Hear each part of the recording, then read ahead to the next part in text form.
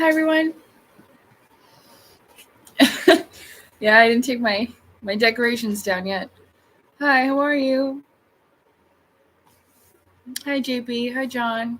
Hi, Rise Up. No, I'm not done recalibrating. I knew someone was going to say that, and I felt ridiculous seeing my last post. I'm like, I need time. But what I mean is, is that I need time to focus on which direction I'm going to take with everything now. So I'm not really going to talk about too much. You might read from my book and stuff like that, but I just need time to think, things like that. I didn't really feel like being by myself. Hi, Illuminated One. Thank you. I'm feeling a bit better. So I remember I have this thing. It's a stepping stone. Paint your own stepping stone. Maybe we can make this. And we can chat, and I can paint this because I've been wanting to paint this for a long time. Yeah, that's okay. I can just chit chat.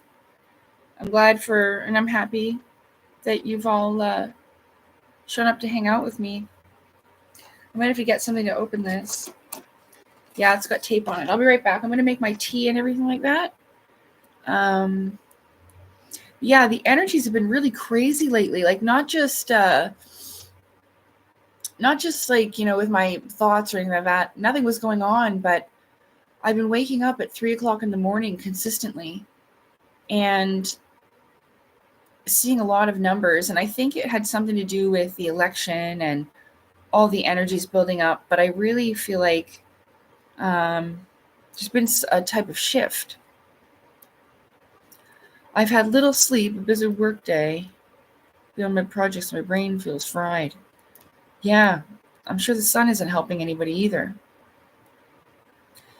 The thing is I don't have any other social media, and my algorithm on YouTube isn't really geared to any kind of politics, so I wasn't really sure. I think I found out about it. What was it? I checked this morning. I think that's when I checked on my cell phone when I woke up this morning, and I'll admit I was relieved to see the results. Anyway, let me just go get my scissors.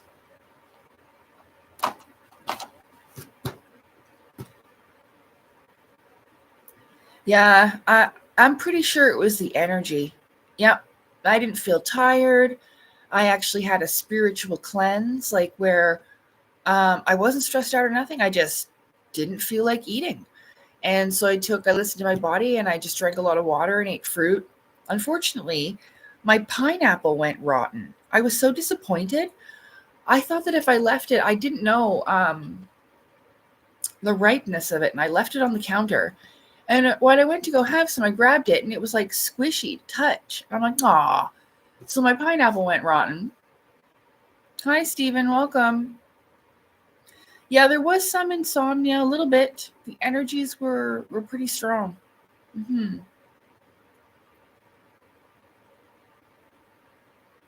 It was like it was weird. It was like there was...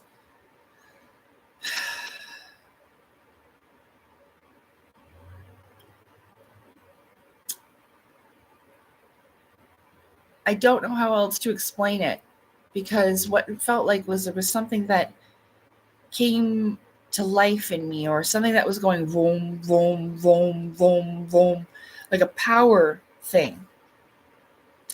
Almost like a small sun inside of me or something. And I was thinking that's why I was talking about the solar maximum, because ever since that's happened with the sun, I felt really different.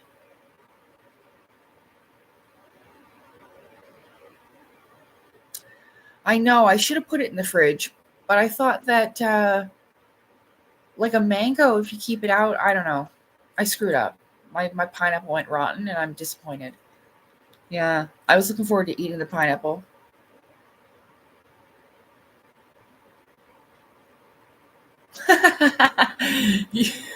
You greedy pineapple keeper, JB.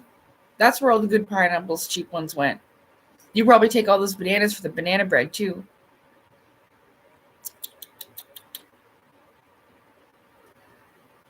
Yeah, it's good to see you guys too. Thanks for being here with me. I'm okay. I'm just tired. Feeling better than I have the past couple days, though. I know, I'm just teasing you. I'm not judging you, JB. I'm just teasing. I know.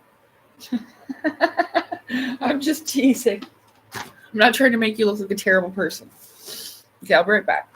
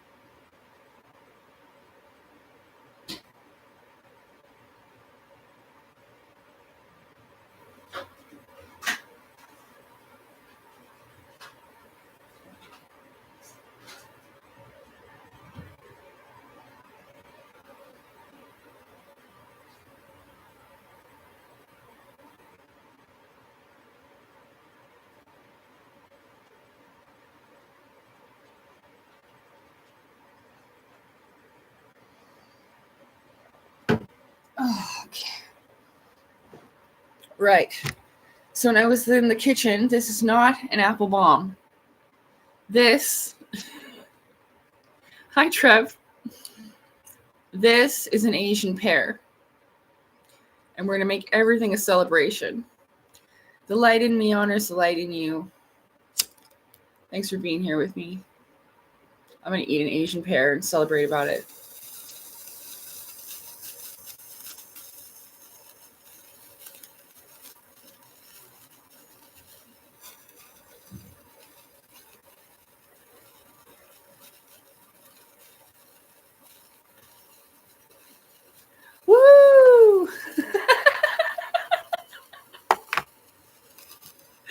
I know. You can make everything a celebration. You're going to eat an Asian pear, you can put a sparkler in it, and it's a celebration now.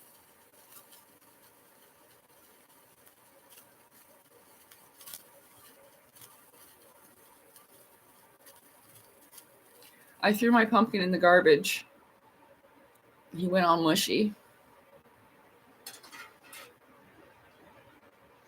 I love Asian pears.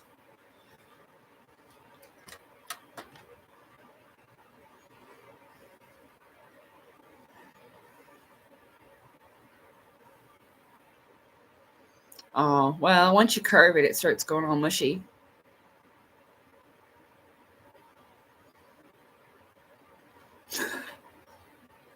Cheers.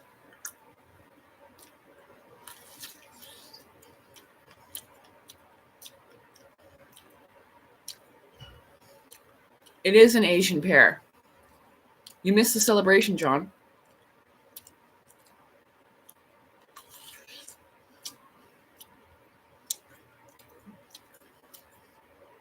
Here, have a bite.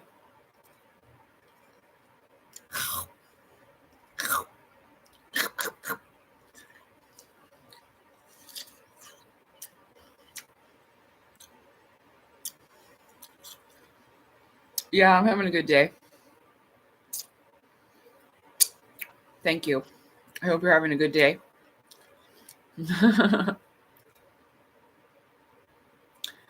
An Asian pear, it's like, it looks like a pear, but it's like an apple. It's like apple pear. See, it's like an apple, but it's like a pear. Mmm. It's right juicy. Mmm.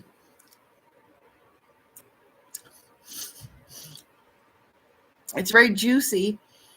And dragon fruit has a particular taste. I like dragon fruit as well. Yeah, they are. They're really good. Asian pears are really good. Like I said, it's almost like an apple and a pear together. It has even the consistency of a pear, but it's like an apple. I don't know. Apple pear.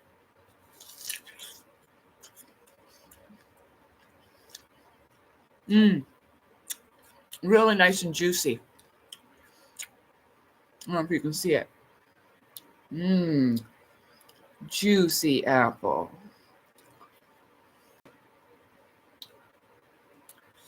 Yeah, I know. Mangoes and stuff. You need like a bib and everything. Or just eat it outside. Yeah. Mmm.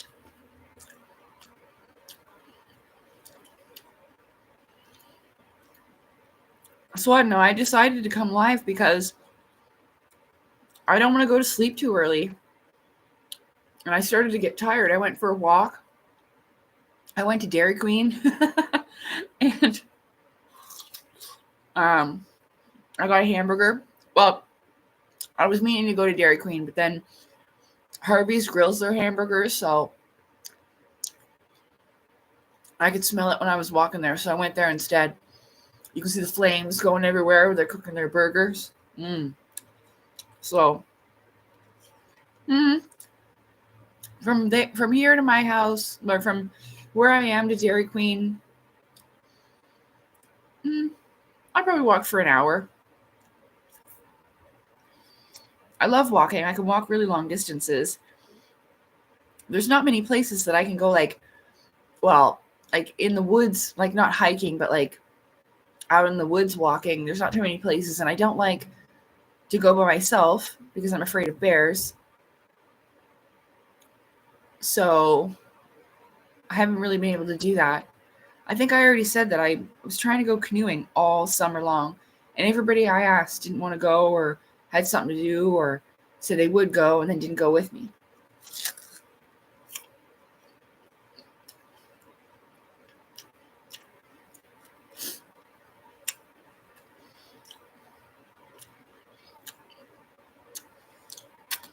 I know. But you know what? There's always this coming summer. So hopefully then.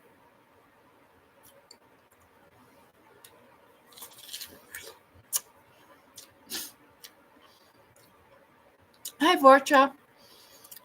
I'm doing okay. I'm a bit tired.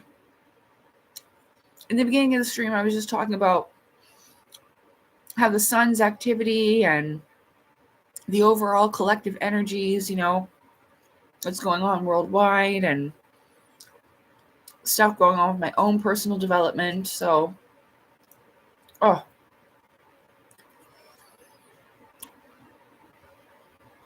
so I don't know. But I feel something changing, like I said. The energy kind of let up this morning, so I think it was because of the election.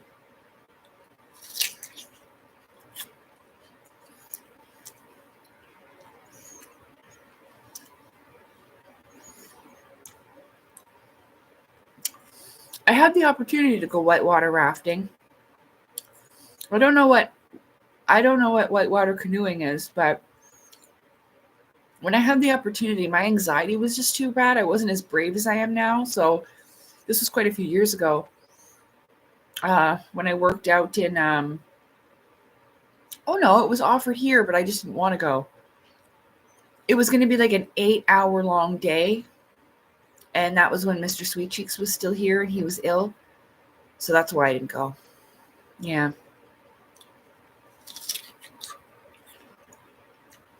I didn't really feel comfortable with those people either, so I'm getting two things mixed up.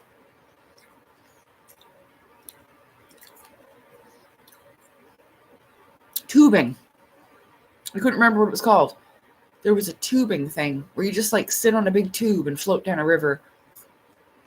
I'm glad I didn't go because everybody got really, really, really sunburned. If I do go, I'm going to bring one of those fancy-ass sun umbrellas. Oh, I don't think I want to go down the rapids in a canoe. It's scary enough going in. I like it.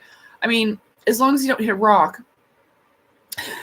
Because it looks kind of fun when you're going down the rapids and somebody just flies out like, whee, over into the water. Yeah. I like it when you go in the boat and you sit at the back of it and they put like a little tire and they pull you. And then when you go over a wave, you go up really, really fucking high in the air. You have to wear a life jacket though, because you'll knock your ass out and drown.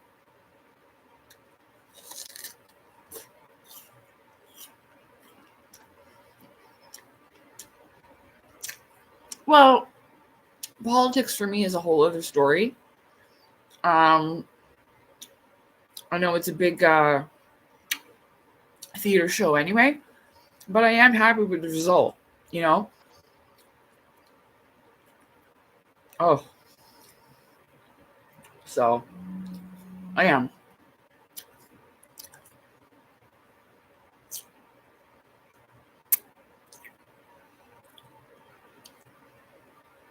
Good God, John. Yeah, Yeah,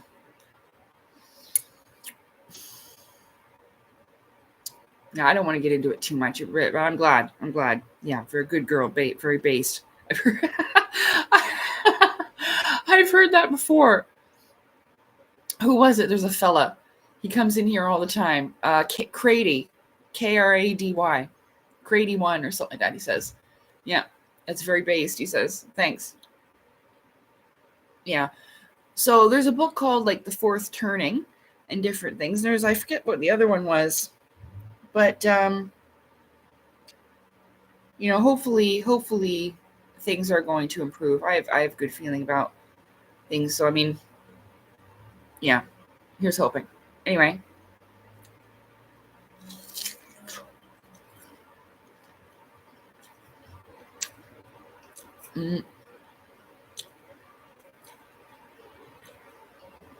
Yeah, I don't know if I could do that in the canoe, especially by myself. Oh no, that's a kayak. Oh, I can't do the kayak either. No. I went in a kayak once and I can't put on roller skates because I don't know what it is. I can't ice skate because the same thing. If I'm trapped in it or I can't get out of it easily, I'm not really that interested. I know it makes me seem very scared and boring, but I just have very high survival skills. You can't swim with the skates on, so I definitely don't want to fall through the ice. But yeah, I did try kayaking. It scared me.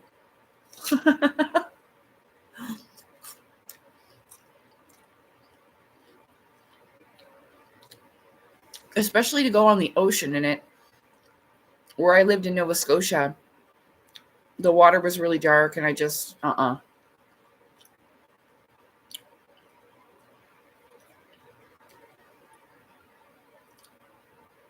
Yeah, well, Canada's going to change also. Our next prime minister is going to be that. Lee's told me how to say his last name, and now wait. Fuck, I forgot. No, I forgot. His first name's Pierre. That's who will be our new prime minister. Uh-huh. The Blue Party, the conservative guy. His last name starts with P too. Yeah. Hi, Armando. Good to see you again.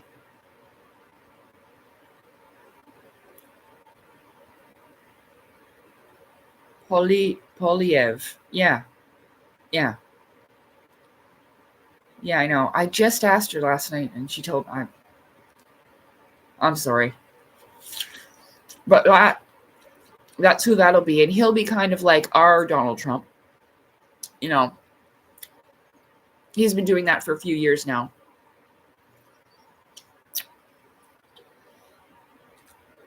To awaken the people more and more. Mm-hmm. Yeah. Oh, yeah, he will be. I've already noticed the, I mean, unless he is too controversial, because I don't know who else is a candidate at this point. I saw it coming a while ago because they started doing those nice articles, I call them, trying to boost the morale of the people to support him. And also, please don't anybody take this the wrong way, because you know how shady these people are. They'll use whatever they can. He has an Indigenous wife. So you know they're all about all this, doing this ass kissing. So I figured they'll want to do that too as part of their plan. You know what I mean? It'll be more favorable choice, yeah? Mm-hmm. Yeah. So. Howdy. Welcome. Hi, Matthew. Sweatington. Hello. We are all good. Well, like I was saying, I mean, the whole politics is a theater show anyway. It's all been pre-planned. Leaders are pre-selected. You know, the opinion of the people is pushed and swayed. They did the same thing with Justin Trudeau and all that. Yes, he did, but that was on purpose, just like what happened in the States with Joe Biden. That's on purpose. Yeah. It is an absolute circus full of clowns. You're right. I say that all the time. Left wing, right wing, same bird. I absolutely agree. Hi, Comley. Good to see you. Yeah, so, you know. But it should look up. It should look up now. I think things with the war in Ukraine should start getting better. If not, cease.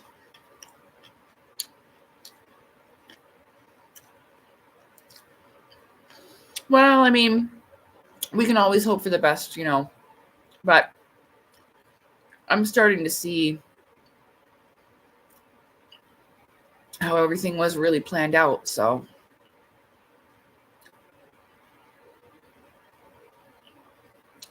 I'm sure The Simpsons will tell us what's going to happen.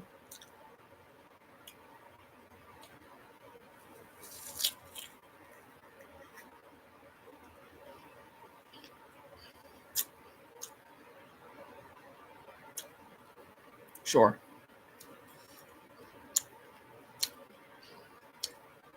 Well, like I said, they're all actors playing a part. Hi, Gladiator. They're all actors playing a part. They've all been chosen to play their roles, so, and they've done it well. Yeah. So I'm sure eventually they're going to come out with the alien overlords part. I'm waiting for that from The Simpsons.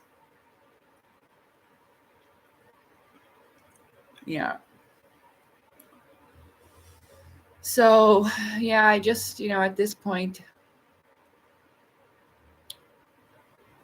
I think you just kind of have to accept it, accept what is, and be at peace with that.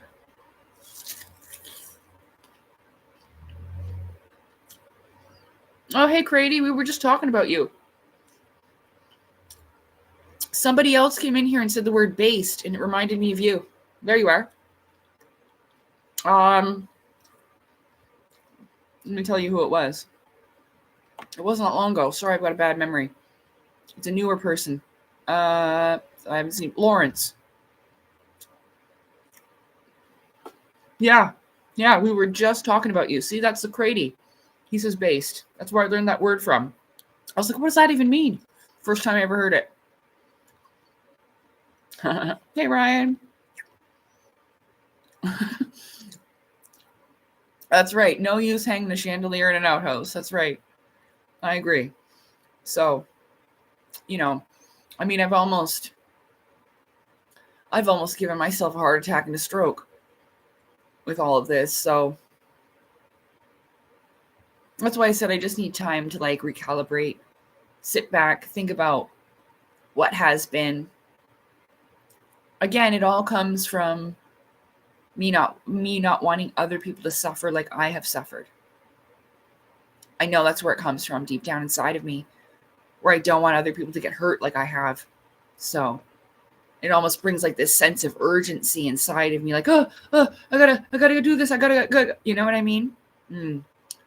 So I think it's best for me and my everything just to kind of chill.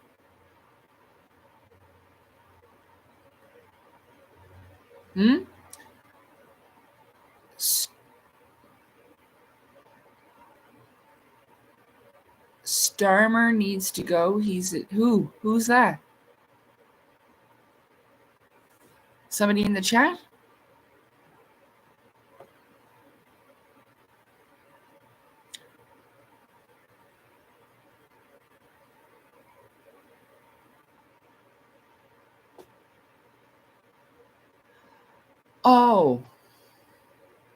Oh, the UK Prime Minister. See, I don't even know. That's what I was trying to tell you. I don't have any other social media. My algorithm is very different now. It only shows me esoteric stuff, philosophy, sometimes Nos Confunden, Tartaria, sometimes UFO stuff. So it just, I don't see that stuff anymore. I have absolutely no idea what's going on out there for the most part. I have no idea. None. I'm not paying attention. I've never used TikTok. I don't, I hardly know. And I'm not just trying to look stupid or sound stupid. I don't feel, I really have a hard time even using my cell phone. This is my first cell phone, my Blackview A53. The one that I had before it, which I don't even think it worked past 2014. I don't know. It was an iPhone S4. So I've never been a savvy cell phone person. I don't know how things work like that. I just don't. I get pissed off at my phone all the time. Well, that's what started happening. It got so overwhelming that I couldn't look at that shit anymore. Any of it. So I just kept getting rid of it till it was gone completely. And then I did not know. There was things I had to catch up on because I didn't understand why I was getting so much abuse for being online streaming. I had to figure out what an e-girl was. I had to figure out, what was it, the other one? All these different types of scammers and grifters that are going on, and all kinds of, I had no idea about. I knew this much about it, but then I didn't know, there's people out there. I thought that there was just the people faking mental illness, people years ago, that there was that girl that was doing the faking Tourette syndrome. Now I guess there's people faking every kind of mental illness there is, and DID is one of the most, or like multi-personality disorder is one of the most popular to fake. OMG.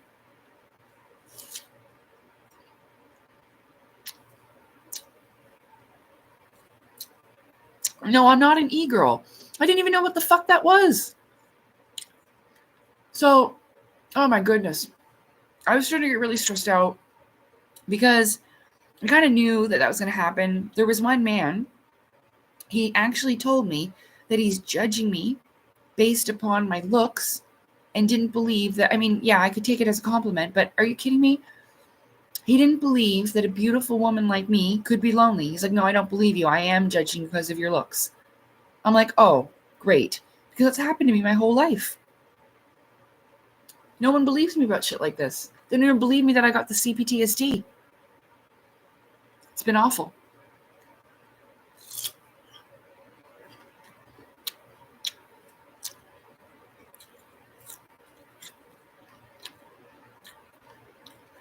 Well, that's why I got my cell phone. Was it last year? It was for work. I didn't have a choice. And I was in situations where I needed one for work to contact me. So, have you seen? Oh my goodness, no. The NPC people, that is, I mean, it's talent in a way, but I mean, when you're standing out in the street doing it, that's fucking embarrassing. Yeah. But also, like, there's also other people like me who are struggling with mental illness, and people need to have more compassion. I've seen some horrific things being said, and I don't even think these content creators are speaking to the people they're making videos about. Maybe they've tried, I don't know, but holy shit. It was horrendous. See, that's why I don't know if I should be online. I'm already pretty vulnerable to begin with.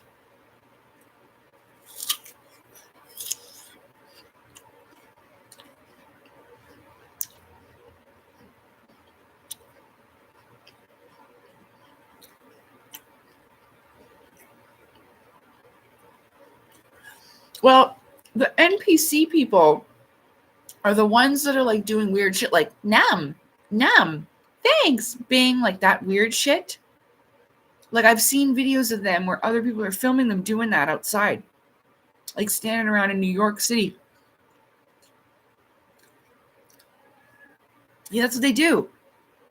They pretend to, like, you know, like be like one of the characters in a video game that is standing behind the friggin' item shop counter. You know what I mean? So weird. Yeah, it was, the NPC thing was big. It like died down, but it's still going on. They're still out there. Yeah, whatever that is, I know. But I mean, like, some of them, like, I get it.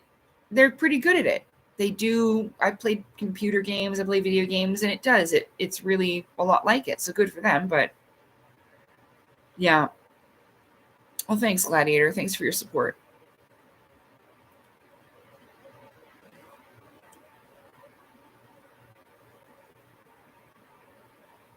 Oh.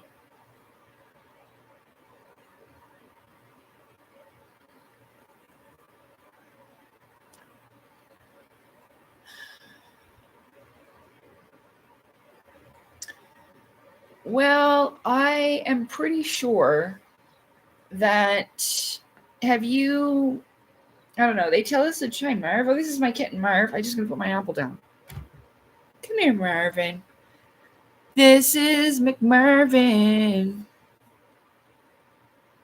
Marvin Immersion. Oh, sorry, baby. Sorry, baby. Sorry.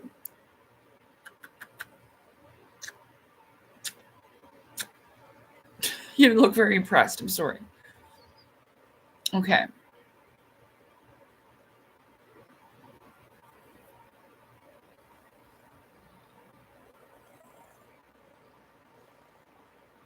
What do you mean? Now I forgot what I said, Stephen.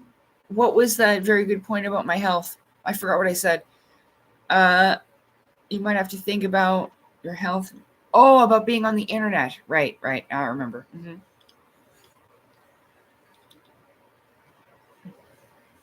Yeah. Marv's a good baby.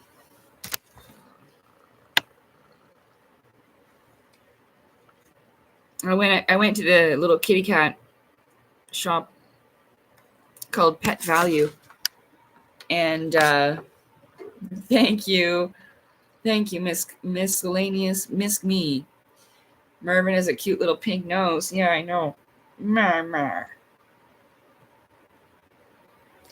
Such a lovable little kitten. It does that thing where he crawls in the bed and just flops beside you. I love that. So in movies and stuff, even in video games, so I mean, you've seen it where they have the, what's that, companion AI? There was even a show, what's it called? I mention it all the time, and then I forget what it's called all the time. Station 23. Oh, I forget every single time. They mention the bubble, like as in the dome. I'll figure it out.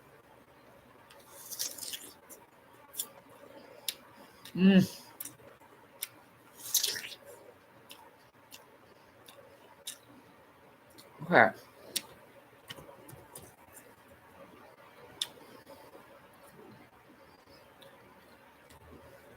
It's not called Station 23. What is it called?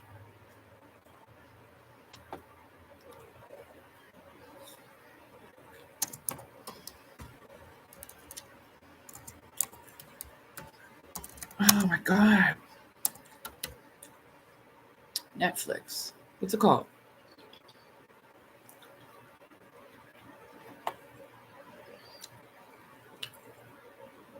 Are you for real? I don't know. No, I don't know what it's called. It's something 23 and it's on Netflix.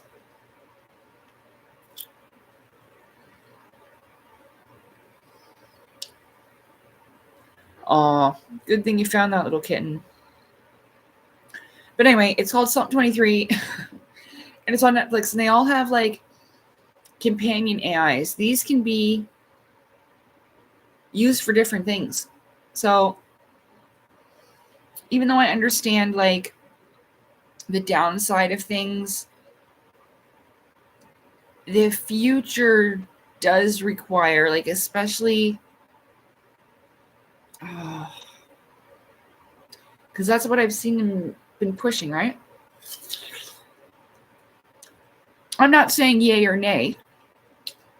I would never be putting anything in my brain, but there are little things you can clip onto your ear, and you've probably seen that, and it's like an AI, and you can hear it. No, Beacon 23. Why do I always forget? I forget every single time.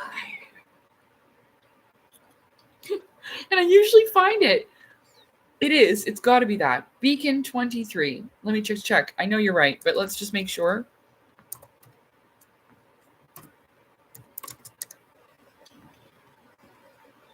Yeah, Beacon 23. Why do I always forget that?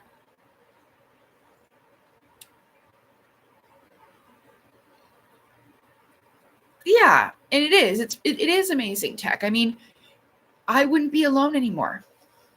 I have a friend. You know, so many people would have that, a companion. There's lots of things that it's good for, though. You know what I mean? Lots of things. And that show is a really good example of what I'm talking about and how it can be used. No, the show's called Beacon 23.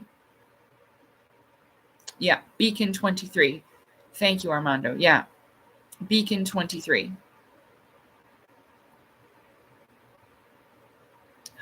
Oh yeah, the reason why, yeah, that's Joey B Tunes. That's where I seen it too. That's where I watched this stuff too. Yeah, that guy Joey. Yeah, the reasons why I stay home. I watch those videos too, Steven. I know. He said he does some funny videos. Yeah, some of the stuff is just, oh my, whoa. That's where I have to find out what's going on in the world by him. And I try not to because sometimes it makes me too depressed and embarrassed. Well, you don't have to watch the show on Netflix. You can go on any one of those streaming sites. I was just trying to give anybody information so they could find the show and help me. Yeah, but you can watch it anywhere. I have a few of those free streaming sites that I use.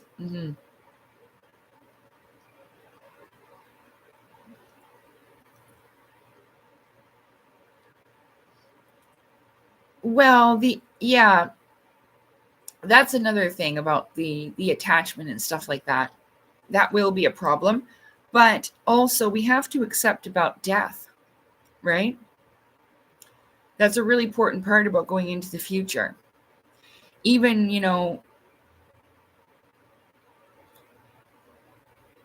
even going up to this level where you would be hanging out with the other extraterrestrials and such, you need to have an acceptance and understanding about death, and the transmutation of energy. Is that the right word? From one state to another,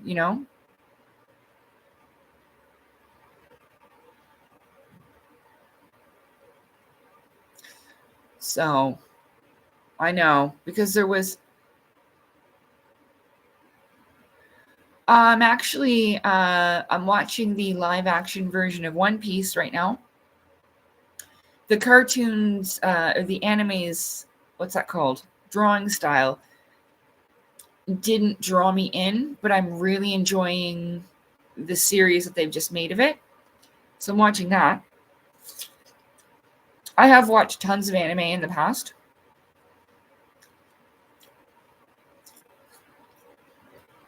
All the older ones. I remember I used to love this one called Dirty Pear Flash. Oh my god, it was funny. And then there was Bubblegum Crisis 2040. I love that one too. They were like Lady Power Rangers and like, what are they called? Robot suits. No.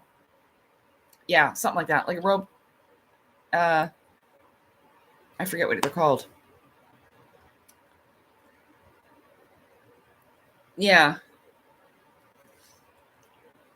I've heard of Paranoia Agent. I know of Hellsing. Yeah, mechs, that's right. Like a mech armor. Yeah, that's right. Yeah, they're really cool. And one of the girls, Nene, she was so funny. I remember she reminded me of me. And there's a scene where they call the lightsabers, that's what they're called. And she's in the shower. Nene's in the shower. And so she's running down this hill in a towel, with a towel on her head, just cursing them out like, you guys couldn't wait 10 more minutes. She's butt naked. It's really, really funny. Really funny show, Bubblegum Crisis 2040. I used to watch so many of them. Hi, Baba.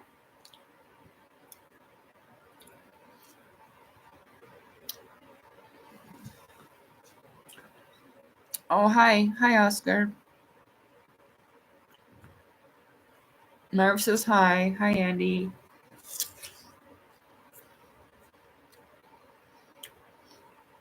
Oh, you know what I really like too? Parasite. That show, it was based off of a manga, and then it was turned into an anime. I'm pretty sure it's called that, Parasite. And there's a girl. Her face splits in half and everything. It's really cool. Oh, I loved Parasite Eve. Do you remember that? Those video games? Those were so good. Parasite Eve. And it's called Parasite. Parasyte. The Gray. Yeah, that's really cool. One of her eyes is all black too, almost like an alien. Yeah, that was a really, really cool show. But that was an anime first. Well, a manga at first.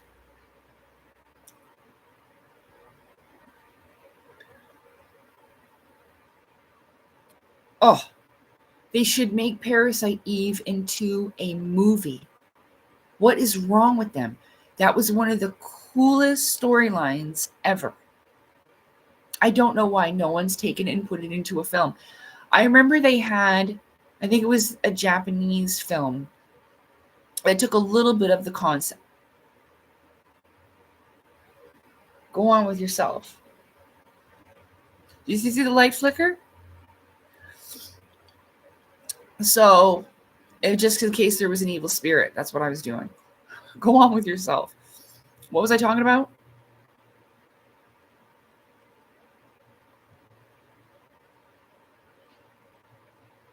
All right, the Japanese Parasite Eve movie. Yeah, it was weird. They kind of used the concept, but it was not what I was hoping for at all. Yeah. No, I loved part 2 as well. And I think like they could have done a better job. The game itself was really fun. I had a cheat where I got a rocket launcher. So I had a rocket launcher through the whole thing. And I was just blowing the shit out of everything.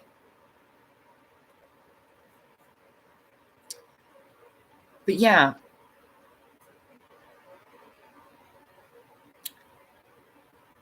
That's right. Yeah. Parasite Eve, or Parasite was fun was with a human and not an alien. Yeah. Well, you know.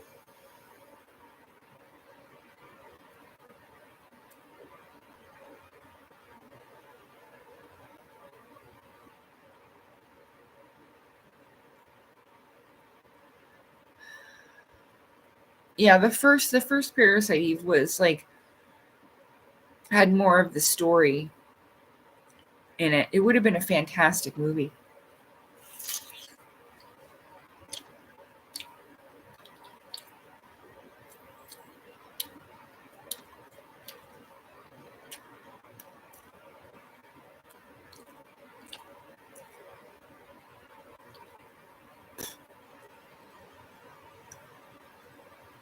Hmm.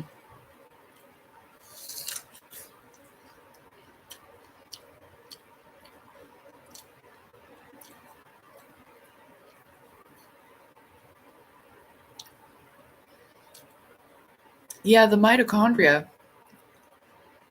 And it's cool because they used like, I mean, it's kind of, it could happen.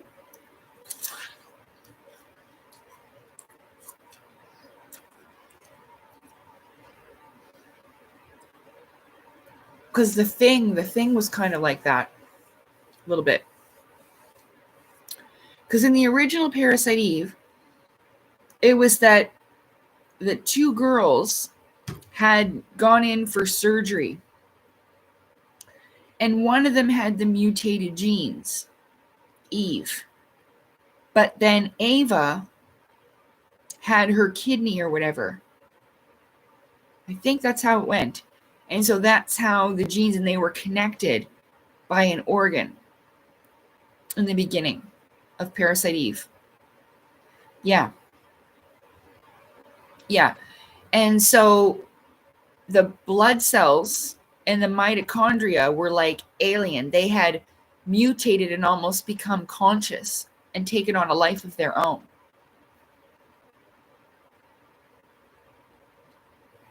Well, I mean, the story was spread out throughout the entire game, and you'd have to wait for like cutscenes and explanations. But as I was remembering the game, I remember seeing the two girls in the hospital bed, and I'm pretty sure that's what it was because she needed a kidney, and then this little girl, and maybe the dads were both in the same company or some shit. I don't remember, but yeah, they it was about an organ transplant that she had when she was little, and so that's why they were telepathically connected because the mitochondria had somehow, what's that word? Evolved. They evolved. Yeah.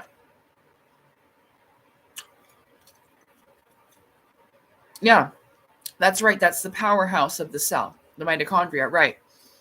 So if you've never seen or played the game, you can actually watch the game in a movie format, where that means someone's taken all the cutscenes and the good parts of the game and they've put it all into one. It might be about 8 hours long. You'll have to watch through, but it's very good. It'll, you can occupy an entire day. I've watched it and done some coloring, and all that, and watched video games that I can't play because I get too fucking stressed out now.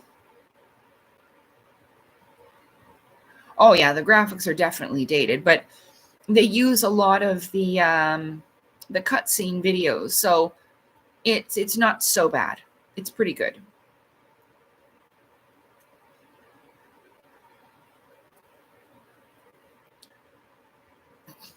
Telepathy is consciousness and energy, yeah. Frequency, vibration, and energy, yeah. Telepathy. Thinking upon the person, or because it could be long distance too. I've seen Venom. I've seen a couple of those Venom movies with the symbiote. Yeah, I know. Yeah, I know.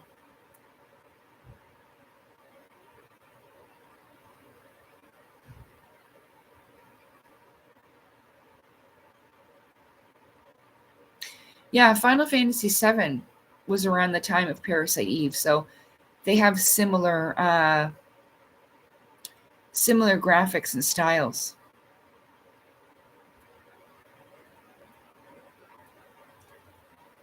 See, this is how I know you've just broken my heart, David. The cutscenes where you loved Final Fantasy: The Spirits Within movie. Let's have a moment of silence for David.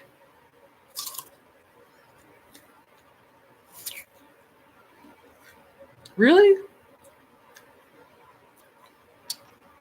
David, it's 5:55. Okay? For starters. That movie was so disappointing. That is not, maybe thinking of it, it should not have been Final Fantasy. It had nothing to do with Final Fantasy. Oh, you're giving me flashbacks of the past. Oh. No, it's not. It as a movie, it's an okay movie. But that is not Final Fantasy. Everybody back then was pissed off about that. You're killing us, David. You're killing us. We're all dropping like flies here. Meow.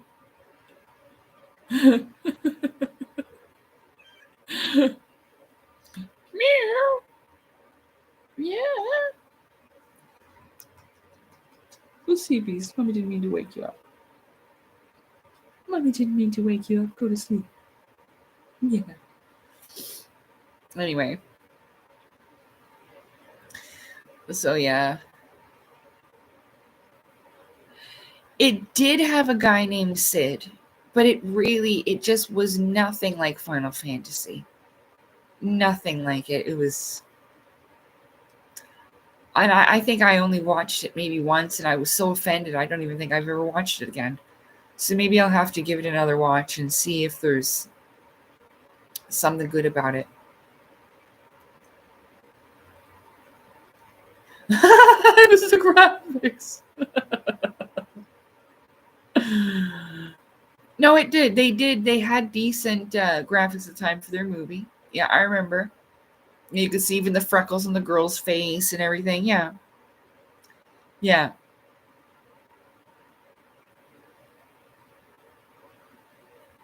Oh, okay.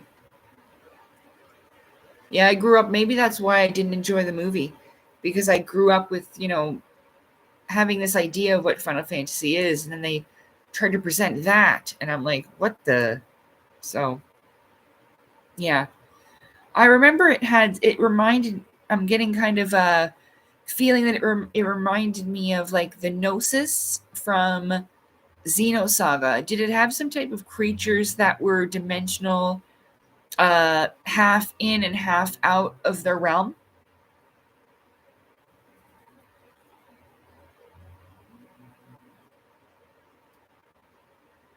Hey, Corey, what's up? Welcome.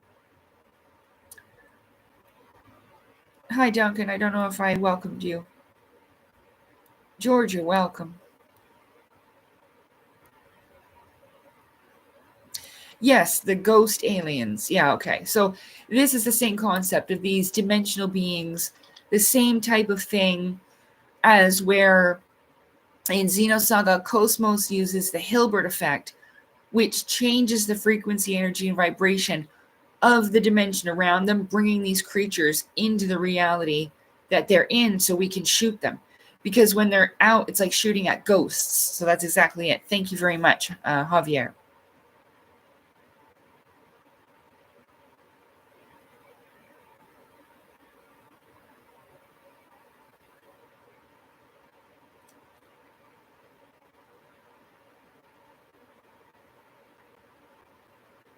Right, right. Okay, yeah. So,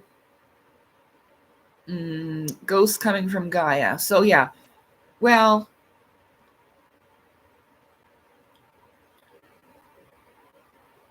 you ever seen the spirit stream in Final Fantasy VII? It's kind of like that. So, like a stream of souls. So, yes. And it's not just human souls in the live stream, there is everyone. So, I probably should watch that movie again. If you haven't seen, just a second. Mervin says,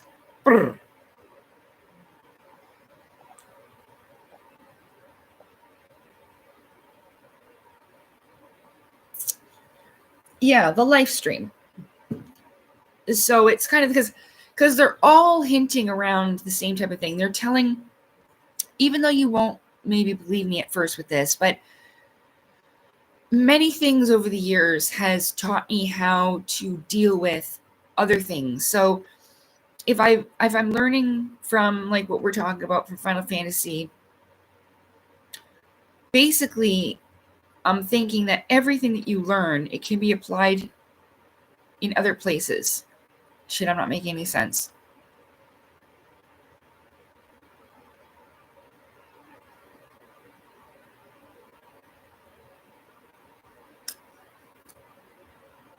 I am.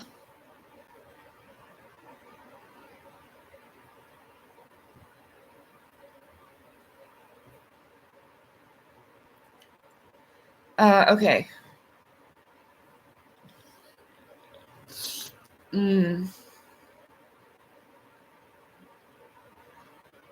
Oh, I've lost track of thought.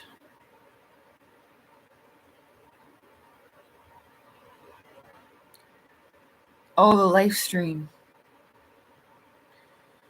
And how.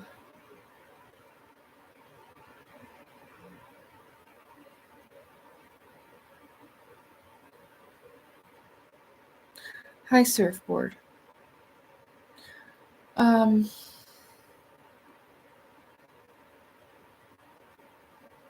Well, I guess it's just teaching you about the spirit realm. Because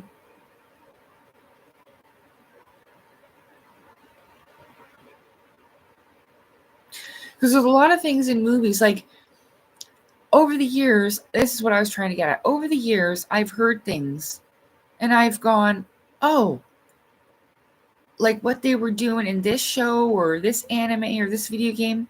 Sorry, my brain's not working as well as I'd hope it to. But I think that telling the truth in movies and video games and stuff like that happens a lot. And so even if you think that you may not be able to understand something or know something, you might be able to take reference from different TV shows, like how we were talking, how we were able to use Beacon 23 as an example. There's a lot of really good examples about what the future could be like, because a lot of those people are just like us. They're not perfect. They all have their flaws. But some of them do have this transhumanist type of thing where they have machine parts inside of them, or almost brains that have been hooked up like computers, and you can plug wires into it and then plug it into a computer and shit like that. But also the ear clip-on ear AI thing, because they get her. She doesn't want to put in Beacon 23. She doesn't want to put the AI thing on her ear, and it syncs with your brain or something. Was that it? I seen a movie that she didn't want to sync up with the AI.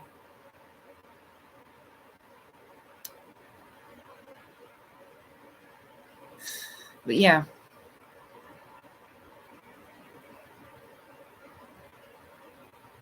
No, I don't have a pushing that cute fat cat. I know. I got like a knockoff one right there. That's not a real one. That's a knockoff kitty cat, fat kitty cat.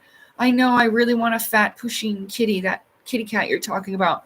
I saw one at EB Games and it was a big fat kitty cat butterfly unicorn. It had butterfly wings and a unicorn horn. But it was so expensive at the time I couldn't afford him.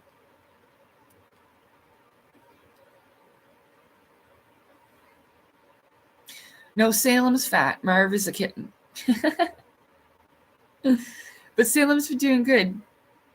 Yeah, Pusheen. Whatever that fat kitty.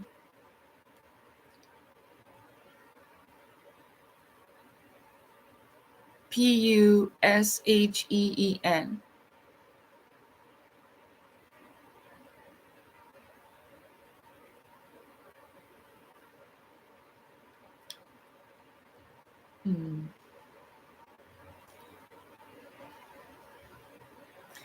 No, I didn't really plan to use that much brain power today.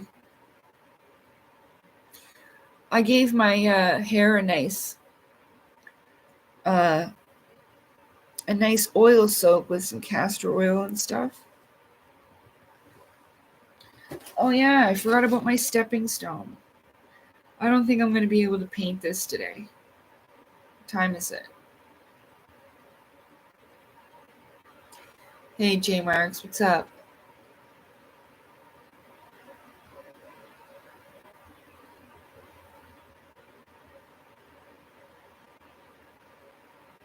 Yeah, I like older movies too. I like movies from the 80s. Before movies got like really gross and violent and shitty.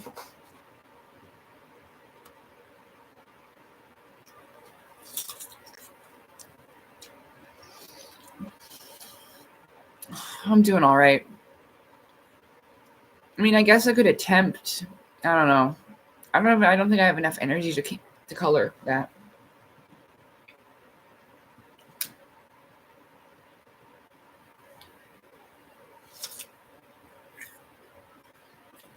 Oh, I love those movies. I love Princess Mononoke, Spirited Away, My Neighbor Totoro,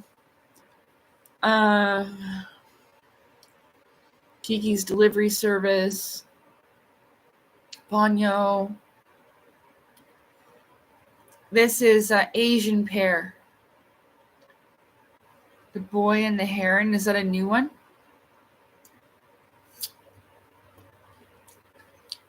Howl's Moving Castle. Mm-hmm.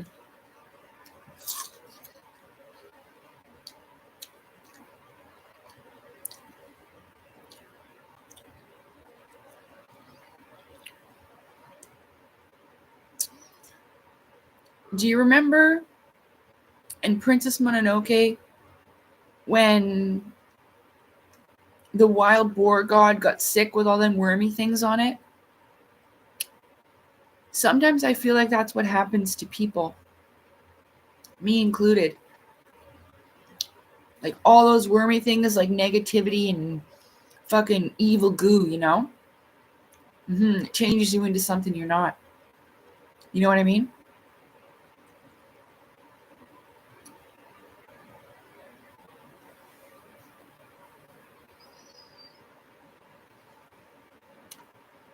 Yeah, well, I wouldn't trust anything from Elon Musk, to be honest.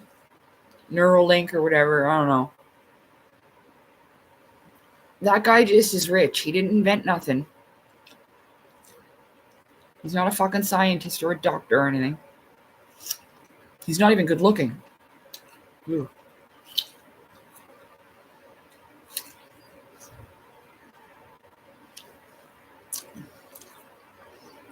But Neuralink is an example. I wouldn't put anything. Don't get that stupid chip thing. Don't put anything in your brain. Cold-blooded unity.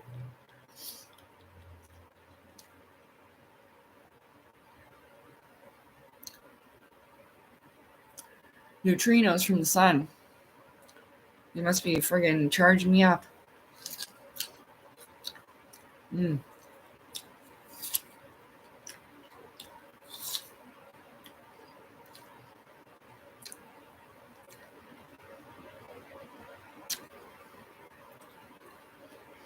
Oh, yeah.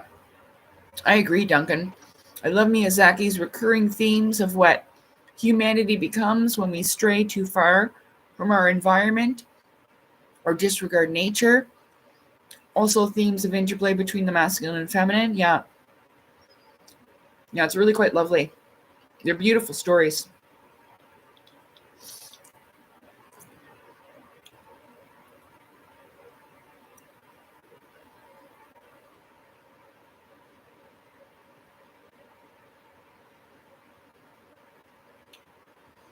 I don't know what you mean, Ryan. I don't know what Peanut the squirrel is. My fucking nose is itchy as hell. There's a big pile of leaves. They decided to rake all the leaves from the entire yard and put them directly in front of my windows. Thank you.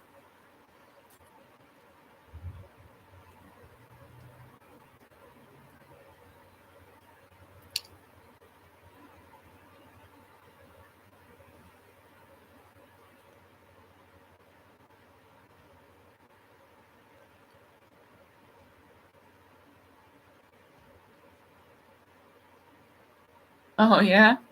Well, the people in the blue suits are like part of that federation that everybody talks about. There's lots of people that see those people in those blue space suits. Oh, yeah, allergies for sure.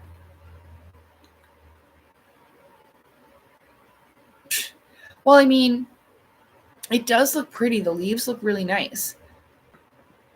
But I haven't had allergies.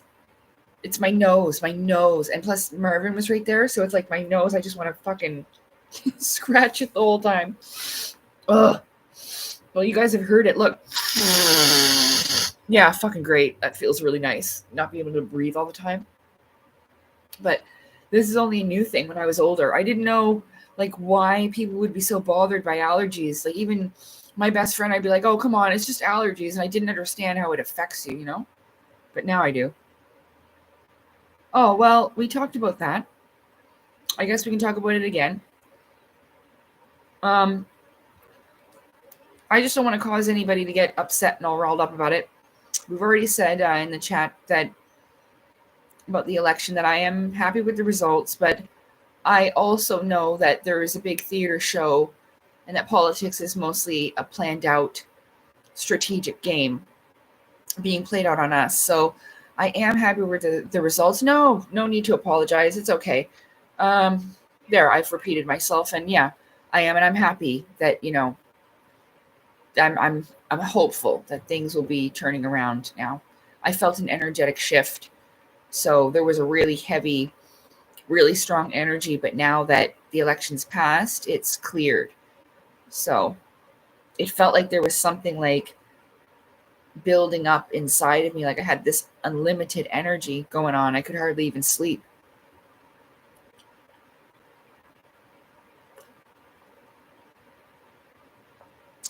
It could be. Well, the thing about the dreams, this is about your spiritual life.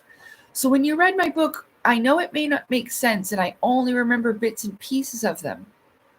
But that is your spiritual life. And I'm remembering pieces of it, and that's what I wrote in my book. It may not make sense. That's why I told people over all these years to make sure you're writing down your dreams in a journal, which I don't even do half the time. But I'm trying to remember them. I mean, I've written a couple of them down recently, but yeah. But it's your spiritual life. So dreams aren't really just dreams. Sometimes you will be in different dimensions where you're dealing with your own subconscious reality. So it'll be a place that is for you to work out your mental and emotional stuff, kind of like your own little space in the spirit realm.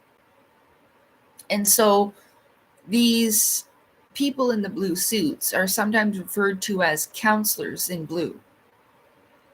And I'm figuring that just from my own interactions that they are some type of helpers. Like, well, EB is more of a helper. These people, like, they work with the mental and emotional part of things. This is why a lot of them are spirit guides and stuff like that. But yeah, I haven't had enough interaction with them. So, I mean, I think that it's the blonde one who's called Lioness Lady from my book. She wears a blue suit like the people from the Federation, but then Black Puma Lady, she wears black. So, and actually, first time I saw her, she was it's like a suit on the top, but then it goes down into a dress. Very pretty. No, the higher dimensions aren't corrupted. No. It goes, okay, so a lot of what we're dealing with the fifth dimension and the fallen angels, and that's what we call them, okay? Or these Anunnaki type. This is a lot. This is pretty complicated. Let me show you something.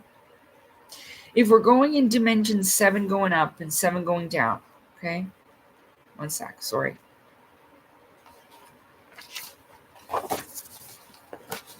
I used this as an example because I found this fella and he had this little chart.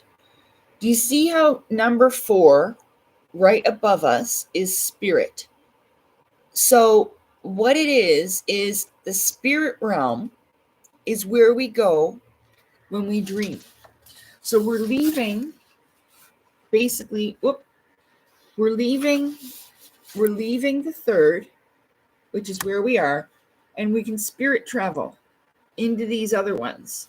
But normally we go here to the in-between, or the meeting place between the living and the dead. Now, how this works is that with the fourth dimension can see into the third dimension, but we cannot see up. They can see down, but we can't see up. So heaven, say that's the divine creator, can see the angels, but the angels cannot see up. But the angels can see the demons, but the demons cannot see the angels. Do you understand?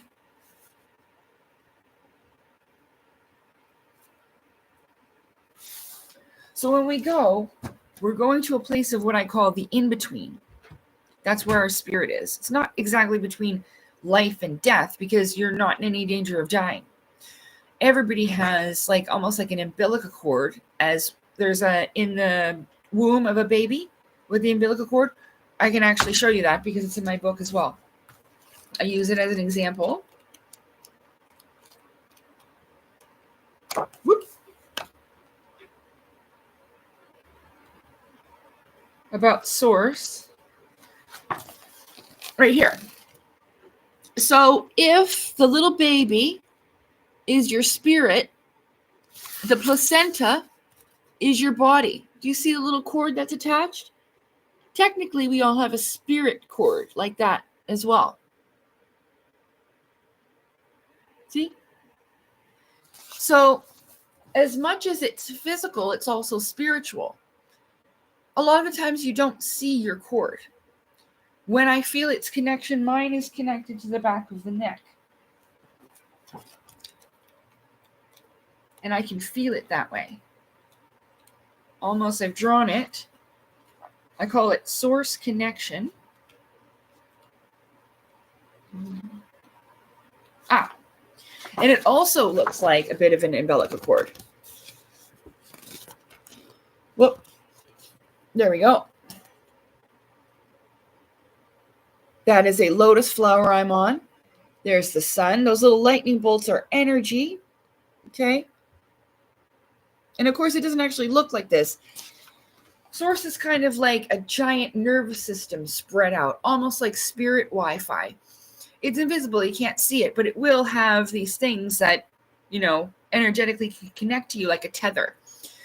So thank you, Stephen. I appreciate that. And I really appreciated that you wrote a review for me. Thank you so much. I'm so sorry things have been so crazy lately. Trust me, it's, I know it's hard on others, but it's a fucking nightmare for me. And I can hardly remember half the things I do and say. So I'm really, really appreciative for everyone still sticking around. And thank you so much for your support and your kindness. To answer that question, because I've gone on quite a bit, the higher dimensions aren't as corrupt, but what we're dealing with in the fifth dimension, which I showed you, it says demons, okay? I can read you what this fella said.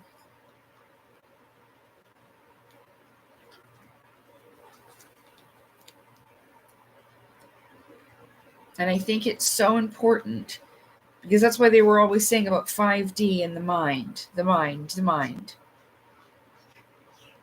Because it is a battle for your mind. Why can I never find anything in here? The fifth dimension. This is the plane of existence populated by intelligent entities that have never existed in the third dimension. Being closely associated with the third dimension, entities in the fifth spiritual dimension can interact with us easily, influence our thought patterns, circumstances, and/or the elements. In religious texts, these entities are referred to as demons or fallen angels. So basically what a fallen angel is if you are in this dimension, and whether by choice or by force you come down to a lower dimension, you have fallen from a higher dimension to a lower one.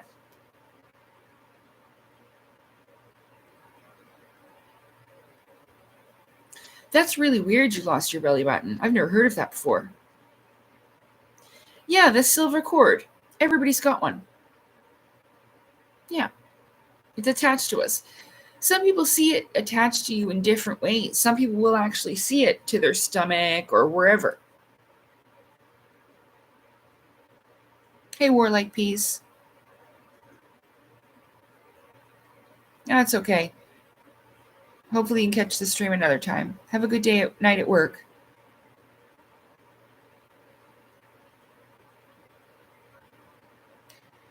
Are night terrors a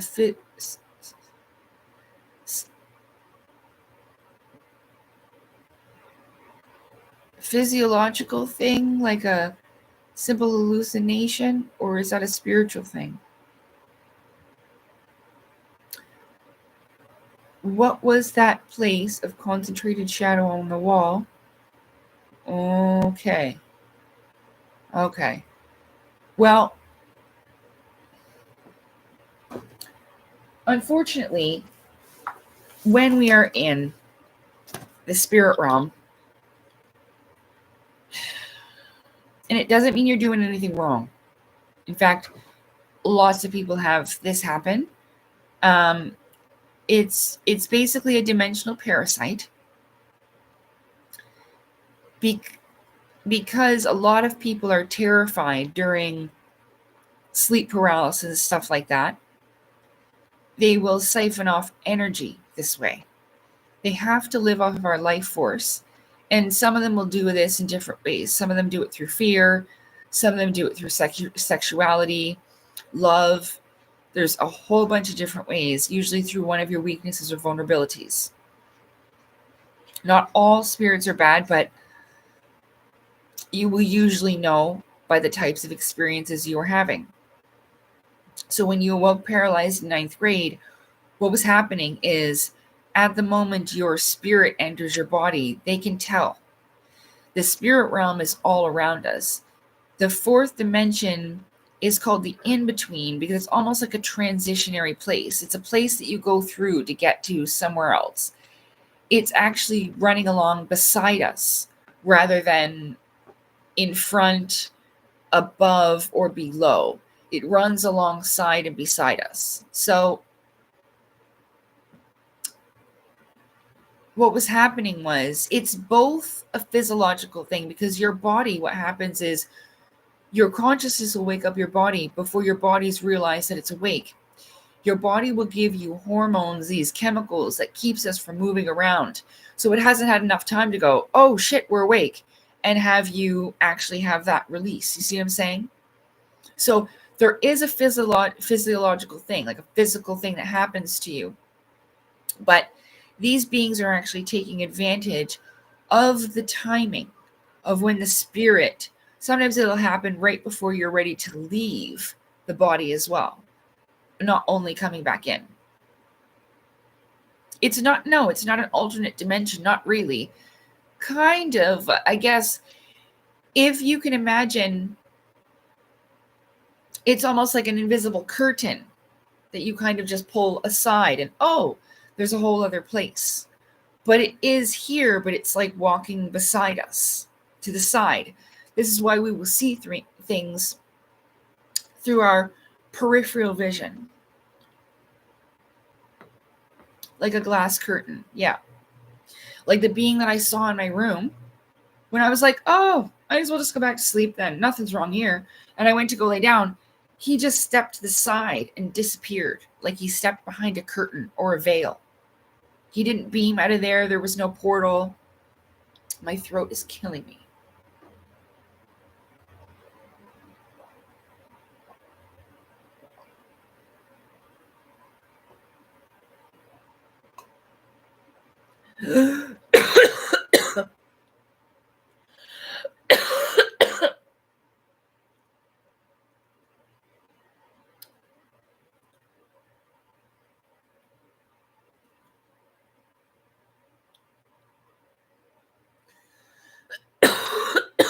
Sorry.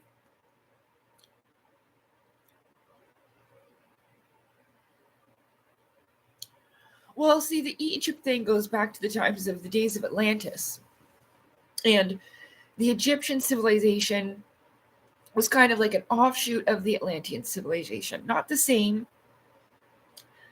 but they came with a lot of the same traditions, beliefs, and values and stuff like that. Even the same technologies. They were quite advanced. And a great part of the population was black. Africa was a huge part of it. Fucking yeah. God damn.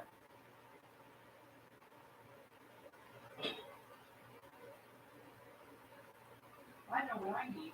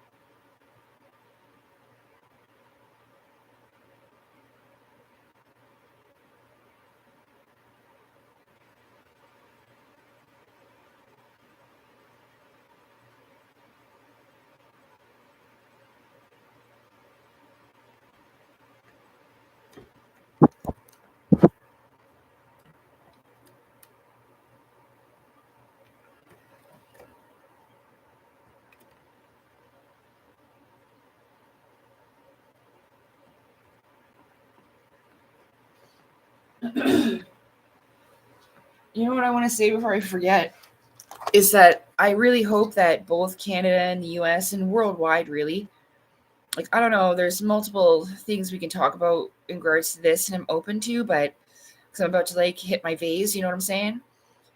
But there's a lot of people out there. Like, I remember I talked about my buddy Scott, who had schizophrenia, and he told me after, because I used to tell him that I thought that I was crazy and stuff, and talk about, you know, the same type of stuff that I talk about in my book and all that. And he goes, no. He's like, no. He's like, Lacey's like, when I started taking my medication, I got better, you know? And, but what I'm trying to get at is that there's a lot of people out there, and if, good job, Marvin. Knocked down the phone and everything, all the cords and everything went down, and scared herself. Good.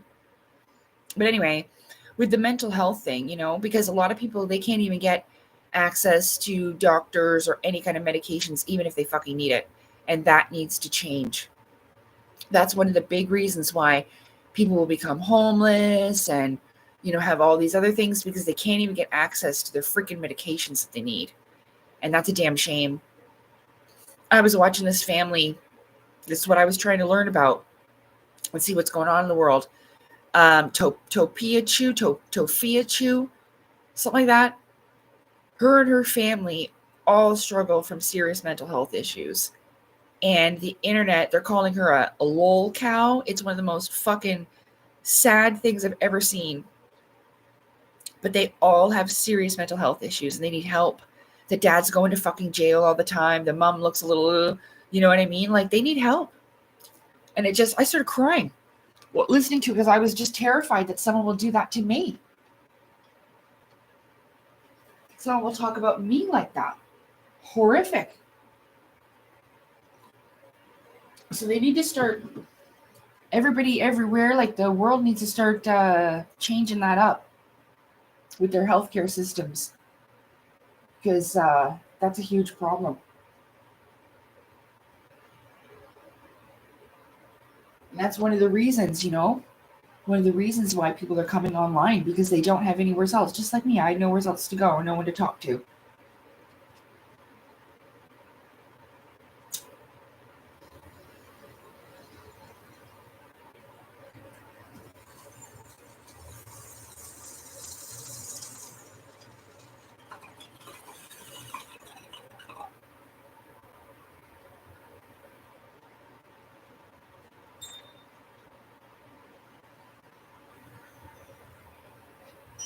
A lot of those places are useless anyway. I couldn't go there and talk about all this stuff.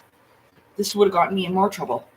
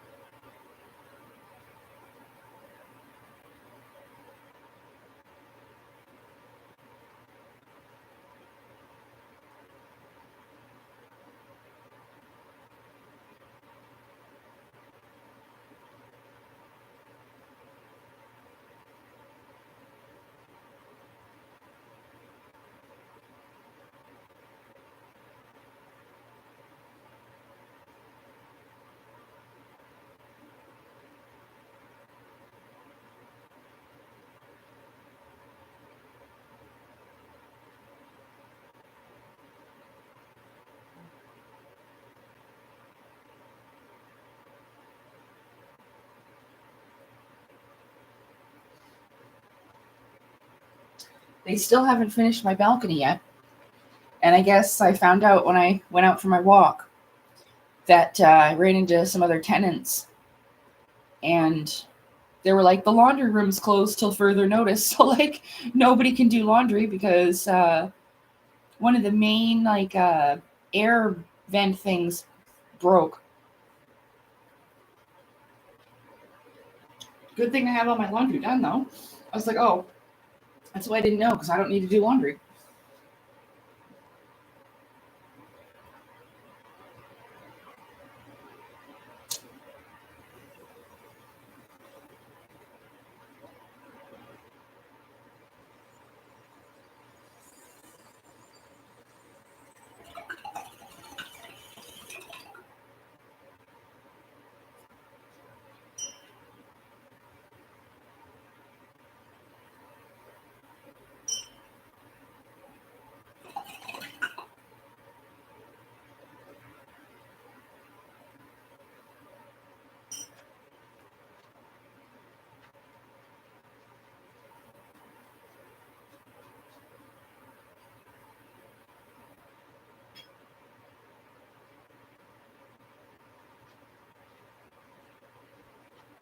I think what's happening though, like with what I was talking about with, the people online, that girl, people are so sick of being taken advantage of, lied to, being like thinking, and I think it's happened with me too. I know exactly how they feel.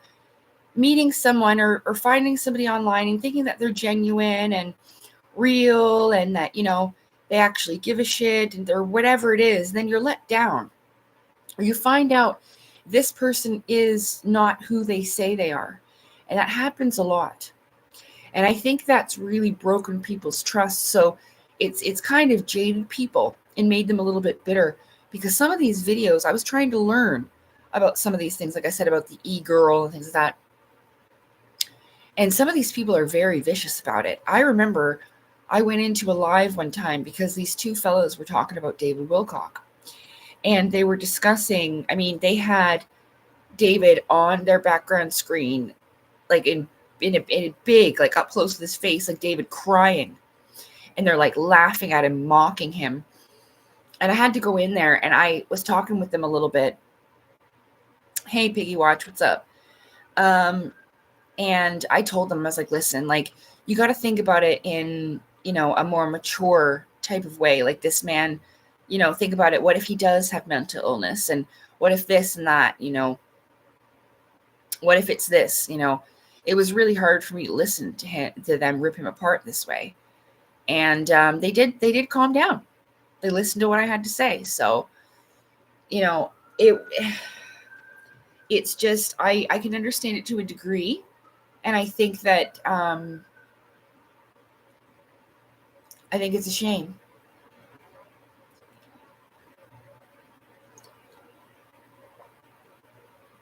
I seen in part of my research, there's a young woman who's like 21 and she has an OnlyFans and she's in Walmart asking people if their children, if they're subscribed to her OnlyFans or her YouTube, but her YouTube is linked to her OnlyFans. Like, it's nasty, just nasty.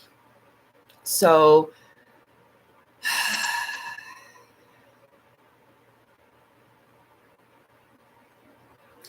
like, it's really bad. Like, there's a whole community on TikTok that's trying to get romantic relations with animals to be a thing. Yeah. Hi, baby. What's the matter? I know. Did you hear that? Oh, my goodness. Leave the animals alone. But yeah, it's not even just the young boys, it's young girls. This girl, like these little girls, this girl's like 8 years old, and this girl has, those yoga pants that really accentuate the butt with a little scrunchy thing, and like the butt's like, she's doing like handstands and like dressed like a popular kids character. It's yeah. Okay. It's going way too far. And that's what I mean. Like when there's so many people going after something, there's going to be some really deplorable stuff. Yeah. And that's the problem. I hate to mention this again, but it seems that, yeah. And I thought that YouTube was innocent, like that it was when it began. Okay. But of course it's always the same type of people. I think that there's, it's going to be more prevalent, but I think that people don't understand just how widespread the sickness is. Okay. And that's what I mean. So when the world starts to get sick, the people start to get sick. And that's why these types of things are coming out. I mean, people were doing this anyway. Like, what was it when what was I doing on YouTube this afternoon?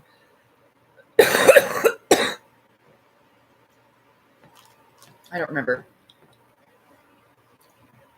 I was watching some videos on YouTube this afternoon. Oh, you see that red flag, green flag guy? That. His kind of stuff. I was watching a few of that. And one of the videos started off, and it was a music video. And this girl, she had a white goat. It was like this weird princess murderer type of thing. So it's like pink and pretty with like teacups, and there's like an axe and a fucking goat.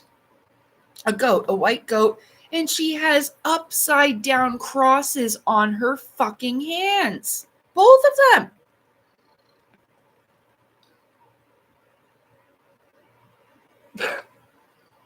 Okay.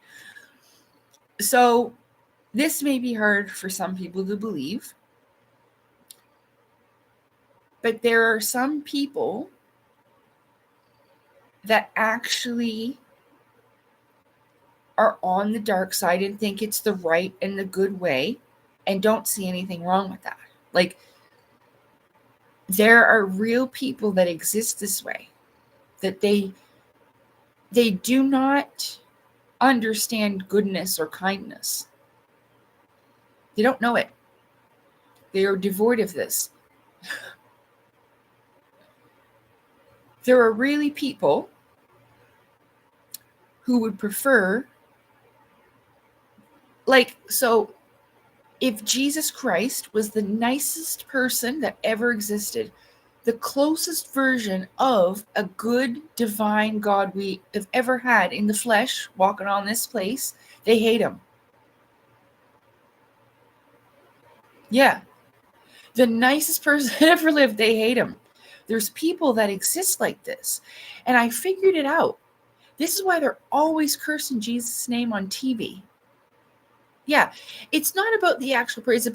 It's about the essence, the energy, the goodness of it. That's what they're cursing. But a lot of people, they don't know this. They don't know. They don't understand that there's real people out there like this, you know? Like, I was reminded this just on a short video. It was this indigenous fella. He has his own channel and he makes like funny videos.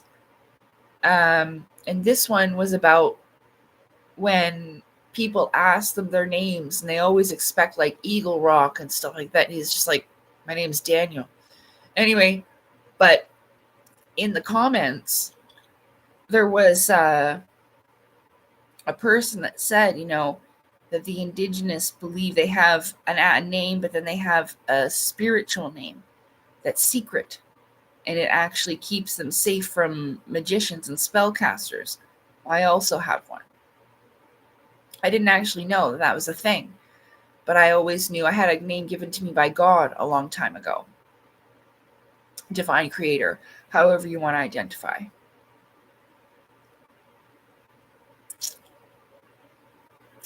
Yeah, yeah.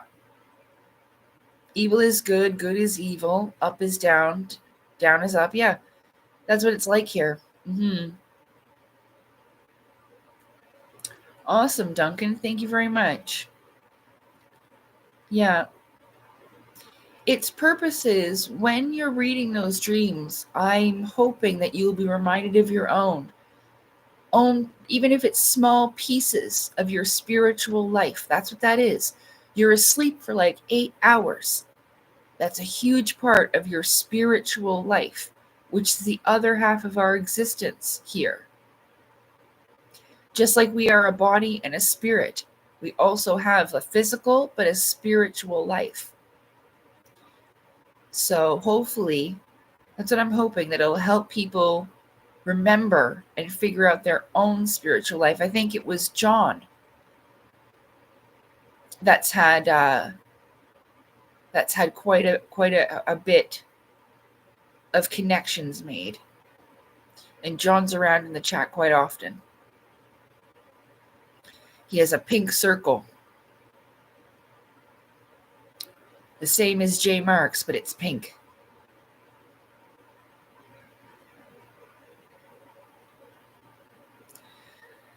Yeah.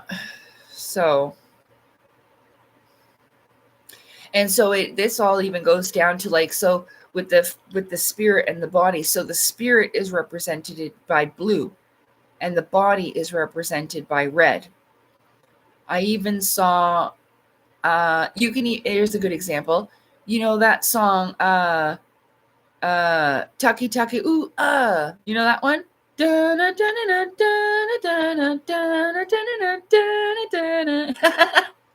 know that song? Well, they're all in red in the beginning of it. Cardi B and what's her name? Selena Gomez and the guys. They're all in red. That's for a reason. It's a very sexual song too, right? Yeah, because they represent the red, the body, the physical.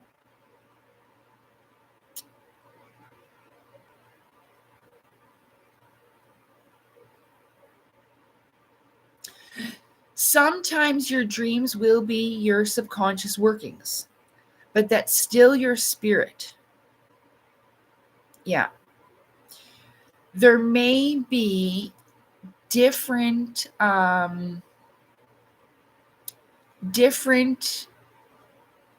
do I say this? Different yous. So I've heard that and experienced different types of my spirit body. So apparently in different states, like, so sometimes we will be in the root chakra, the red. And so we'll be dealing with things of survival and trust and safety and security. And then sometimes we will be moved up to the sacral chakra, dealing with, sensuality, intimacy, love, emotions, things like that.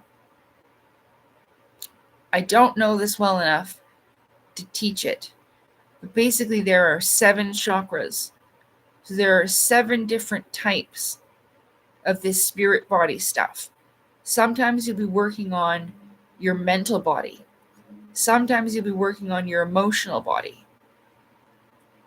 Sometimes you'll be working on like intellectual workings, like what you're talking about trying to work out the turmoil of your life. But it has to do more than that. It's your spirit working itself out as well. But it's not always that. There are other beings out there. And a lot of the time you will have guides that will bring you to different places. Some of these experiences that I wrote down, I'm not by myself. And I've been brought there. I know it was a shit start without you, Scott. We missed you. Welcome. You only missed a little bit. You could always restart.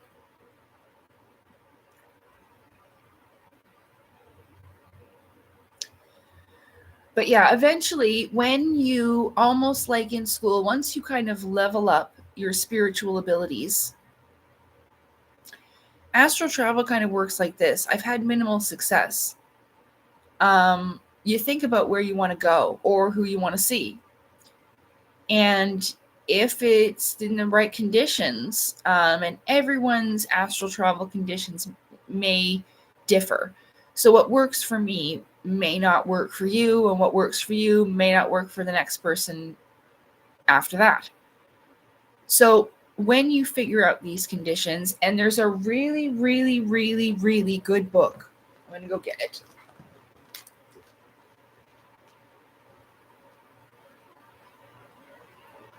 Because I didn't quite understand, and I don't all that much, because I'm usually so overwhelmed with my own shit going on that I haven't, so. But this book here helped a lot. It's called Naked Soul, Astral Travel and Cosmic Relationships by Marlene Marie Druhan. Okay?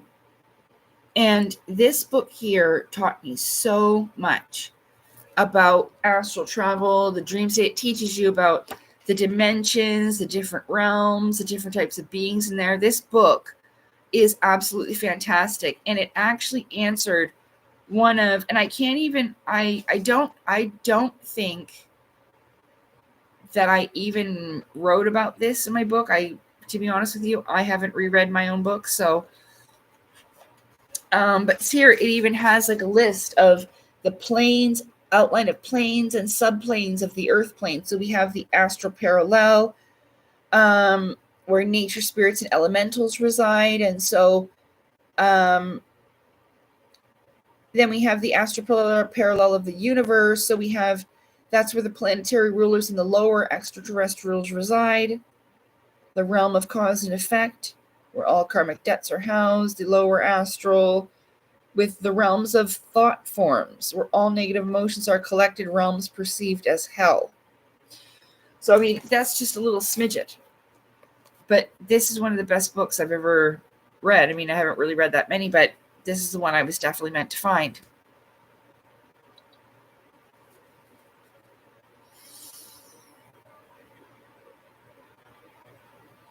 Hi, Binky. Welcome. Yeah, we're all good.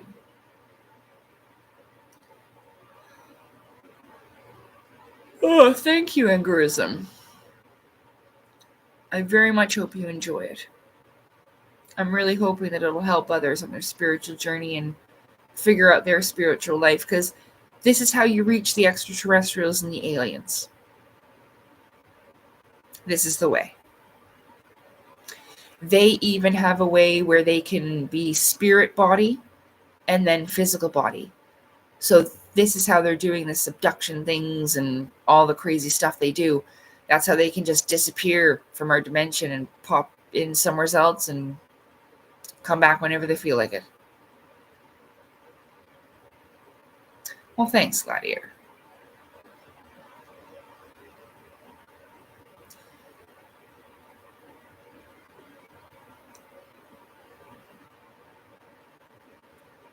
Oh, thanks, David.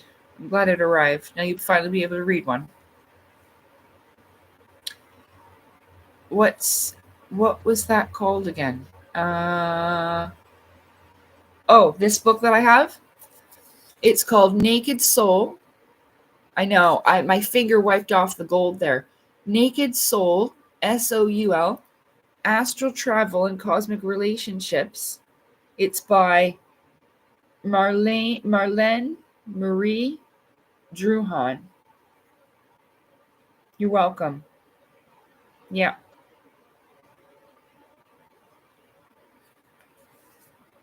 Oh, that's awesome, David.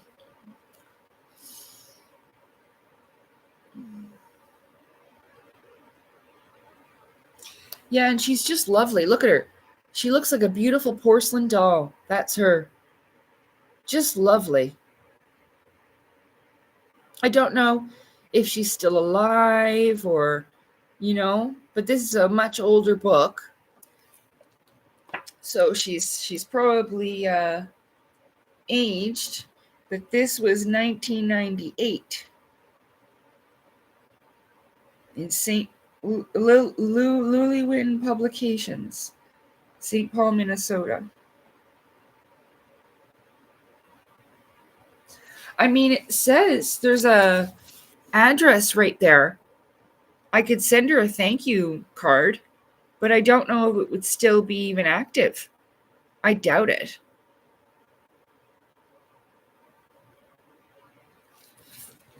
I know, I thought about it just to try and be like, hey, like, your book really, really helped me. Thank you, miss. I don't know where you are, but I hope you're having a good life. Because I looked everywhere for her. She does not have a social media presence. I've looked for her. Yeah. I wanted to see if, she's out there somewhere.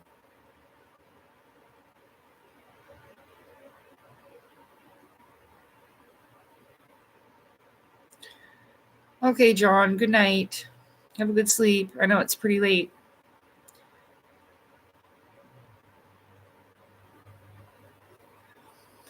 Well, it's complicated with the spirit realm. I was talking about it already. You have to remember that we've forgotten them over time.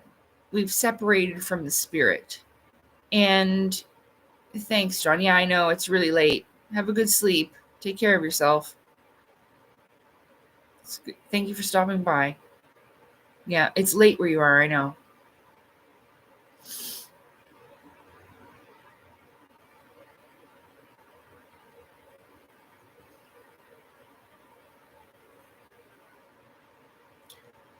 Well, let's hope it's definitely not the last book you read. If you haven't read The Navigator Across the Ice Walls by Claudio Nocelli, it's a great book. I loved that book. And one of the reasons why, because in the end of it, there was something that I had experience with. It was this shot in the neck that the Asura showed me. And that happens to William Morris at the end of The Navigator, where it's kind of like it's kind of like this shot to stay in spirit body or whatever. It's not really clear what it is, but I'm pretty sure that's what it is. I've seen it before. And because they showed me, it was when I was in turmoil. That's a lot of the times when I this doesn't happen. This was many, many years ago. Even before the jabs and everything, even before we even heard of COVID.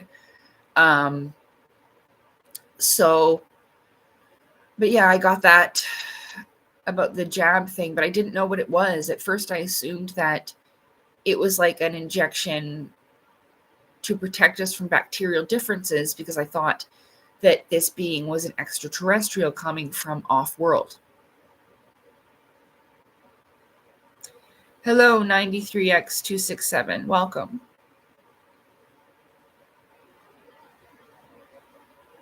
There's a lot of good books I can recommend. Maybe after you finish my book, you could read this one by Marlene. It's fantastic. She's really great.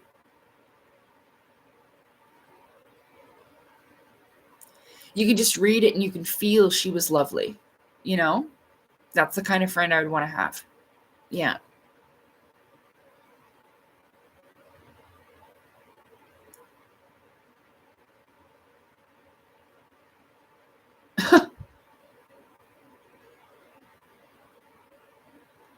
Well, I don't know. You'd have to think of that and see what it means. I'm not sure. I mean, it could be similar. It's good that you remembered it when I'm talking about it. The spiritual life, though, like sometimes I will have instances where people will come up to me that I don't know, and they will send me back to my body, if that makes sense. So I don't understand everything that's going on out there, because there are some people that are more advanced than you out there. Yeah. She talks a lot about protections in her book too. I probably should have paid attention more. Oh, awesome. Aneurism. I have lots of book recommendations in my book and all over my Telegram channel and on this channel, especially in my playlists. If you haven't watched the playlist about the Claustrom's oil, I recommend that one. That's the one I'm focused on right now. I'm very grateful that people are appreciative, and it's kind of like, it kind of doesn't feel real, but I'm really happy, because deep down I'm kind of self-conscious about my book. I haven't been able to like read over it myself much because, well, I don't know if I've said this enough, but I had a very difficult time with it. And even when I tried to use a grammar spell check program, it made things even worse. So if you do notice mistakes and things like that, it was because I had no help, no editor, and the whole thing just kind of gives me stress. That's why I haven't been able to get the Kindle version ebook, which I know I should. But every time I go to look at it, it reminds me of the stress that I went through over the last couple of days that I was trying to get it out before it's released. So,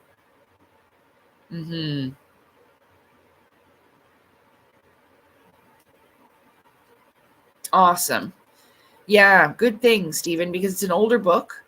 I don't think that Marlene's book is just regular out there. I got this copy from a used bookstore. So this was not new. It was in perfect condition. Like I when I was reading it like that. So that's why I wiped off this part, which is unfortunate, the soul part. You can still see it, but that's why that's like that, because I did that.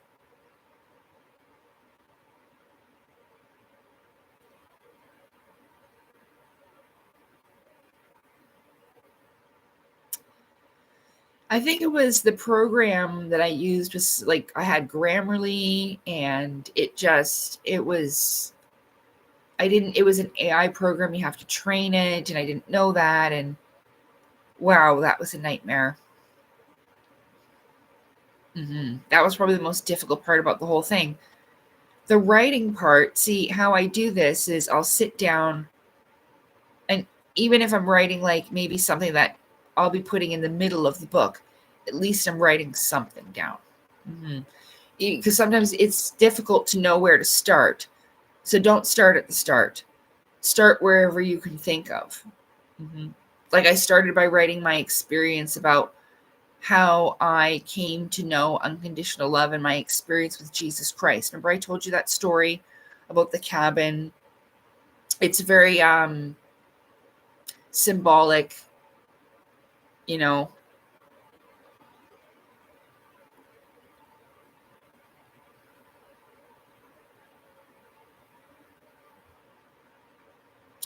Oh, well, that's why, that's why I've come on. I'm sorry it's like that for a lot of people. This time, though, I found it, I mean, it gets rough after a while, after an extended long period of time of being alone. But it can be used as a blessing, because you can literally study and do all of this spiritual work, upgrade yourself in a way so that you never have to come back here again. So if you're in a position where you can survive, and you do have a lot of spare time,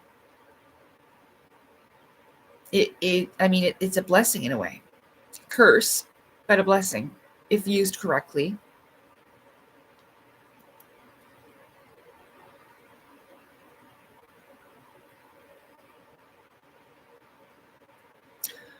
Oh, well, don't be too hard on yourself, JB. You know what? I'm really sorry. I will go to your channel and watch one of your videos, and I'll let you know. I'll tell you my honest opinion, but usually just write how you talk. Be the person you are, but just write how you talk then. Maybe you're putting too much effort into it, Maybe that's why it's difficult, because it should be just you, you know? That's why I loved Claudio Nocelli's books, and everyone's fucking complaining about the translation and the way that it's written, but it's authentically him. And that's what's important. Like when I was reading it, it felt very genuine, like I was sitting there listening to him tell the story. And that's what I'm trying to get across. Maybe you're putting too much thought into it. Just talk how you talk. That's what makes it most unique and special, because it is you.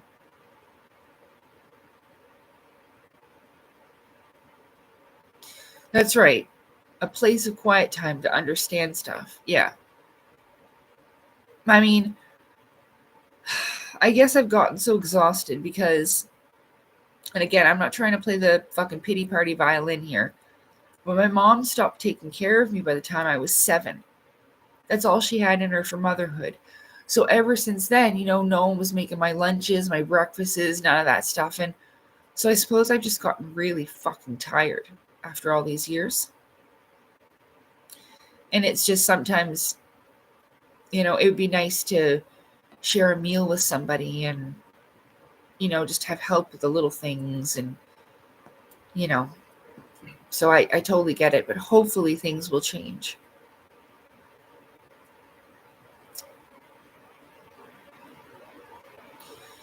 Yeah. Yeah. So that's why I'm so damn tired. I'm trying my best, but and then by 17 I was in that group home. So that I was completely alone. There was no going to visit grandma and aunties and uncles and none of that, because the entire family disowned me because they believed that freaking monster. So, yeah. Oh, I remember I got candy. But yeah, so that's why I've gotten so tired. It mentally, emotionally, sometimes even physically. I'm just really fucking tired from having to do everything, So,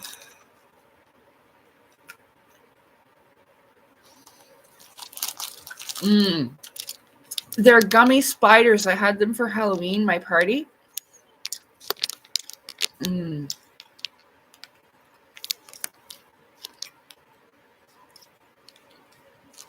Well, yeah, I know. And that's,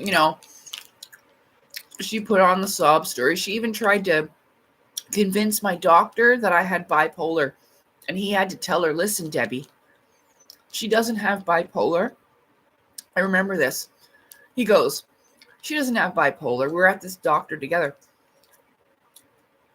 I agree. She could probably use some counseling. And he looks right at her and he goes, but then again, so could you. And she did the white lady purse grab like, oh, you know how they do that? We never went back to the doctor again after that. Yeah. So she, we can talk about her another time. Yeah, she was awful. She adopted me. And this is why I say sometimes that this does not apply to everybody. But this is why I believe that God the Creator took away her ability to have kids. But then she got one anyway. Look what she did to me. Yeah, white lady purse grab. Oh, well, I've heard enough of this. Let's go. Oh, yeah. I'm sure not only white ladies do that, but the white ladies in my family did that, okay? So, you're about.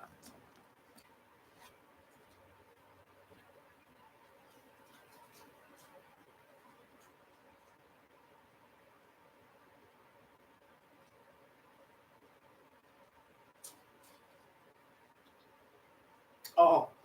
And if anybody ever calls you on to be like, oh, don't be so racist. Don't be so racist. It's okay. I give you the pass. I'm a white person. I give you permission.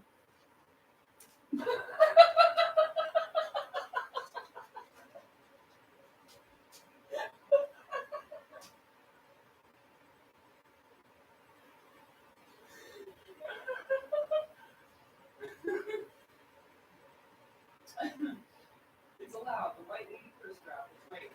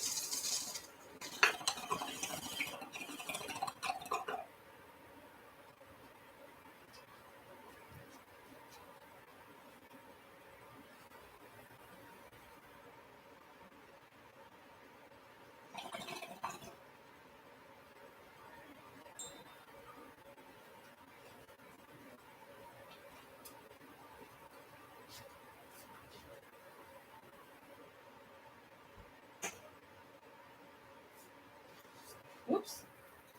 Speaking of purses. Oh, no, Marv. Wait, Marv. Okay, push over. Here's Marvin. So here's my purse. Remember I showed you my new purse? But look what I got for it.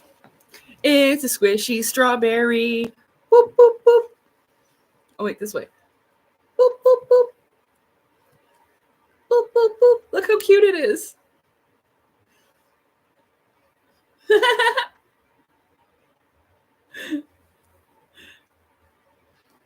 Do, do, do, do, do, do, do, do, do, do, do, do. Strawberry. Do, do, do. Strawberry. Do, do, do.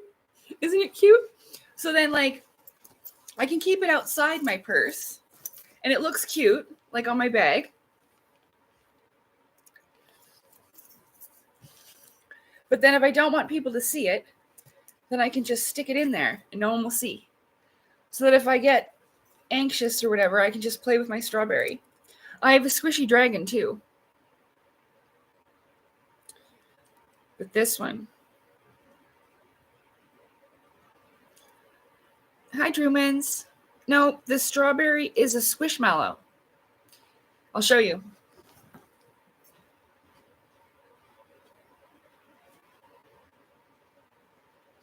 Oh, maybe it's not. Oh, okay. Well, I thought it was a squishmallow, but it's a smooshy friends. And there's like a strawberry, a cactus, an avocado, and a pineapple. I know they're for 5-year-olds. Don't judge me. With all my toys.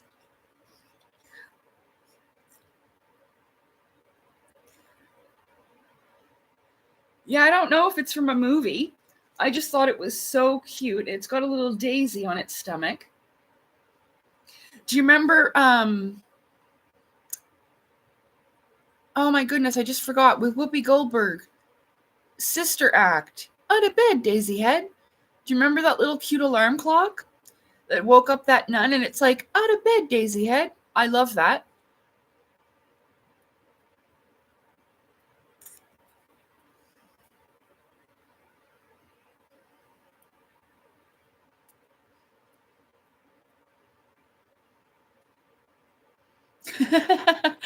No, I mean, you know what? Like, one of the things I can understand, I know, I was thinking about it the other day because there's a new documentary about Michael Jackson coming out, apparently.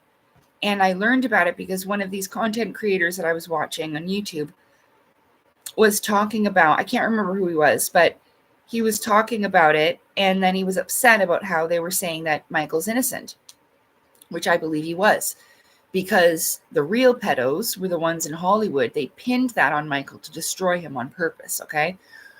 Now I'm going to explain to you how I know. It's because Michael also had CPTSD. He had some really traumatic child abuse growing up, okay? All of his siblings did, not just him, but he got it the worst. And it wasn't just that about what Hollywood did and everything like that, okay?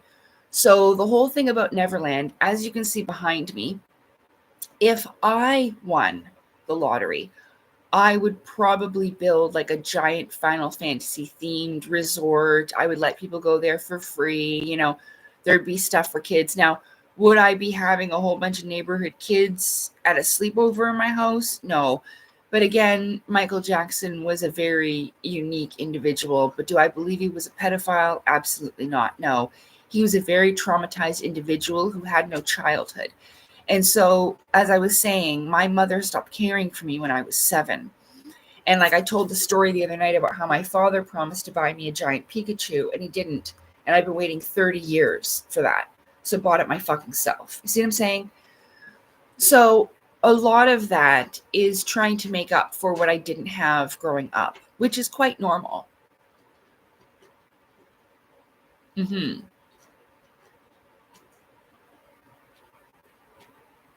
Oh, yeah. Yeah, Hollywood. But then again, what you have to remember is that a lot of these stars go in there as vulnerable people, just like me.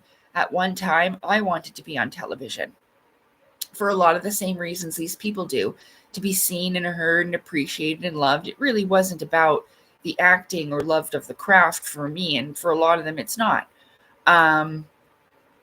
I only wanted to be an actor so that I could be on the Power Rangers, a live action version of Sailor Moon, or Final Fantasy.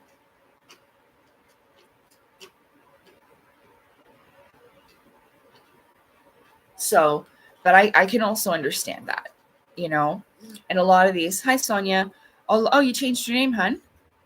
A lot of these people have suffered from sexual abuse in different types of ways. Even Christina Aguilera, okay? Her family was so messed up. Her dad was really abusive, I believe. He used to beat the shit out of her and her mother. And hang on one sec.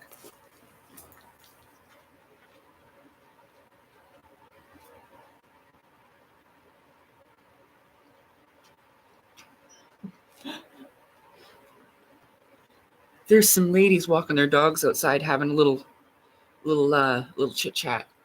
Sounded like they were right outside the window.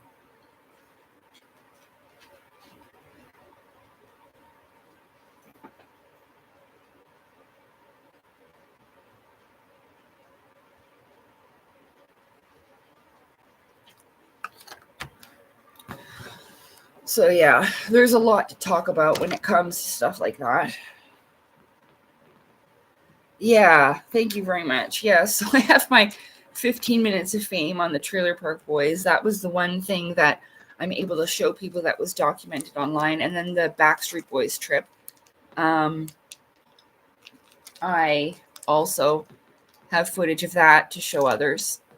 Oh, my hair. So, oh yeah, of course. Yeah, and there's tons of them. And again, I've said this before. There's certain kinds of people. They're just not like everybody else. There's something wrong with them. And whether it's because the power went to their head or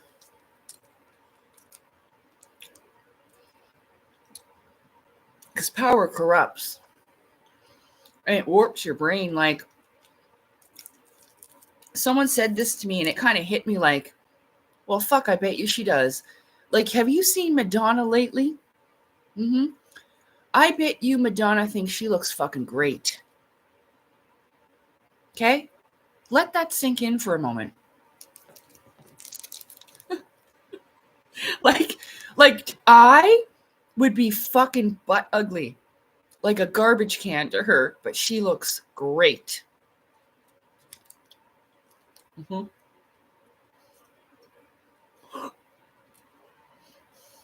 Okay. The Evil Dead. She does. She looks like an 80s fucking like monster villain character that they put the makeup on. You know, like to horror movie makeup. Like a creature. Yeah. And those people, they look at each other. It's like, you look fucking great. I'm gonna go get that done tomorrow. Yeah. It could be some of that. But there's also people prey on each other's insecurities and vulnerabilities too.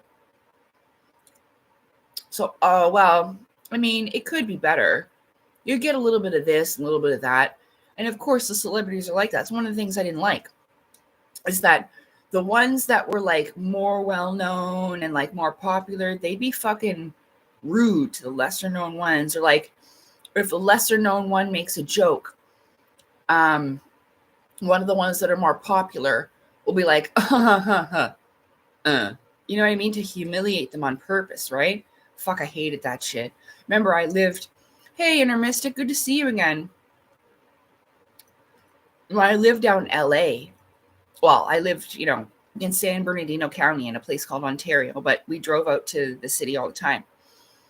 And Josh's band studio was out there, and I saw this a lot.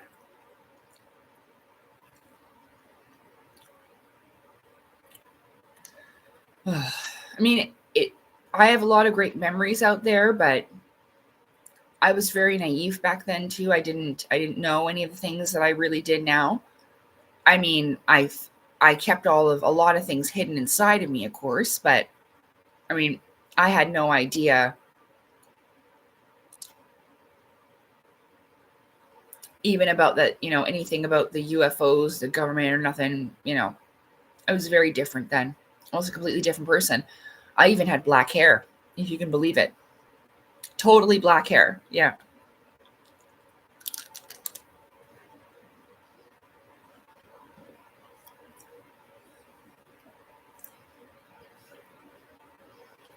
Hello, Long Island.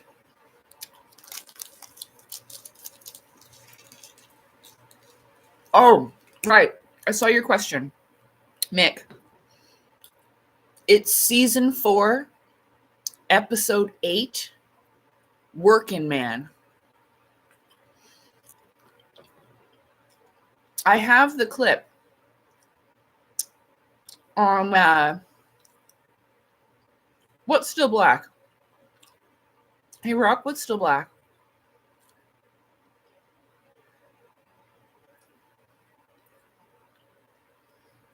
Oh my God, JB. Well, if you keep doing it, you must like it. What the TSA is doing, right? That's why you keep doing it. No, my hair's not still black. No, my hair's brown. Yeah, my hair's naturally reddish brown. Like a chestnutty brown. It's almost the same color as my eyes. Or just the same reddish brown. Which not everybody has. I actually seen this girl from Walmart. I was at Walmart one day and I turned and she has reddish brown eyes and I went, oh! I kind of startled her. And I was like, you've got reddish brown eyes like I do. And she's like, oh yeah, I do. I get excited like that.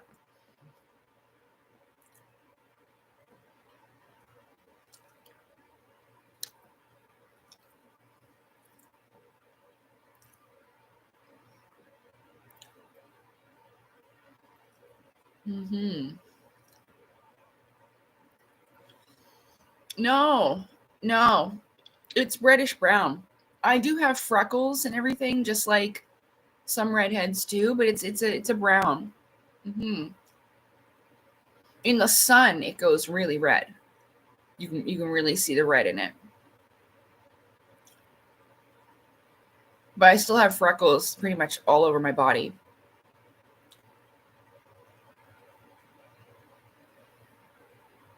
Blue eyes are fantastic, though. All eyes are lovely. Be grateful for the ones you have. And plus, you get to wear colored contact lenses. You could. They don't work as well on mine. And there's some really cool ones out there. You could always experiment with that if you want to try something different. Yeah, it's only a few minutes. I could actually send you the clip. You can see it in, I think it's my Terra Infinita shirt video. Because I put it in the same video the day that I got my shirt. And I show that off and then I added the clip on the end. Yeah, and I mean, you can get, just make sure you keep them clean. Get the proper solution. Make sure your hands are clean. That's the one thing that I always had to be careful of. I would get those friggin' styes in my eyes from not being careful. So, yeah, keep them clean. You can get some really good cheap ones. They're not expensive. And you can reuse them over and over.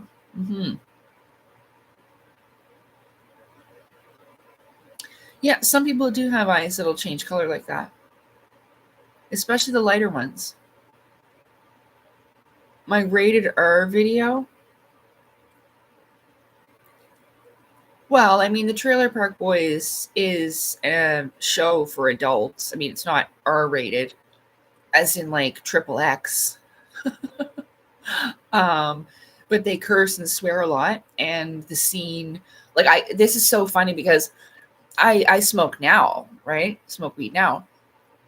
but I didn't know anything about weed then. So in that scene, that face that I make is real. I was like, what the fuck? Where am I? Yeah, because of that. Yeah, you could definitely get some really, there's a really beautiful color called honey brown. I've seen that color contact, and oh my word, it's so pretty. It's so pretty. So yeah, try them out. Yeah, it's in my Terra Infinita shirt video. It's so funny. I'm really not. Like I'm probably the laziest actor ever because I couldn't even be bothered. Once I figured out that I'd have to do A, B, C, and D to get to where I wanted to be at like Power Rangers or Sailor Moon, because I didn't want to do like dramas and this and that. I just wanted to see myself being like this superhero kind of character role, because I kind of thought the past life memories and all this stuff I had inside of me would never be able to be real or come true.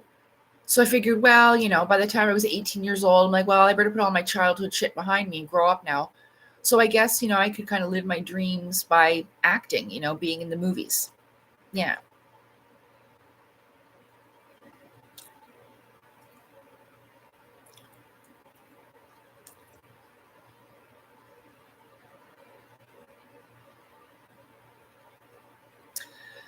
Well, that's the thing, Inner Mystic. That's what I've been trying to tell people with the community. And it's the spirit realm and the elemental kingdom that's been messing with people. They're a little bit pissed off that we forgot them. I've always known that. But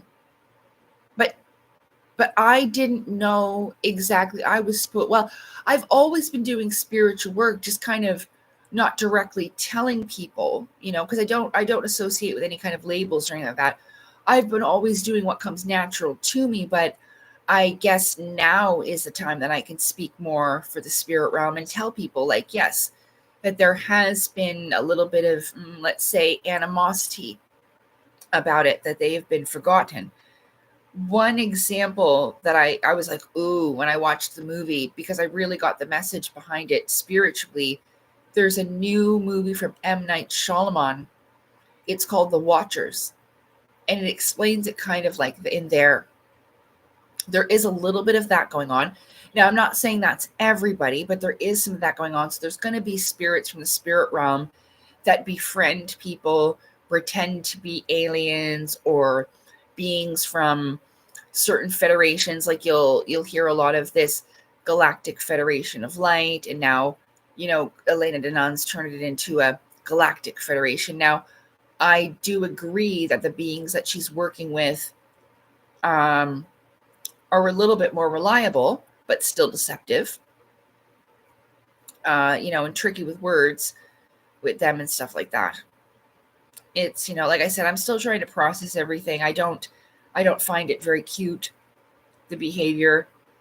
But yeah, the elemental kingdom, and it even says that I've just read in this book, there are different dimensions. So this is why I've heard Elena Danan in the past say that there are beings, say, on the planet Jupiter, but they are on a different dimension of that planet. It's a play on words. Of course, they got a lot of donations. Of course, they got a lot of donations. And that's what's terrible about it. Taking advantage of others, angry people that don't want Trump to win, having, emotions fueled behind things for certain outcomes. And I mean, they could have been energy harvesting too at the same time, because there is a lot of emotions flared up because of how they portray certain people. And a lot of people don't understand the whole theater show of the whole thing. Anyway, I mean, it has progressed humanity's evolution and awakening. It's been extraordinarily painful, but it has been. The P. Diddy stuff and the Epstein stuff has all really helped. That's fucking embarrassing, Inner Mystic. They even spoke through her on the live. That's embarrassing. But that's just, see, they like to make fools of people, even the beings that are, have and are, the Asuras with me. I have a difficult time with them. So, and there's some things that I have to deflect. you know.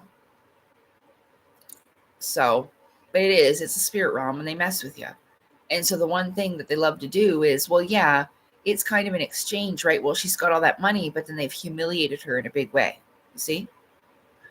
I mean, it reminds me like exactly what Elena Denon did to Megan Rose, telling everybody that her contact was gay and throwing her under the bus. Oh, well, you can't be talking to anybody like that because he is gay and he left the galaxy and he has a partner. Completely humiliating her. It was horrible. Oh my gosh. But it's the trickiness of the spirit realm. And there's a whole bunch of different characters out there with different agendas, unfortunately. I explained it in the Avatar Live where I talk about the elemental kingdoms of earth, air, fire, and water. They don't get along, and they can coexist, but they don't really get along. And it seems that the salamander, or aka lizard type of race, or the reptilians, yeah, are like the Fire Nation in Avatar. So the Fire Nation attacked the other nations. So there is actually a giant war going on within the elemental kingdoms, which happens to take place in the spiritual or astral realm, which is in these higher dimensions where our spirits go when we travel.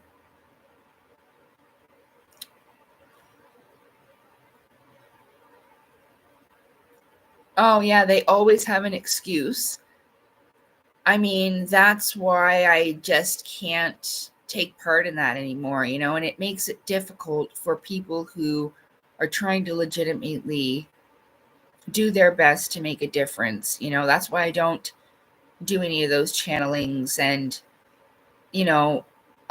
I mean, I repeat some of the things that the Asuras say, but a lot of it, you don't want to hear that shit anyway. So they didn't teach me anything. I mean, they really made me chase them everywhere to learn everything. It was torturous and awful, you know. But yeah, the reptilians would be like the fire, the element of fire.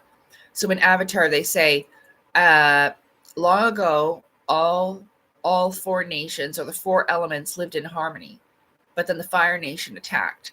So this is what we're having here, and the salamanders are of the fire element, which would be like a lizard type race. So this is why we have these reptilians being the enemy. It all has to do with the spirit realm. I've seen some of these reptilians. They are quite annoying, obnoxious, very loud.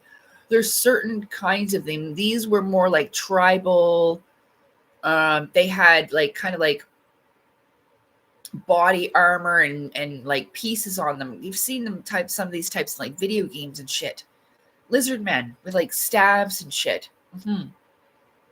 They were all around me in a big circle. It's in the story about them cutting off my braid and then having a good fucking laugh about it. I was so mad I woke myself up. Yeah.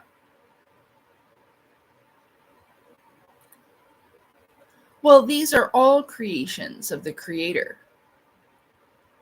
All of these different beings were different creations at different times. Yeah. I meant we should carry it forward instead of trying to bury it. Hold on, I think I've been missing something.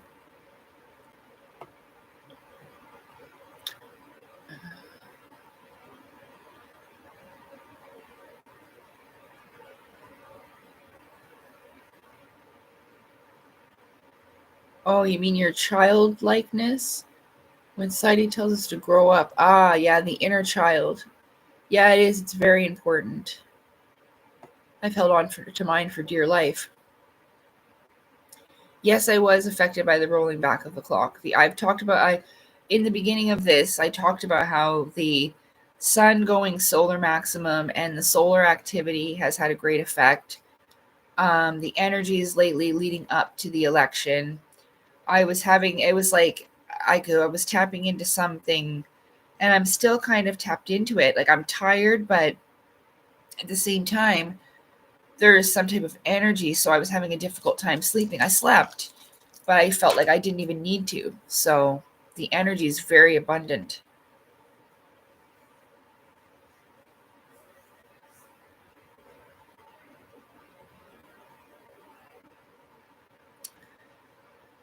I don't know.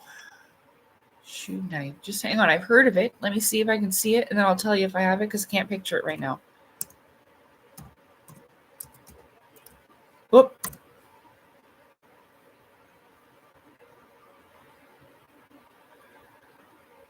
Images. Yes. Yes, I do. I have a sphere. Yeah, okay. Yeah, I do. And I have tourmaline, dragon's tears, that's onyx. I've got a shit ton of crystals. But you know what? They're all packed away. All of them. I'll show you one. I found one the other day.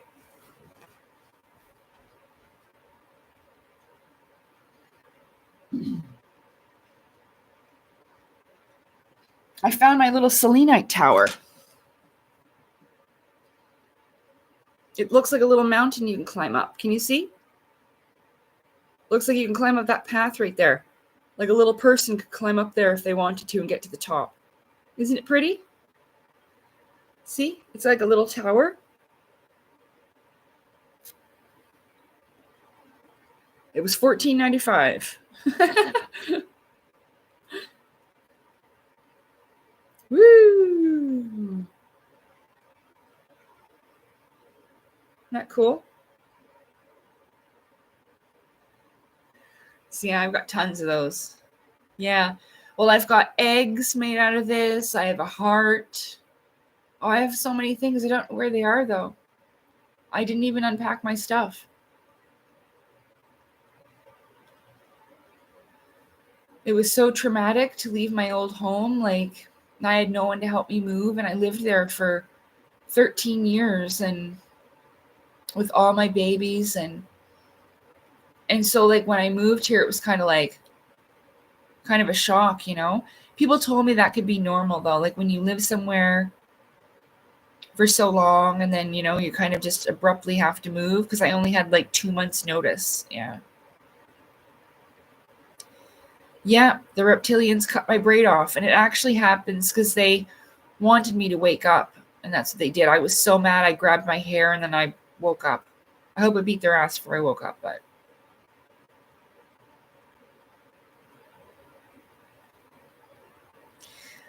Yeah, I have tiger's eye. I have a whole bunch of crystals.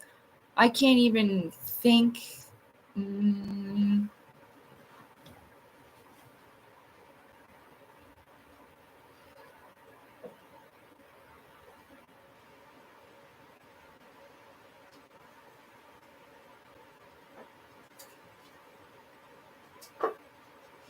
Let's see what I got in here.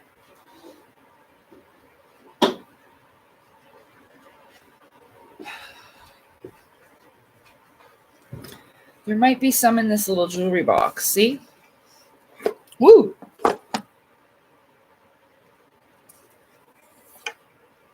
Oh. Well, I have some of these. I used to hang these from the ceiling. That's a Merkaba one. It's rose quartz.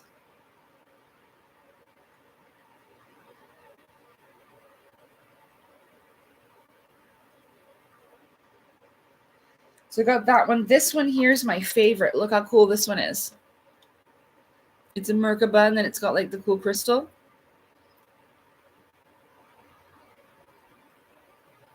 Pretty, huh?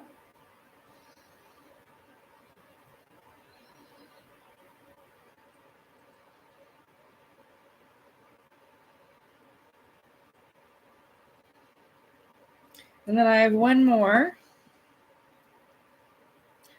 Oh, this one's a little tangled. This one's citrine. This clear one, that's all quartz. This one's citrine. I think these are called pendulums.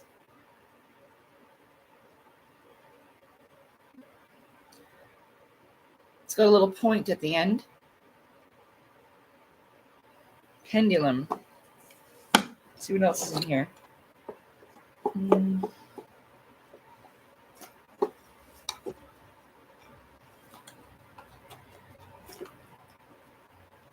Oh!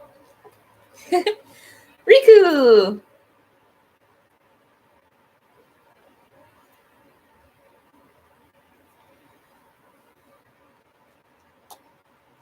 Yuna. Hua.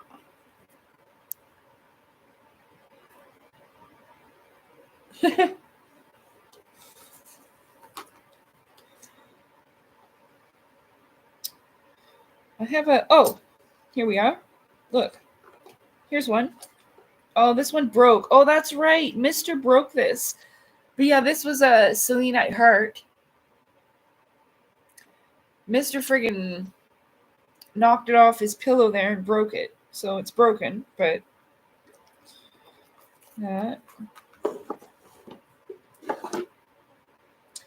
oh.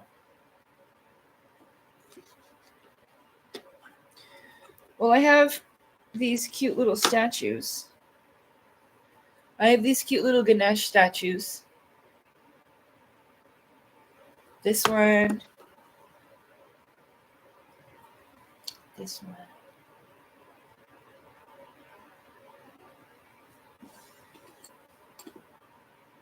And this one. I know I need to wash them. Don't judge me. I just put everything away really quickly. Oh, incense.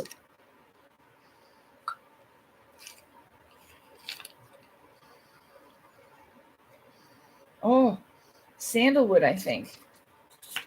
Let's see. Bamboolus. I don't know what that is. DeHoop sticks.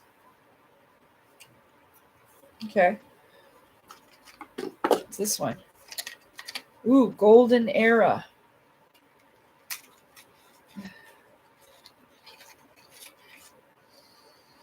Oh. Oh. I'm going to tell you about the Rolls Royce of incense. You ready? Because it ain't this one, but this one's pretty close. You're going to go look for Nag Champa.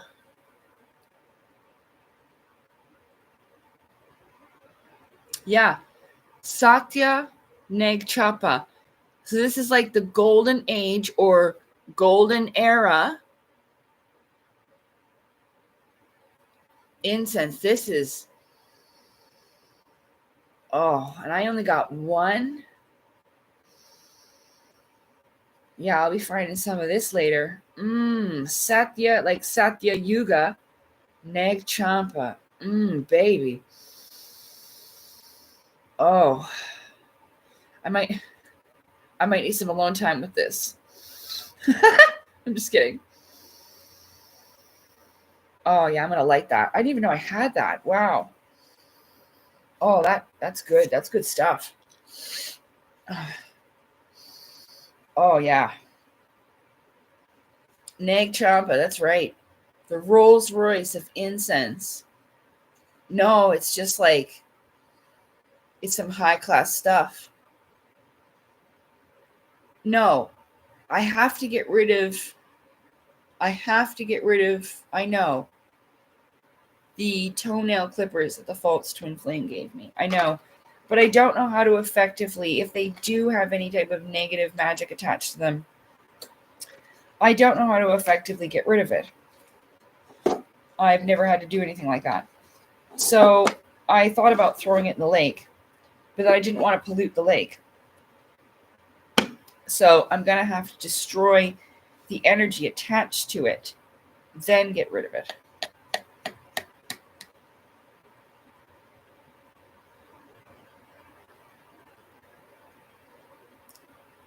And what do you mean by that, Andrew Lang? What's more likely to be true? What's more likely to be true?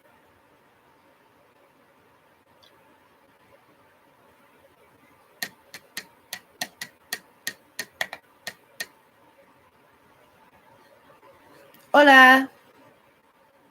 Hi, Craven. I don't know what you mean. What's generally true? If you can't back up what you're saying, what are you saying it for? Explain so I can respond. Yeah. Oh, I'm gonna like this.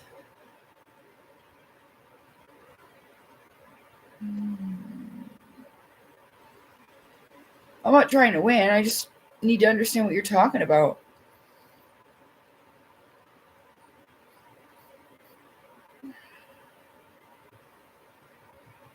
Anyway, I feel weird just sitting here sniffing this, so I'm going to go light it.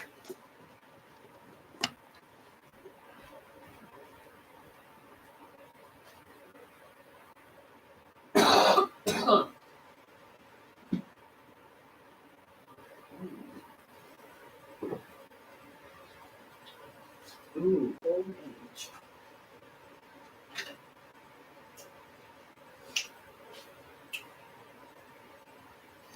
You know what song just came into my head?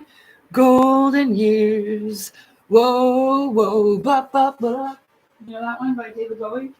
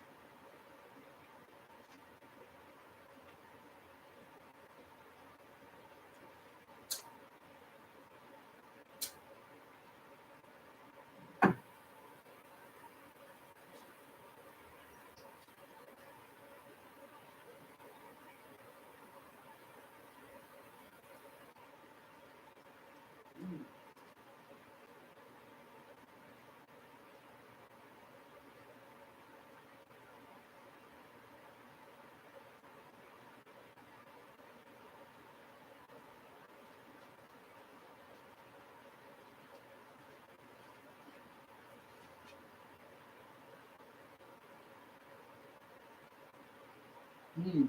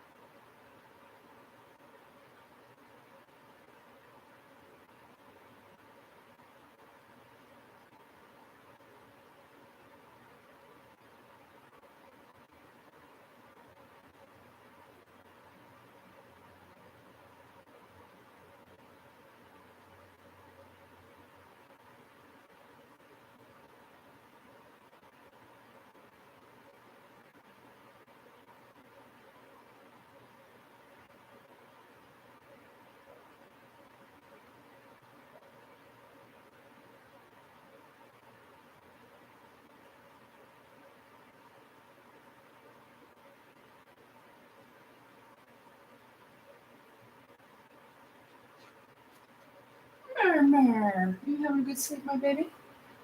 Yeah, you having a good sleep in there? What a pretty baby you are. You have such a majestic black tail. Oh my goodness. Woo! Good one?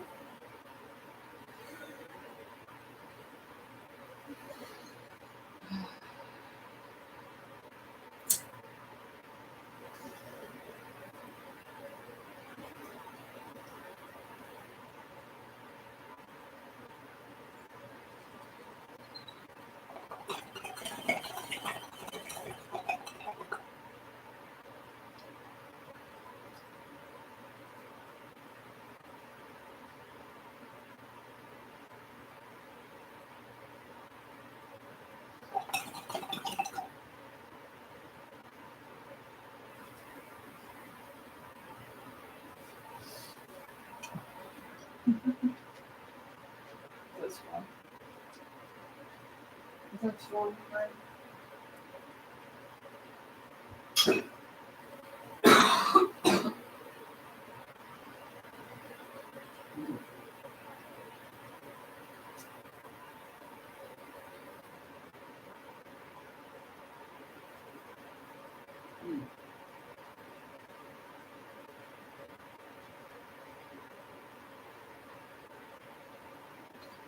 I also found this was the other day when I got the other stuff. Found a little statue of Shiva. It's cute, huh?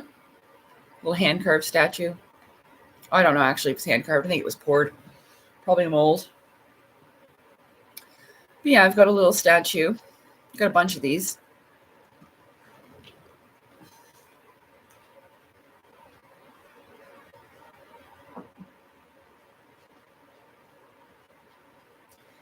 For years, I've been looking for like a statue of Jesus, but there's a certain kind that I want, and I want a porcelain one that I can paint myself so that I can have, you know, my teacher represented in that kind of a way that, I want. There's a certain way that I'd like to have it look.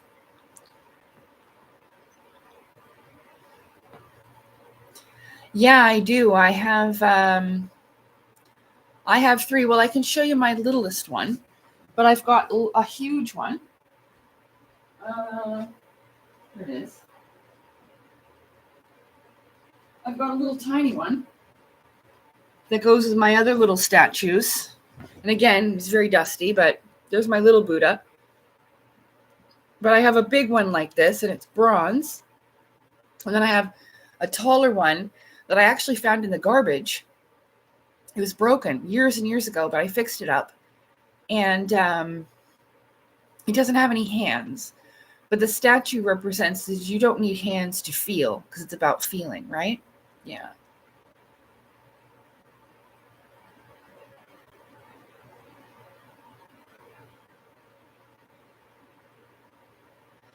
Oh, well, she was a god, but also she was more so an energy. It's difficult. It's almost like a representation of the divine masculine itself. So it's a little complicated, but yeah, she was a male. It does have a little bit to do with life and death and, destruction and rebirth and all that.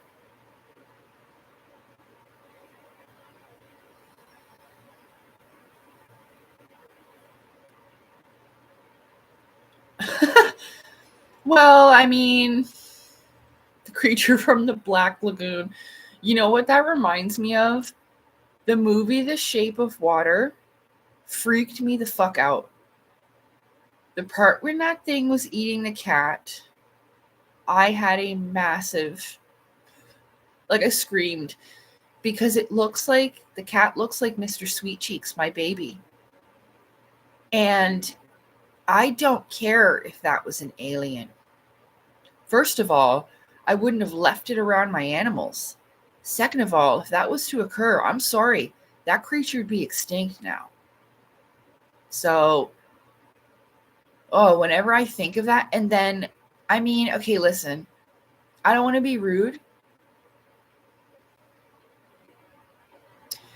but she ends up having sex with it.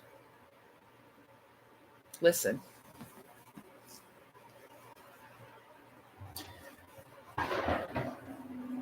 Oh, lovely motorcycles. I don't know about that. Yeah, I know. The fish monsters are always horny.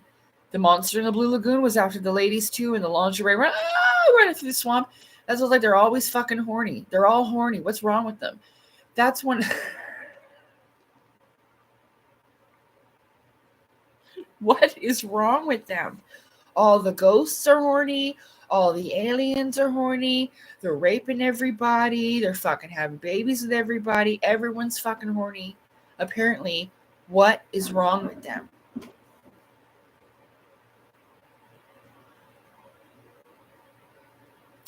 I remember I asked the Asuras once, because I thought they were aliens, and people thought, we're putting all these crazy ideas into my head. So I asked, I was like, you didn't come all this way to fuck, did you? I literally asked it like that. And the feeling was it looked at me like this.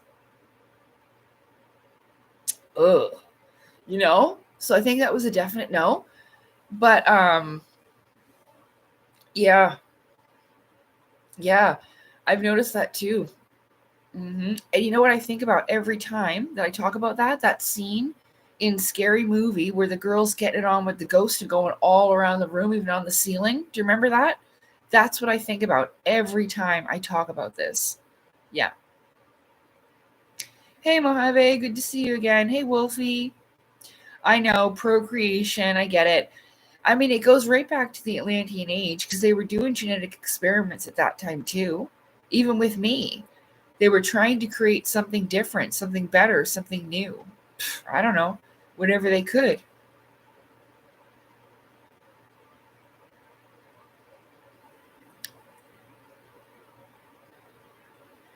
Yeah, maybe that. Well, no, you know what? I think that's everybody everywhere. I think just everybody likes to, you know what I'm saying?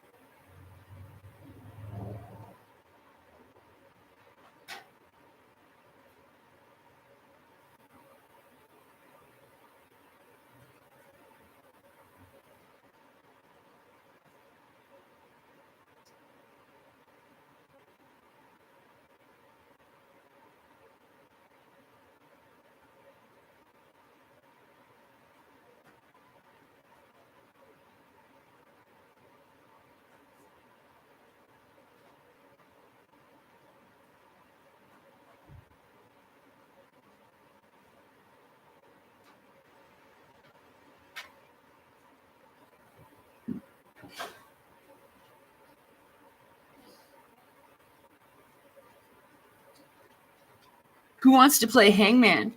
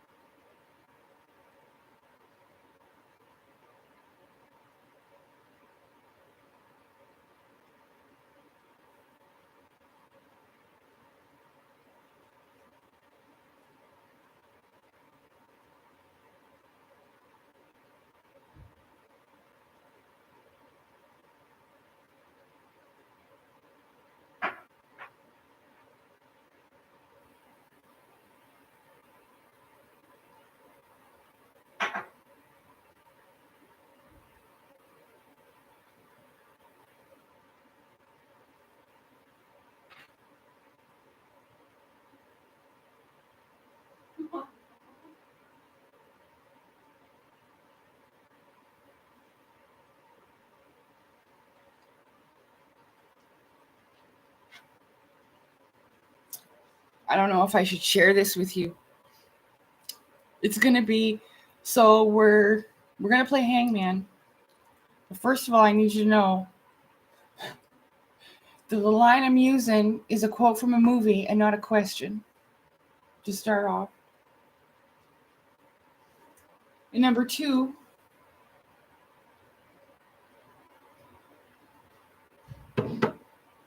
when I walked away to the kitchen to go get my vase,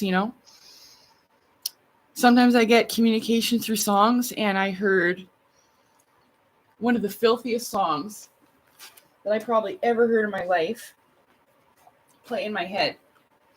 And it's called, remember how we were just talking about the spirit realm being horny? Okay, well, this song is called This Is Terrible, Forgive Me.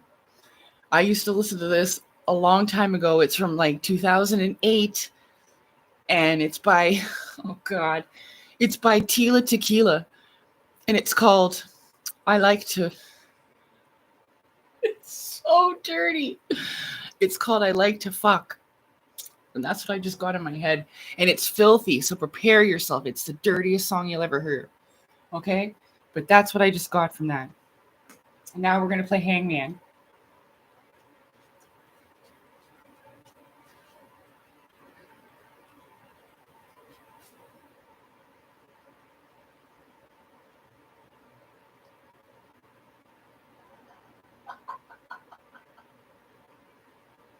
Oh, gross. It's a dirty ass song. I'm telling you.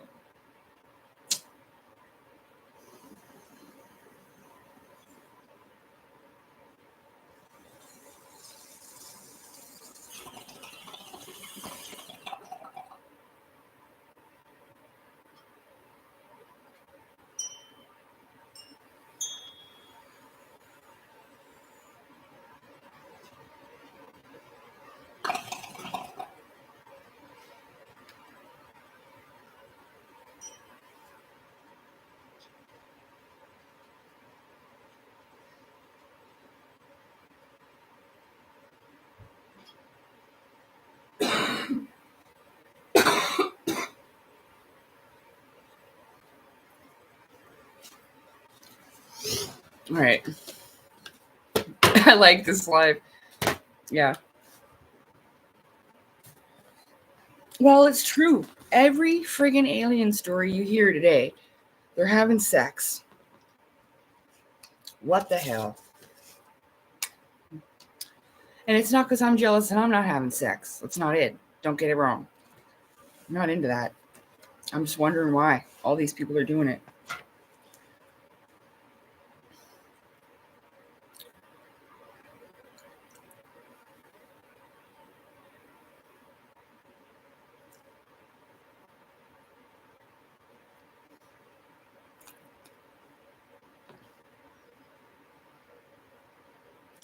Ned Flanders.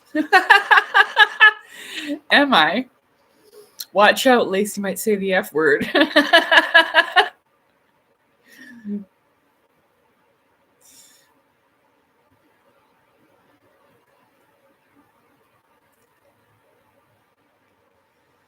Okay.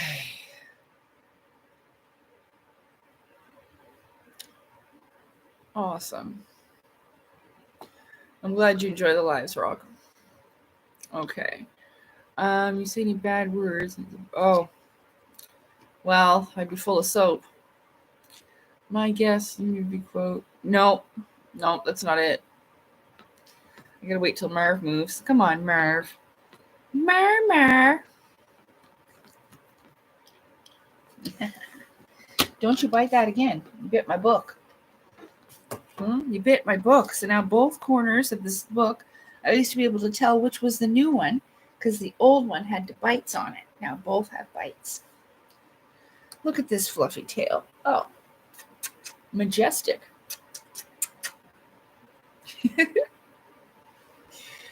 Oh, a Marv moment.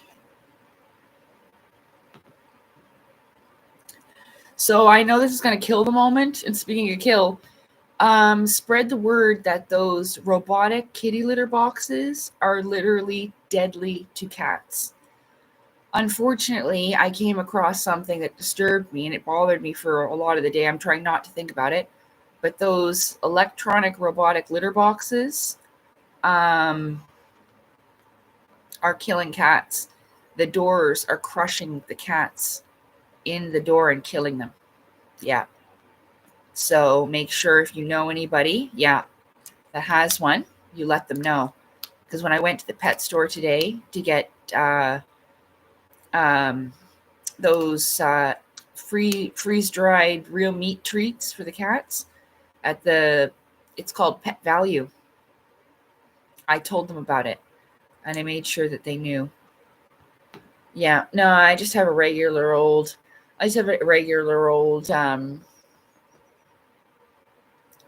well, thank you. That's Andrew. That's actually called divine feminine energy. I mean, I'm not perfect, but I appreciate that you recognize that. I'm not very dominant or competitive at all. In fact, I don't even like sports because I don't like competing with others. But that's what that is. It's a divine feminine energy. It is very difficult, so.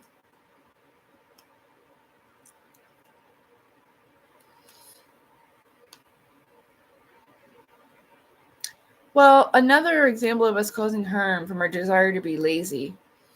I think that what it is, that we're all very exhausted.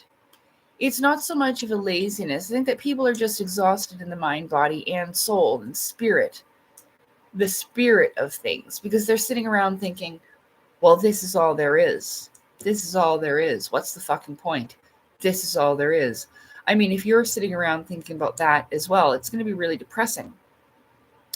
That's another reason why I wanted to share the stories that I shared and explain to people what I had discovered about my spiritual life. Because there is, in fact, more. There is a way to have more out of life. And I even tell people, you want to join the extraterrestrials, you want to go flying out on the UFOs. Well, this is the way. You must go inside to get out of here. Yeah.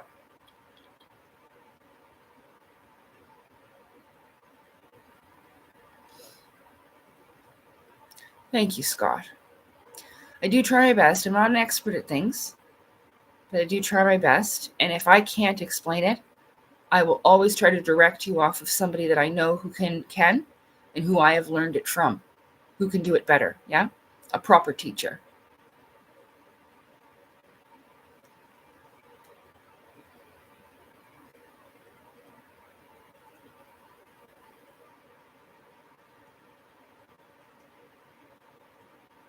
Yeah. Yeah.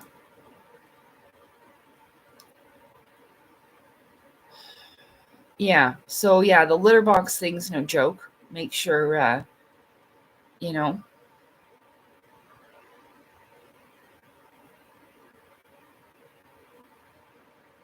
I know. I know. That's how I wrote my book. Okay, so I'm not trying to embarrass him, but Rock says, hey, you were right. It does feel good to have a crush again. It does. That's how I wrote my book. I had a crush on Claudio. I used the energy that produces to write my book. So he says it's like a boost of energy. That's exactly what it is. It's okay. It's okay. It's a good thing, you know? It's to have without expectation, too. Expectation that the person will feel it back for you. That helps as well, because that will take away the disappointment. This is what unconditional love is. Loving somebody just as they are, even if you cannot possess them for yourself.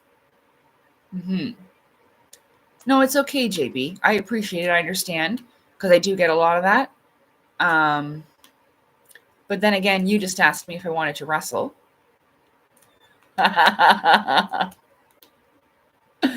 So, no, it's all good. It's all good. But I'm being honest with you, you know? So, yeah. No, it's okay. You people, you all have great energy, and I appreciate and enjoy you, you know? I'm just teasing you, but I'm always going to be real with you and genuine, you know? Duncan, I don't have a PO box. There's a lot of people that have asked me about it. It's just that it costs about $70 for like 3 months. I looked at the chart. I believe that's what I logged in my head. So you might be $69.99 or whatever. There's that. And then there's also the fact that I don't have anybody else in my life. So not saying that anybody here would, but let's just say there is somebody who got a hold of the PO box address that happens to just want to do something cruel. Well, there won't be anybody to check the mail for me to prevent me from having any more traumatic events also. So there's a few factors that play into why I don't have a PO box. It's not that I'm not interested in that. It's just that, yeah, there's a few things that I would need to figure out before that could happen. I appreciate you thinking of it though. Eventually I might be able to open an email for contact. It just depends on what, you'd want to send.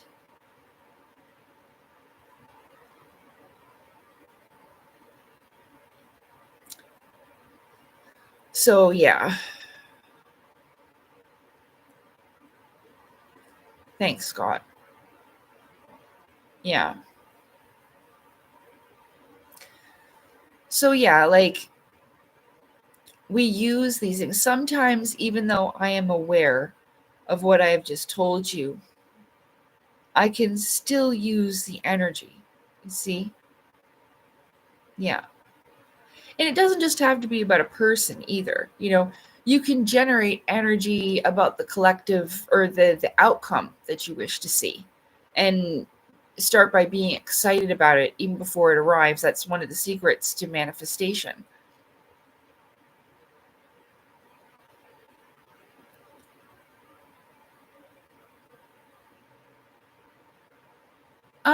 Apologies are always the best things to receive.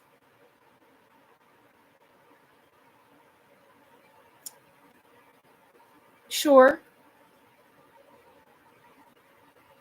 Sure. I always like to see a good change of heart. Oh, I don't know. There's too many people around, Angerism. My energy's quite low. One day, when I am stronger, I'll be able to zoom in on an individual. But at this time, I can't do that.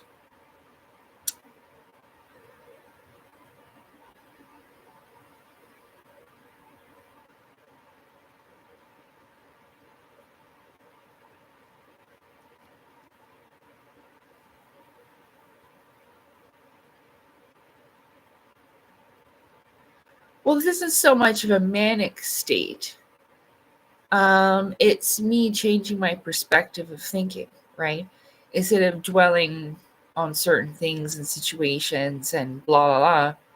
Yeah, I do understand what you're talking about. But you could use that to put into a creation. If you feel like you want to write a book, write a book. I didn't know that I could do that, and I felt very proud of myself and accomplished afterwards, because I always thought that, I was pretty much good for nothing in that sense. Like I didn't have the ability.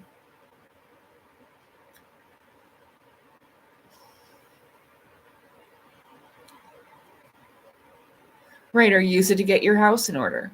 Yeah. Yeah. You know, so no, I don't know. Mary, what you doing, baby?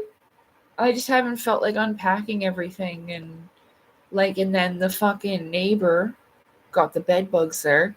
So I don't want to unpack everything just to be covered in bugs or some shit. Oh god. So that's why I haven't unpacked and decorated and put all my nice stuff up.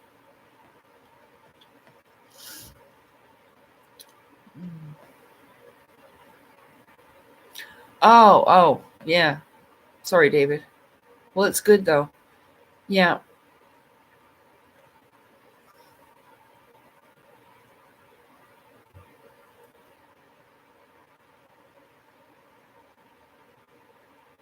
Yeah, I know. Every time I mention it, I know it must give you trigger your PTSD about it. I know. Seriously, I had to worry. And the lady that lived next to me in my old building still has that shit. She had it when I left. She still has it now. She kept getting it over and over and over. I couldn't take it anymore. Always worried it was going to come under the walls, through the plugs, through the hallway. Like, oh, gosh. Yeah, PTSD, I'm serious. Like, you can get post-traumatic stress disorder about it. Yeah. Thankfully, it can go away. I know, I've got a steam cleaner as well. Yeah. And it does the right amount to kill bed bugs. I know. Oh, I'm scratching my leg. Yeah. Ooh. Yeah, so I've never had them, but I've been so terrified. It was awful in my old building. Just awful. Sorry. You're gonna start cleaning? Oh god. Oh. Yeah. That's why I was OCD clean. There was bugs and I didn't want to bring them to my house. Oh my God. Thank God it's not like that here.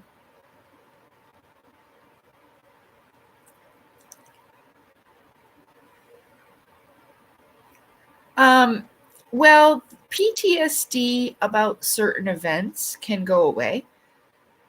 Say you were in a car crash, you can get PTSD from that. You can recover from that easier. It's the long standing stuff that's difficult. This is why I've had such a hard time. I'm not just making excuses. It was even as an infant, my parents were violent and fighting and yelling and arguing. So my nervous system is really taken a number, and I had 17 years of that. So it's the long standing stuff that's a lot harder to recover from. But there are certain types of PTSD that, well, that's why it is complex post-traumatic stress disorder. I'm not trying to devalue anyone's suffering or saying that it's less than another. It's just kind of better because PTSD, long-standing abuse from parents, yes, especially if it's quite volatile. Yeah. Luckily, I was taken away by the government and social services stuff. My neighbor had to get involved. She was part of rescuing me to get out of there, but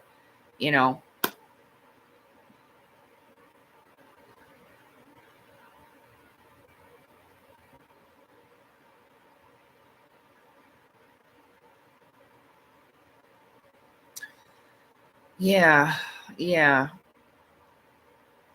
So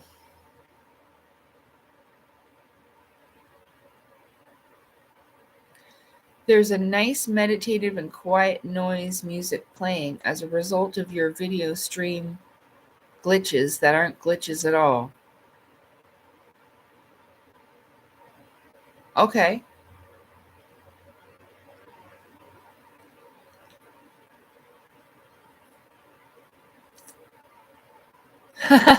No, I'm not singing that song. I just said that song came into my head. Sometimes I'll just get random songs. We were talking about the spirit realm being so damn horny.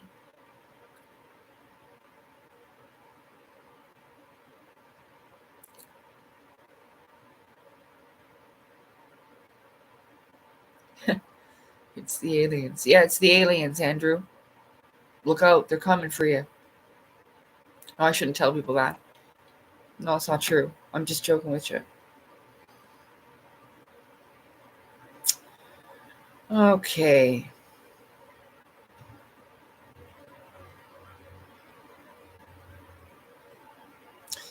Thanks, Rock.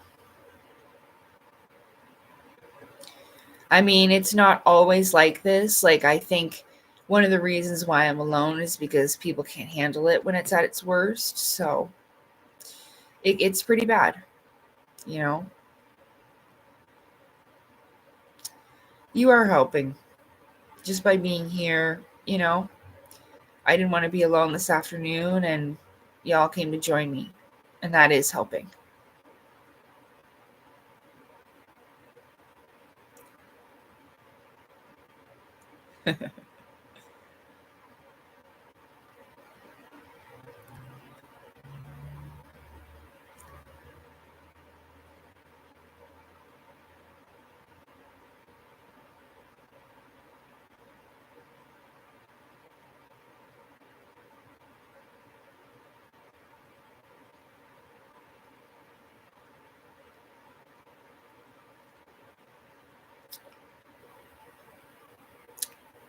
Yeah, I agree, Duncan.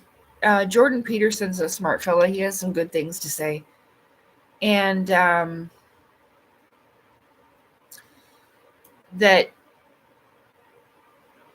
it's when you haven't integrated something. Well, yeah, because a lot of it has to do with the trauma of not understanding how a person could do that. I still have a difficult time understanding because I'm 39 and my stepdad was throwing me around as like a 7 and 8 year old child he was like 37 years old. And so I do believe that it is a very difficult thing especially when you wouldn't commit such a atrocity to another. So it does something to us. Like I was saying, a lot of people can't process or understand or even believe that there are truly people out there that are, you know, worshiping evil and thinking it's good. You know, like Satanists, like real demonic Satanists, not just like play school Satanists, like real ones that are like sacrificing humans and drinking blood. And what was that shit called? Spirit cooking. Oh my God. Yeah, luckily I look young because of my my life force, and the heart that is young, the heart that loves is always young. So I was always very much full of love, even though sometimes that's difficult to see. Sometimes it feels like it's been beat out of me. I do take care of myself, but it has to do with my life force and my energy and believing that I'm young, beautiful, and immortal. Yeah. The mind affects the body and the soul. So your soul will produce the energy, you know, to keep you young. Your vril, your prana, your chi.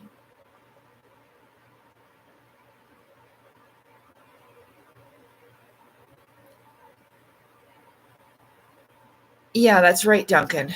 Yeah, I agree. I know lots of people think I mean I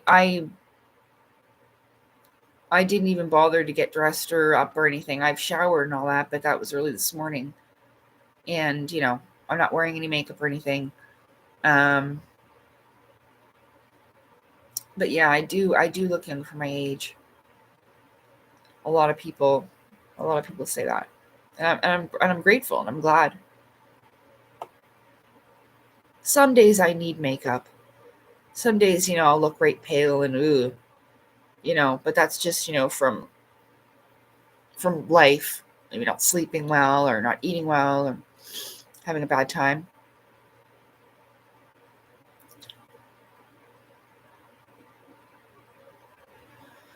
Oh, Rod, I'm sorry you're dealing with bad people. I was dealing with some pretty difficult energies too that were coming through. The sun and all of this nonsense is going to bring a lot of nasty stuff out of people, and unfortunately, um, it's going to spill out onto the rest of us. Oh, thank you. Thanks, Rod. I really appreciate that. Yeah. So what you think is going to affect your body, you know? Like I know that I shouldn't be telling others this. Not everybody is going to use this information for the right reasons. And yeah, I'm tired sometimes. There's a lot of people who come to try to test me, especially in the astral. So, I mean, I have set up certain protections. Like I've already talked about the fact that I have another name. That is my birth given name, but that's not the name that God and divine creator gave me. So it kind of protects me from certain types of, let's say, black magic or whatever, negative energies. Unfortunately, when I will get hit with it is when I allow myself to go into a lower dimension of thinking, which allows these energies to attack and attach.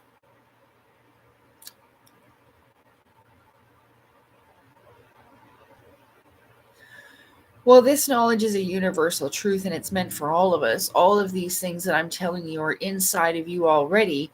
You're going to have your own perspective and a way of interpreting them, your own way of explaining them with your own words, your own examples, but they are inside of you. You just don't remember it yet.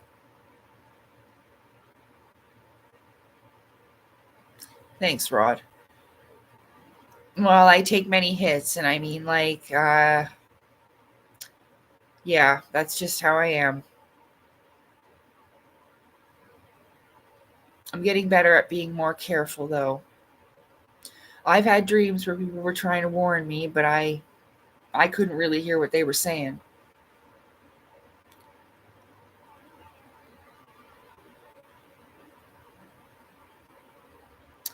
Yeah, like I mean, I'll still go out without makeup, but I'll put on makeup if, I want to get dressed up and go out on a nice date, go out somewhere nice. I like to wear it sometimes, but I'm definitely not a person that needs to, wear makeup every day or, feel the need to sit online and be all makeuped up and all that. I'm comfortable. This is how I would look if you came over, knocked on the door, and wanted to have tea with me personally. So what's the difference of me doing that than doing it like this? You see? I think that it would be not genuinely me. If I would hang out with my friends like this, then I'm hanging out with my friends like this. You see what I'm saying? Hmm. So thank you very much.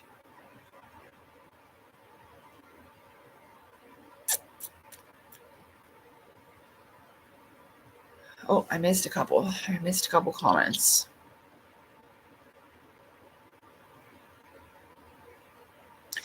Well, again, these people that are on the internet, stalking, gang stalking, bullying, or whatever these negative things they're doing, it is them, but it also is other energies influencing them around us, because the spirit realm is always around us all the time. So there's other factors influencing us, and even they influence through people, through channels and things like that. That's why it's called a channel.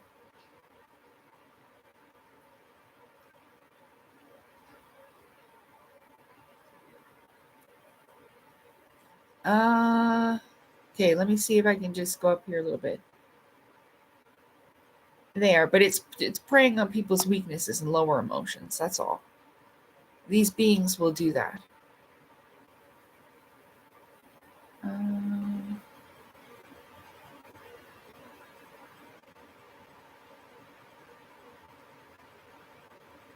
Oh, well, we're praying for you, Rod.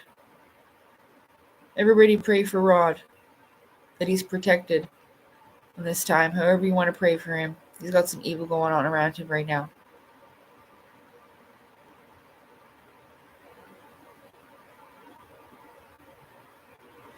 Well, I know. And maybe that's kind of like, that's what I noticed everyone doing. Is that some people charge others for some of the information that I give out. Well, that's one of the things I've been struggling with so hard about this whole creator thing. So I don't know even what to say about it anymore. Because I want to be able to do all right in life too. I don't want to have to go without. We all want to be that way though. We all want that. We all want to be able to travel or buy a fucking teddy bear pin code if we want. You know what I mean? As an example.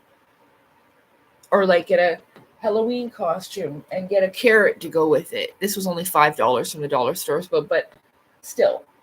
You know what I mean? We all want these things. So I don't know. But I appreciate, you appreciating it, because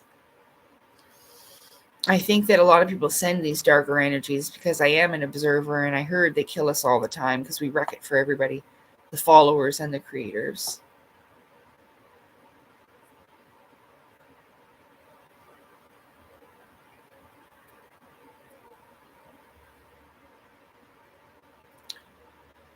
Yeah, I don't have any other social media.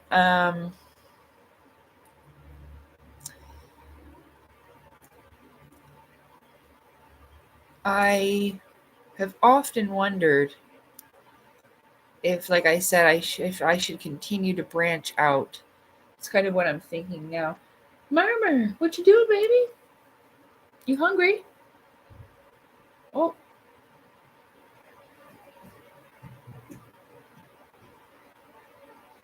hold on.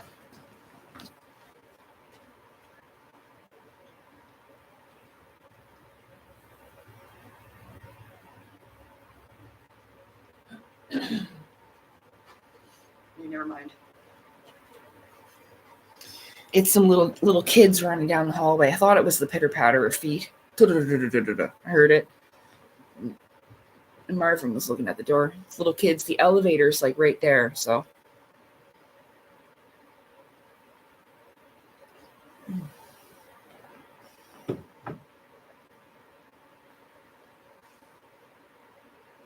Oh, thanks, J Marks. I appreciate that. That's sweet. That's nice to hear. Thank you very much. No, Angerism, you did not dampen the mood. No, everybody is welcome and any mood is welcome. We're all here for each other. Oh my God, I have so many moods, you'd never need to apologize.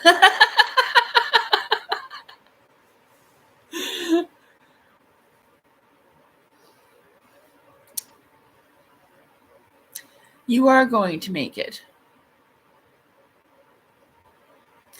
You are going to make it. I know. That's one of the reasons why you were drawn to me, because I feel like that most of the time too. I just play it off a little better sometimes. You are. Things have gotten really, really bad, but it's always darkest before the dawn. And, since the election yesterday, that was a point of change. Yeah. I mean, there's still going to be some difficult things, but it's going to get better. So you found your way here, and I mean, there is a way, absolutely, out of here where you don't have to come back to it. Okay? But you want to make sure you get to that point where you don't have to come back. Because I know we all don't ever want to have to experience this kind of life again. And you don't have to. And that's one of the things that I realized about soul school and initiation, is what it's normally called, is it's this advancement of our consciousness. One of the reasons why it's so difficult is to push us to make these changes. So you were so lonely and you had nothing better to do that you found your way here. No offense, right? But now look, it's given you this opportunity, a gateway, so to speak. And that's why, I'm not trying to sell this, but that's why it's called Seek and Ye Shall Find, the Gateway. Because it was almost like, let me give you an example of a gateway of thinking.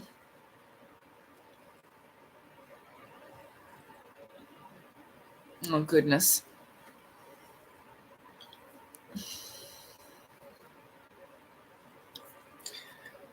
Marv, you are a fluffy kitten. You always are filling up Mommy's vacuum. Yes. Yes, but I love you. You are majestic and fluffy. I can feel the hairs. Okay.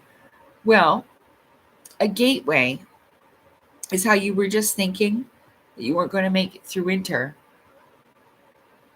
But I'm giving you an opportunity to walk through like a doorway, a perspective change that you can.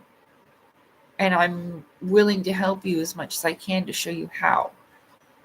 Does that make any sense? It make you feel any better at all? I hope it does. Because there is hope. Sometimes I get very low because I feel like I'll never find people like me. And especially now, with like the one thing people see first is the aliens and the flat earth stuff. And they're right there, write me off, So, but there is hope.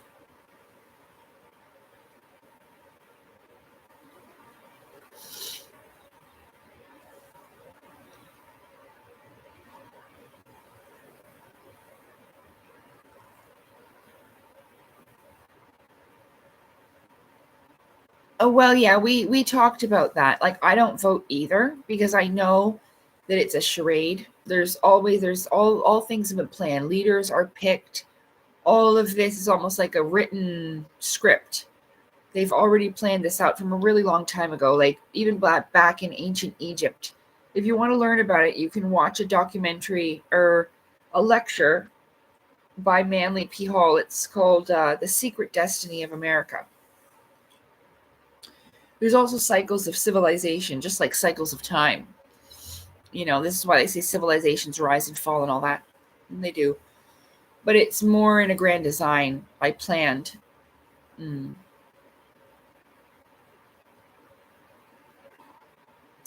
Spark the fire from within. Yes. Yes, like your God spark, your flame.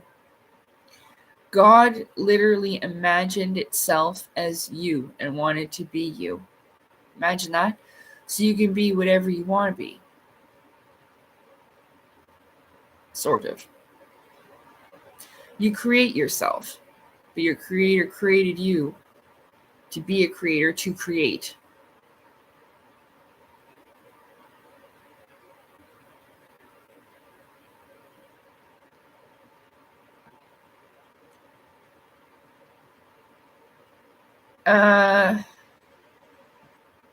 Are you talking like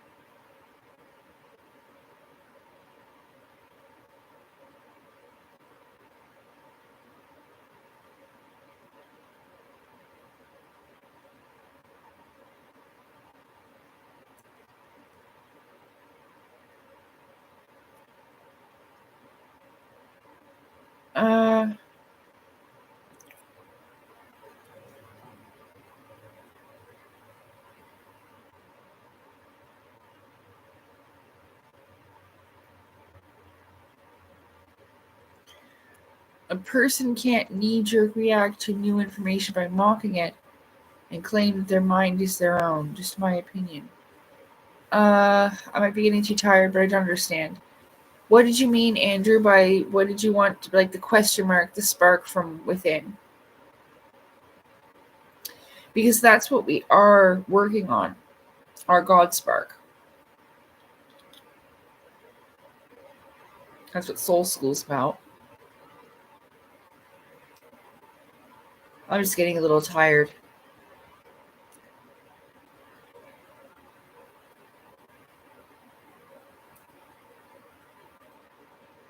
Yeah, the dream of life. Yeah, I know about life being a dream and you wake up and that's real life. Yeah.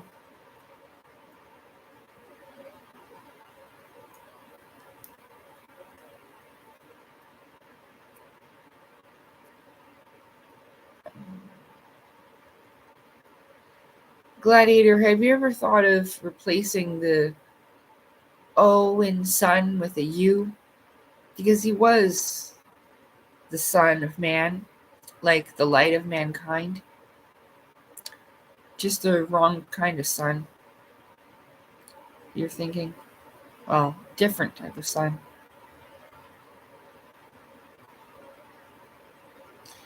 Duality is important. It is.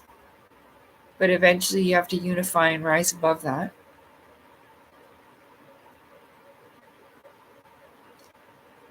Yeah, your God spark. Your light of the divine. Think of it being like one main flame, and then you have little pieces of that flame. That's you.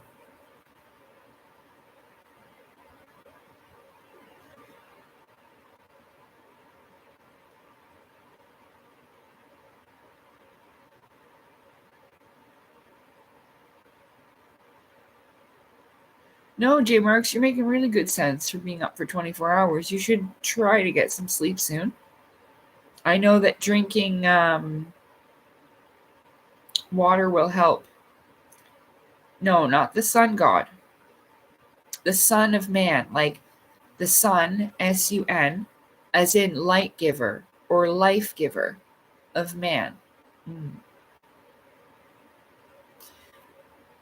Christ is not Jesus' last name. It's a title.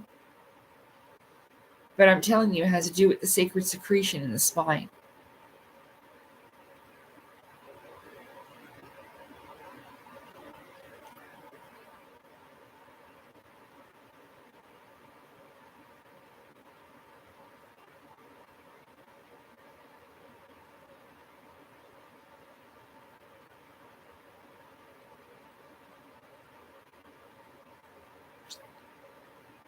Well, there's another word. Other people have a word. Messiah also means avatar.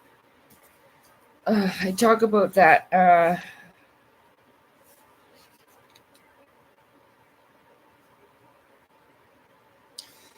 The Bodhisattva avatar or Christhood, known as the seventh initiation.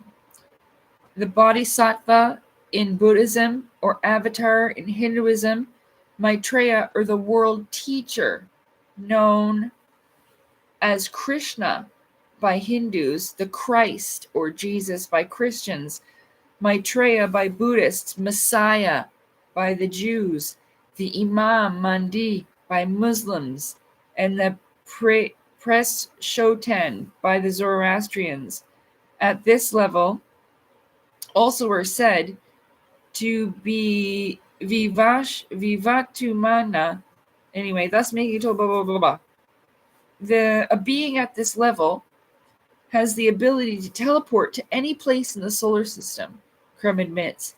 However, that unless one is in a hurry, it's simpler and easier and uses less energy just to take a flying saucer.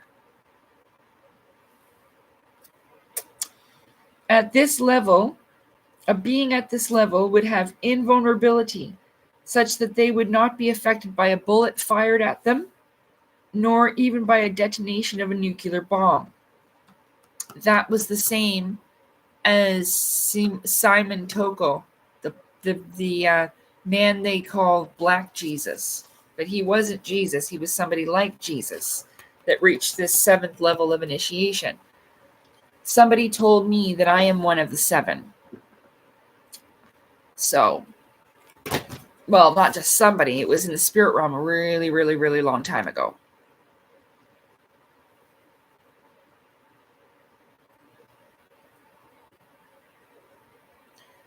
Thanks, Rock.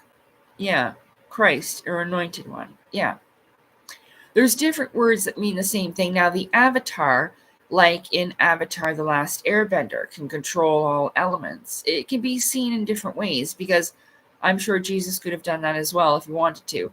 Although the aether, if you look at Moses, could use the aether to part the ocean there. So you can see with like Solomon and these different characters that there was different access to the aether through the ages. By the time Jesus was here, the aether was actually quite low. So that's why the instant manifestation of different things, and water being turned into wine is a very simple one, or walking on top of water wouldn't be difficult. Hey, Shelley, good to see you. Good night, J. Marks. Have a good sleep. Oh, showered and ready. I don't know for what, but thanks for stopping by. Hope to see you again sometime. No, no, not the Family Guy. There's a story that at first I heard about it in one of David Wilcock's books, but his name's Simon Toko. He's from Africa, I believe. That's where that is. And it was in the 1960s. And he could heal himself, heal others. There's stories of him summoning an army of what sound like dimensional beings.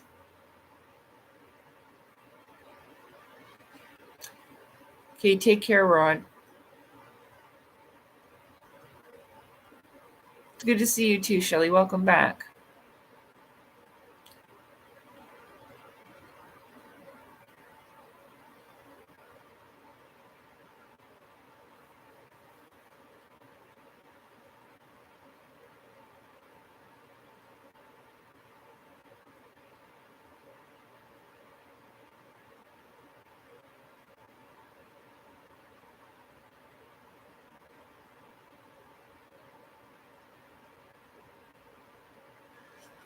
Well, the reason why aneurysm it didn't open its mouth is because it's telepathy.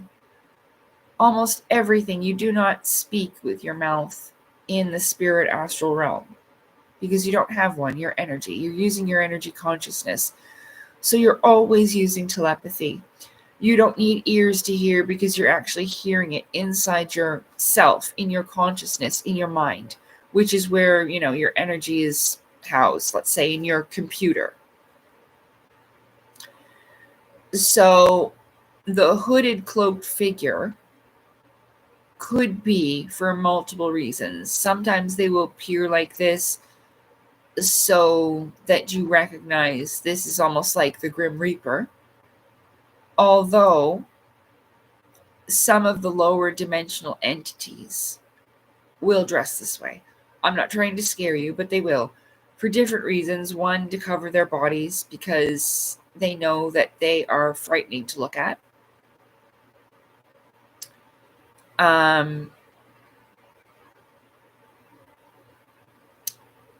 But also because it may be, and I don't want you to get hung up on this part, it could possibly be that you have some things to work out because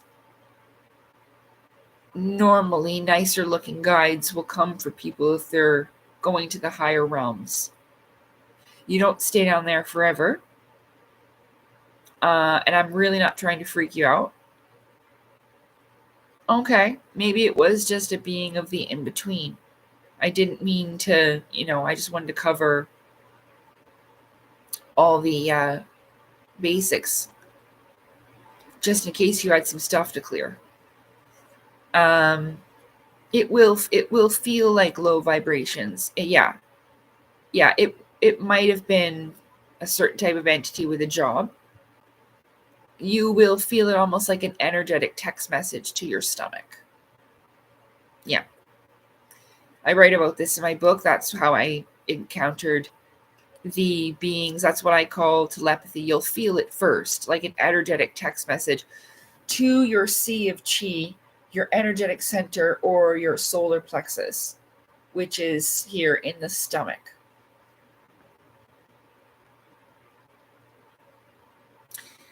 Yeah. Well, see what will happen. I describe this in my video of seeing the being of unknown origin. You will feel it in the stomach, which is the feeling first, and then it will go up your chakras into the heart chakra, which you will process into feelings, and then it will pass into your throat chakra, which you will find words, and then it will come up here into your third eye, which you'll be able to make sense of the whole thing because your pineal gland, which is actually not here in the front of your forehead. This is almost like a place where you can stimulate that area. But if you make like an L this way, starting from the middle of your forehead to the top of your head and meet in the center, that's where your pineal gland is. And this is where you're going to process the telepathy. Almost like your radio signal receptor. Yeah. No, you need to stop thinking this way. You're always negative, gladiator. It's not always a deceiving spirit. It's not always evil. It's not Ouija boards. It's not demons. It's not da-da-da-da-da. You need to get off that path. If you are always seeing negative and evil in everything, that's all you will ever experience. No, it was giving him a choice. He could have maybe died right then if he chose to and went with this spirit. But maybe it's a good thing he didn't because now we're having this conversation, right?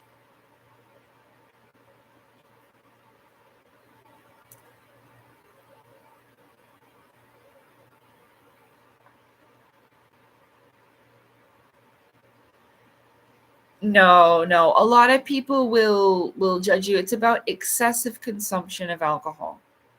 Okay? Excessive consumption to the point of harming oneself. Yeah. People should indeed worry about themselves. I agree.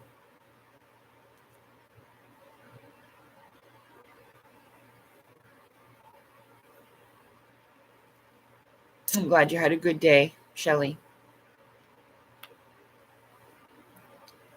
Yeah, trust your gut. When I was at the Buddhist temple, they called the gut or your stomach the sea of chi.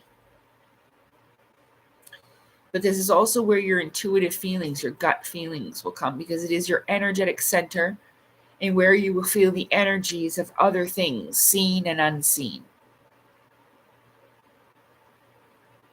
Yeah, there are many neutrals, and a lot of people will judge them for how they look, and that's unfortunate. Yeah. So you're very lucky. I didn't mean to go in a negative direction. I just thought, well, I should mention it just in case, that it needs to clear stuff. Excuse me.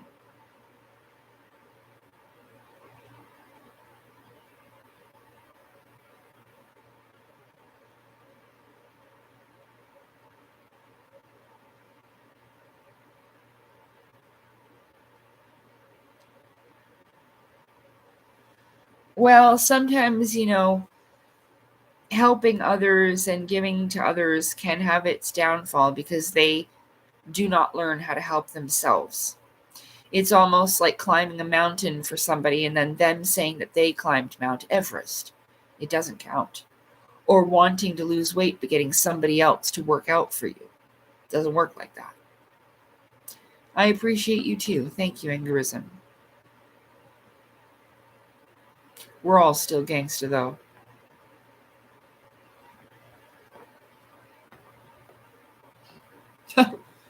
Well, again, Ozempic is another way for people to get a quick fix, and not want to do the work.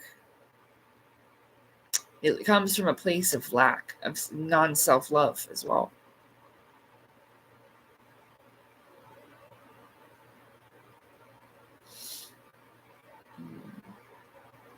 No one's an expert. I'm trying my best, just like we all are.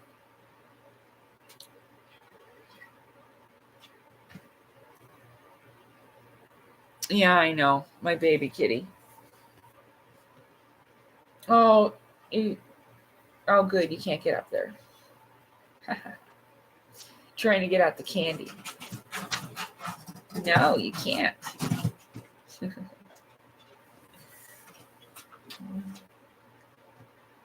Okay. Yeah, they see. Yeah, well, they're very spiritual, and they will protect you from certain things. Keep certain energies away. Can see different entities and stuff like that. It was pretty bad in my old building, so I'm really glad that I don't live there anymore.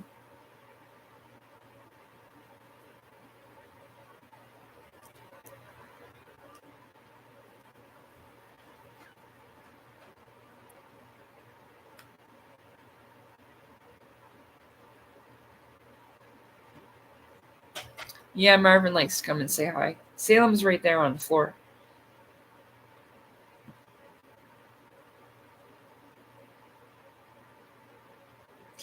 Yeah, practicing gratefulness. If you can't think of anything to be happy about, or that's what I started doing, just being grateful. Like, thank you, Creator, God, however you identify, for giving me the energy to take a shower, for making a meal, for going for a walk, whatever you can. It helps.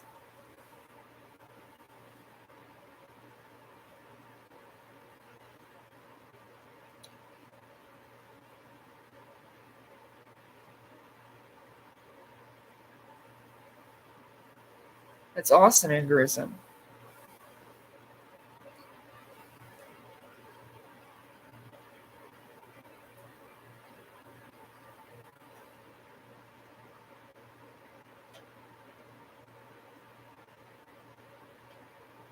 Mm.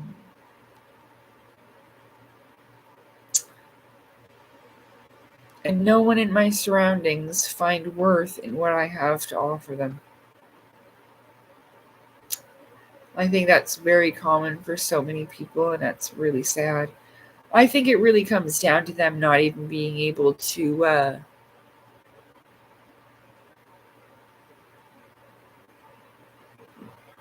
Are you chewing on my statue? What is that? Oh, that's my bell. Baby, you're going to hurt your teeth. You're going to hurt your teeth. Oh my goodness.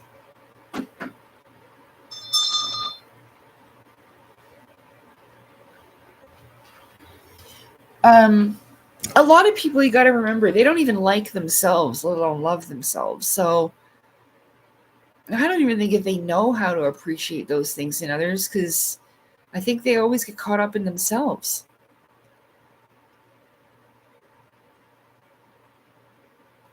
But it's good. Yeah, like extremely grateful. I know it's really hard for many, and it doesn't make it any better. I know, to hear that doesn't make it any better.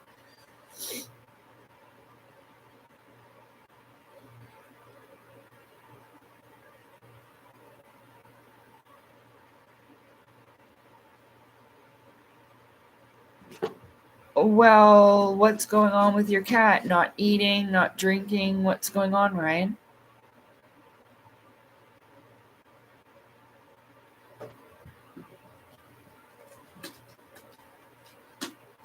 Yeah, I've seen that meme too, Dave. But I mean, it's more so the flat earth thing is about helping you to be able to change your perspective, to try to fight the pre-programming of things you've been taught so that you can relearn other things. One of the biggest parts of the astral that I learned is that you really have to be open about changing perspectives, because the astral is going to change a lot and you have to be able to adapt to the change quickly. So that's really about what that whole thing is, because I cannot fly up as high as I can get to tell you whether it's really spherical or flat. Do I believe anything that NASA says? No. No, not anything. When somebody has lied a certain amount of times about certain things or been deceptive or hiding, you can't fucking trust them for nothing. So there's that. So that's kind of what did it for me at one point as well. You know, it goes in a process. Do I actually think they're going to fly? I don't know. But am I able to change my perspective about it and be open to adapt to whatever it is? Yes. And that is the main thing. And that's another thing people get caught up on. The ridiculousness of like these different models and theories of the flat earth. That was one of the things that held me back from pursuing it. So, you know,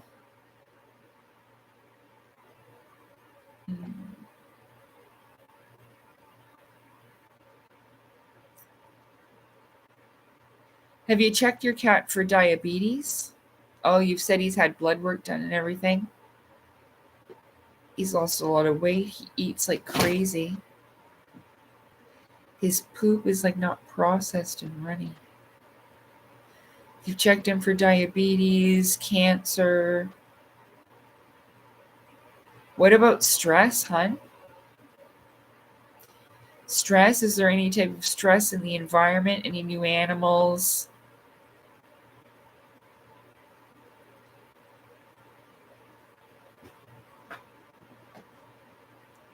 What about trying to give him chicken hearts and livers that you cook and put in the blender? It's a homemade cat food. You can add pumpkin to it.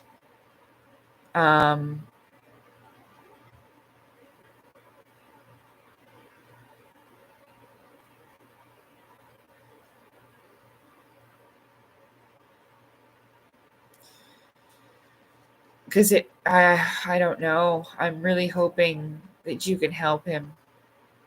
Sometimes, like, I mean, if it was the kidneys, they let me know that Mr. was dying. His kidneys were dying. So that's what killed my baby. He had no more water. He couldn't push out his poops anymore. He could hardly pee, and yeah, it was pretty awful. So, I mean, maybe trying the homemade cat food at least Might make him a little bit more happy and comfortable to have some human food before he leaves the world. Yeah, his kidneys are stressed.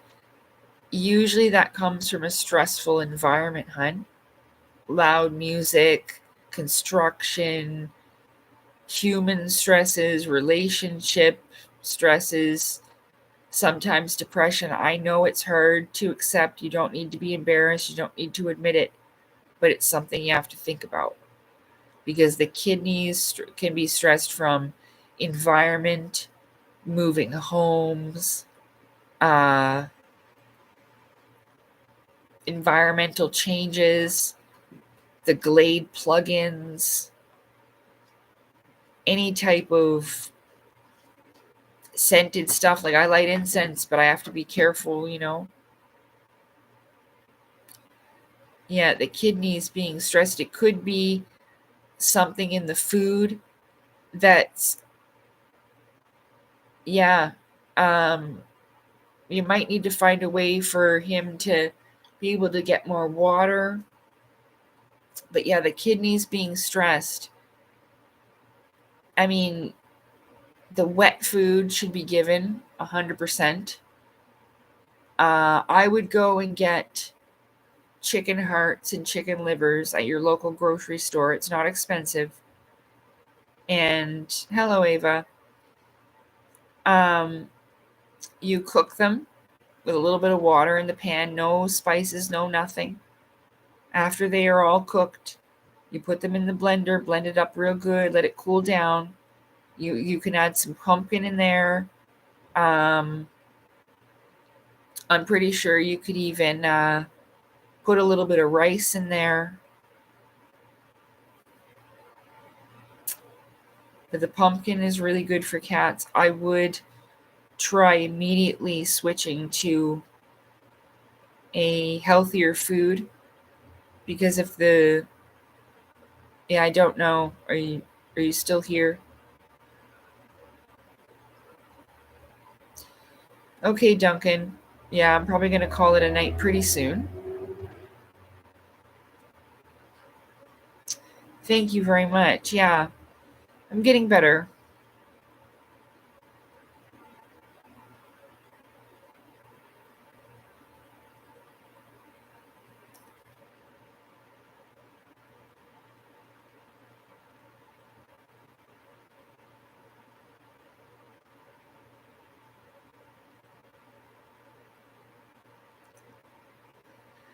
Yeah, sometimes just environmental stresses. Sometimes, like, if there was a cat living in your environment before, your cat will be able to smell that and think there's always another cat somewhere, but he can't find it and be constantly stressed out.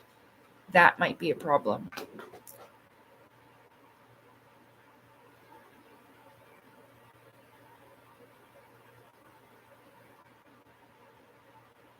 Yeah, milk will make cats ill for sure. Yeah. No problem. We all want to help. We all know the pain of losing a loved one. Doesn't matter, animal or not, they are our loved ones. And I'm very sorry. I wish I could help you. I'm trying to think of everything I possibly can. Yeah. Yeah. Oh, yeah. I care about animals a lot. I don't want to see the suffering of anyone.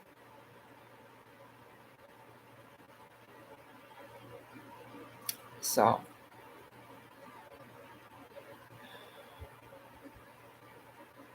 good.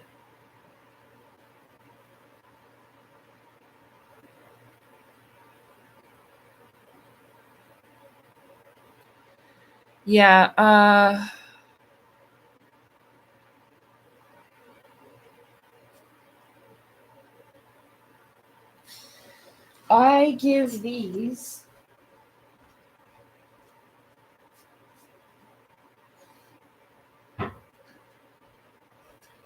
I give these and I know it's a hairball aid, but it's a hemp product, okay? I give these to Salem and Marvin. But this is all that it helps with. mood, allergies, behavior, immune, discomfort, activity, memory, hemp.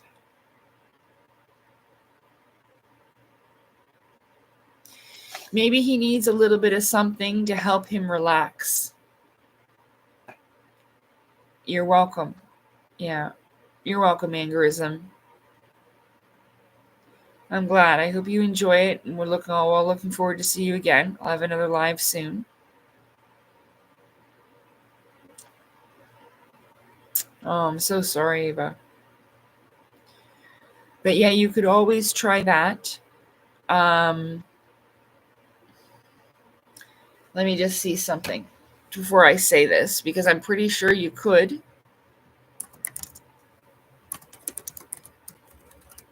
Hang on.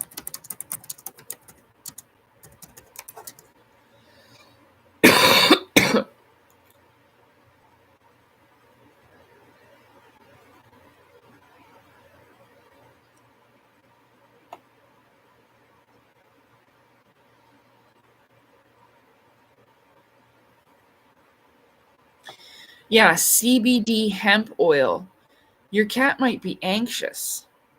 I know. But you can actually give this to cats. You can look it up here. All I put in was, can cats have hemp oil? There's hemp and CBD oil, but you can try this for your animal. It's rich in antioxidants, omega-3s, helps reduce inflammation, supports the immune function. You want for cold pressed hemp that is free from THC. You don't want to give them anything with THC. CBD is fine. You want CBD oil can support your cat's comfort, calm, and wellness, and how to use it safely and effectively. There's CBD oil for cats, your top 9 questions answered.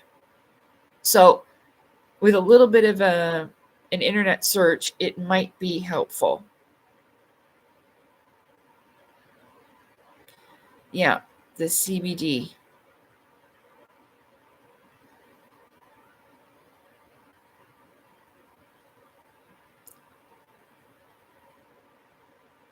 Yeah, there's cat grass. Yeah. But yeah, the CBD oil might just be able to help, and maybe he might have anxiety. And like I said, if there is the smell of another cat, I'm pretty sure cleaning with vinegar is a strong smell. It might even bother him more.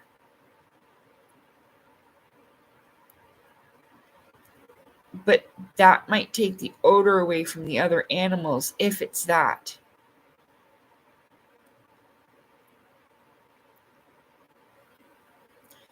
Because it might be stress, because stress causes the kidneys to be stressed. I mean, my mister only lasted a week after we moved. So it does cause a lot of stress moving. He lived in that other place for all of his life. So, but we had no choice. We had to leave. It was, and he only got to stay here with me a week. And he was my boy of 15 years. His name was Mr. Sweet Cheeks. And I loved him.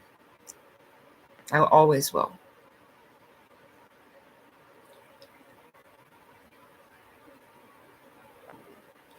But we are all praying for you, Ryan.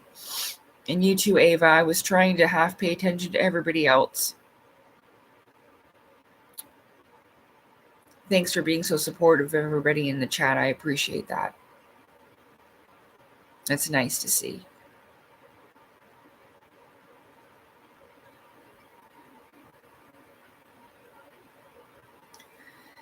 Yeah, I mean, with the saline tree, I know.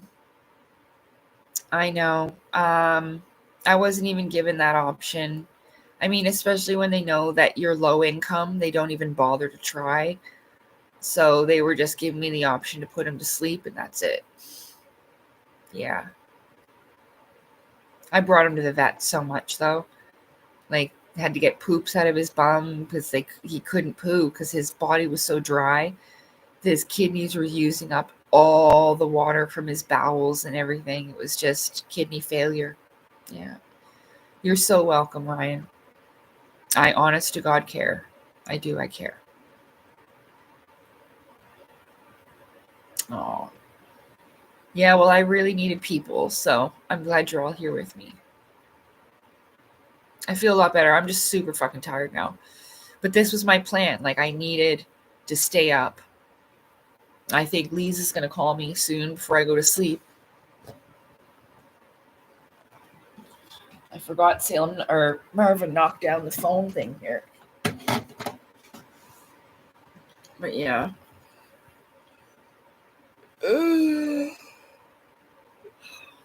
It's okay, JB. It's good to see you're still here.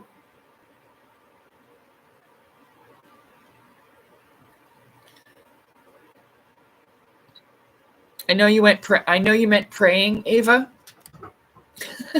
I'm paying for you too, but I know you meant praying. Thank you. Yeah, I will. I was just gonna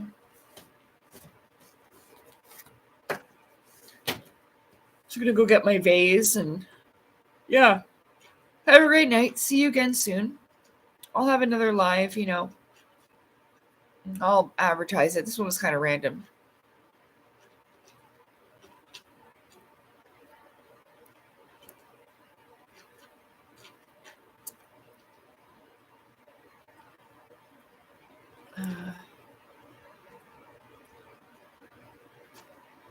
Well, let me tell you, the vet is extremely expensive here. So it took all of my money. It was horrible after Mr. passed away. I was in debt. We had no money.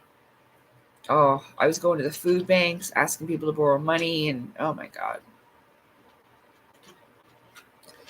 But I couldn't let him suffer. They have no pity at all. They don't care.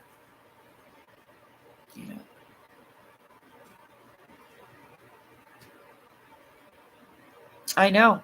It's unbelievably greedy and horrible and cruel. And that's what I mean. Like, it's just one of the things that bothers me about this world. Because they don't understand that these beings are souls as well. A lot of people, they just don't see them that way. They don't see animals as other, like, real souls with feelings, and they don't see it. Yeah. Oh, yeah. Just to take Mr. to the vet to get that poopy out of his bum, it was $1,600. Yeah. One time. Thankfully, that time I had help from a charity. Yeah. A charity called the Farley Foundation that helps people on disability like me in Canada. Yeah. That was how I paid for that.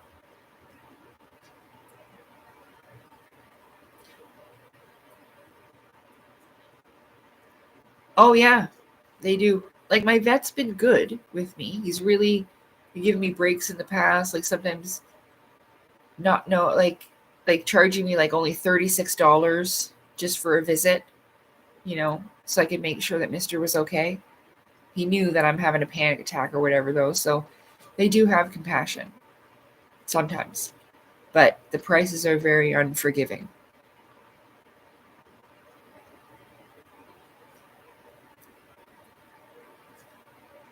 Yeah. No, they won't keep up on any treatments unless you can pay for it. It's horrific. Yeah. Yeah. And my vet is so rich, always going on vacation, got this big new facility. It's, yeah. And that's another thing. Like, there's so much greed and it cannot be supported. Yeah.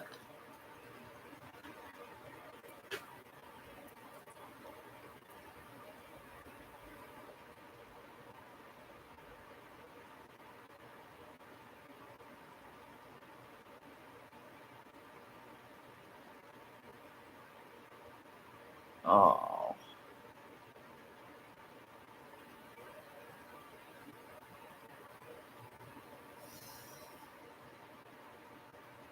that's really sad. Yeah.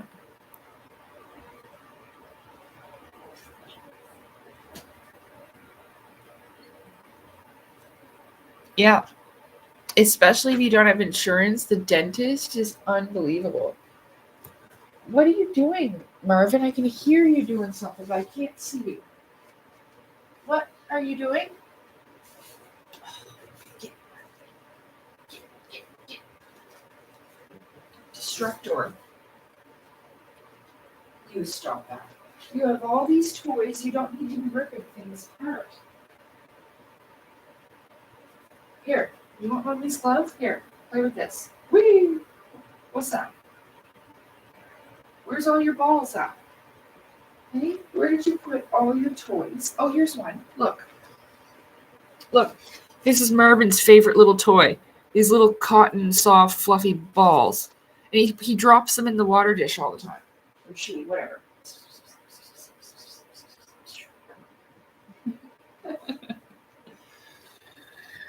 All right, let's see here. Shit, did I finish talking about what I was saying? What were we talking about? Was I rude and just got up and left?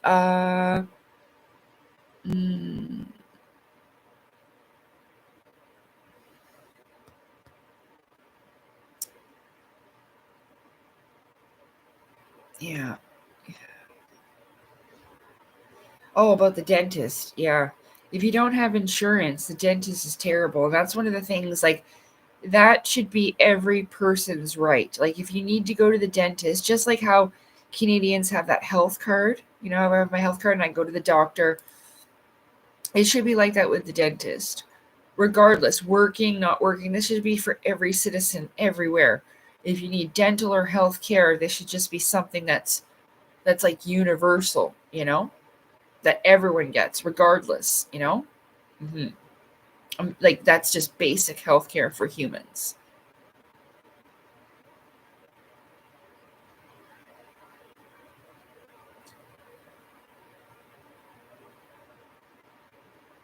Yeah, I know. See what I mean? There's no need for that, JB. That's sad. That's fucking sad. Everybody. The only reason why I can go to the dentist is because I'm on this disability program that I'm on. Yeah. And I'm very grateful, you know? Yeah. Yeah. Very, very greedy they are. I know. The vet, the dentist. Yeah. It's fucking sad.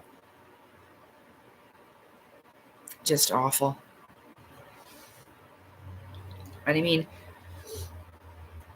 there's so many animals. One of the things that we could do is have spay and neutering programs that are free, you know, be a wait list, but I mean, there is some subsidized programs within different cities. You can always find stuff like that. But, and I mean, even if you need to go to the dentist, there's like the dental college that's also cheaper. And the students will, I mean, they're students, but they're still going to clean your teeth properly, especially if it's teeth cleaning or whatever, you know.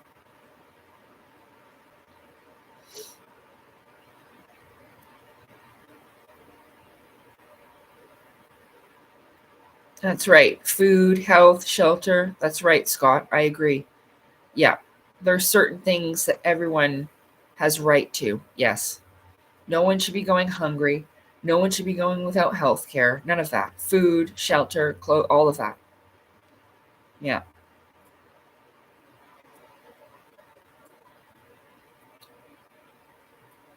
Fair access to transportation so that they can get to work, all of those things, you know, to help make people's lives easier, not harder.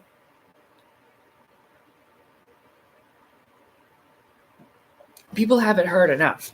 There's only some people that think they don't have it hard enough. Oh, these people need to work for what they get. People like fucking Klaus Schwab think like that. Son of a bitch. He's evil because he's ugly.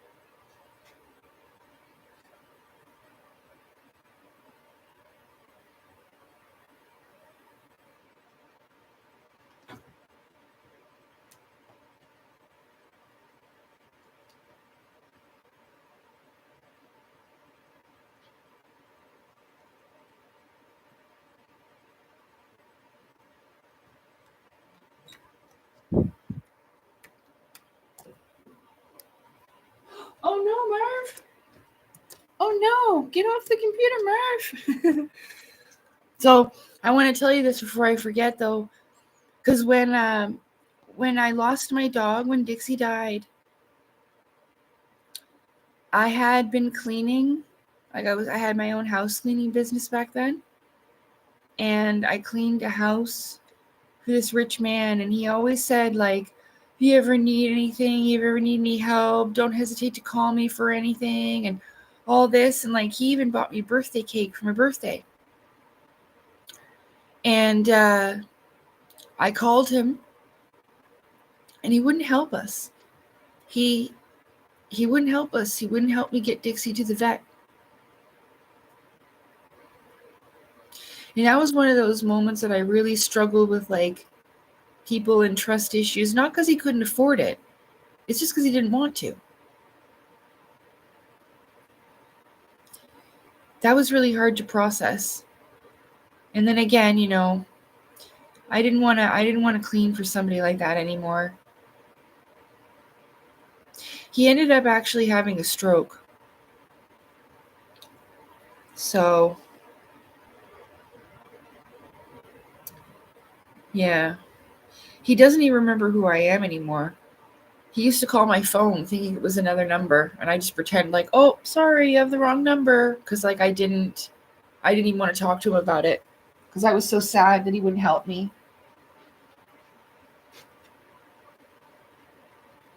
I mean, I know, like, I'm not entitled to people's help. It's just like, he said he would, always being like so nice about it.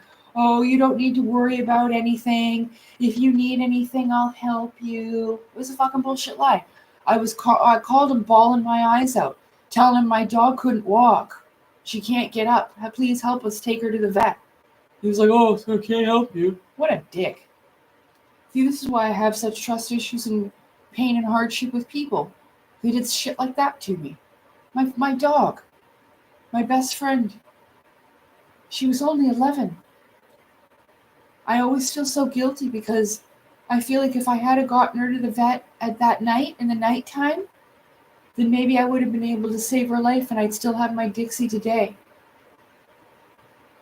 Still hurts me. I love my dog.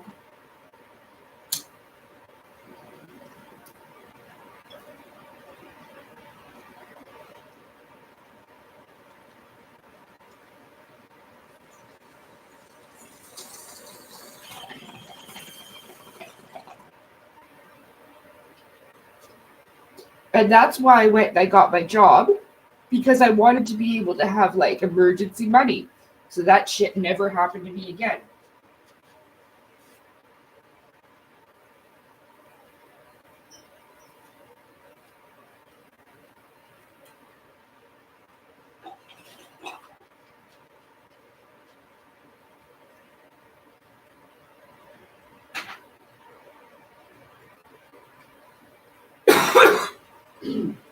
And I loved my job. I really loved my job, and I made really good money.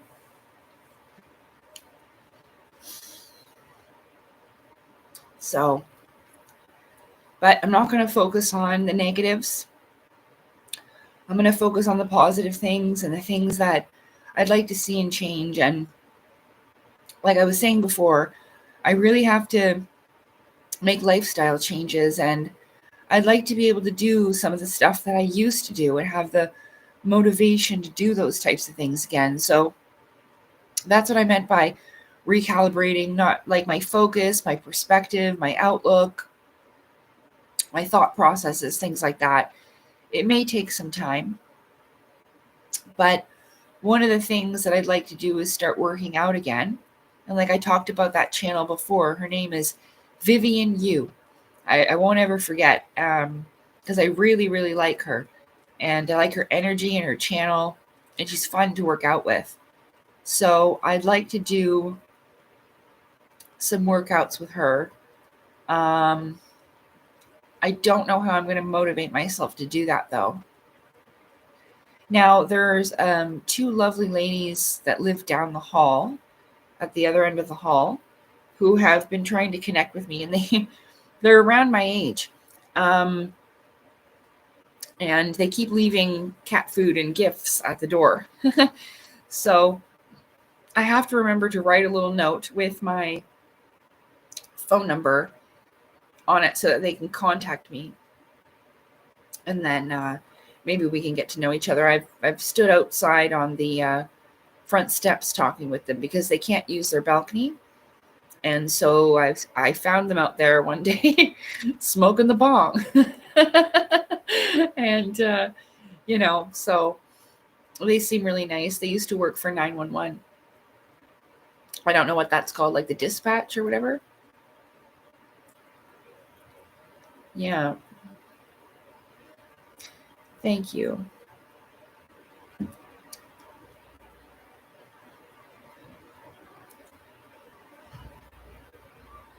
Do you think you'll ever go back to work again? I want to. Like, I really want to. I want to be able to, but it's the stability. Like, I can only. So, what happens sometimes is my CPTSD, this is what like trauma flashbacks are kind of like. I know, baby, I'm going to get you some food. Where it's like I will be reliving traumatic events, sometimes for days on end. Where I can't get out of it. It's almost like living war stories, horror stories, like I'm back in it and there's no one around to even help me get out of it. It was nice because I remember that almost happened on a live chat, and I think it was Scott who deferred my thought. He said something like, I thought we were going to do this or whatever. I think it was that. And it changed my mind. I was like, oh yeah. And I went to go and do that. So that's just what I mean. Like, there's no one around that can even help. That's why I used to have to call those crisis lines and stuff, because I can't get out of it. So that's what happens. So I will, have these things happen and then I won't be able to work. So that's kind of what happened. I was doing really good. And then I saw the false twin flame guy while I was at work. We did similar jobs.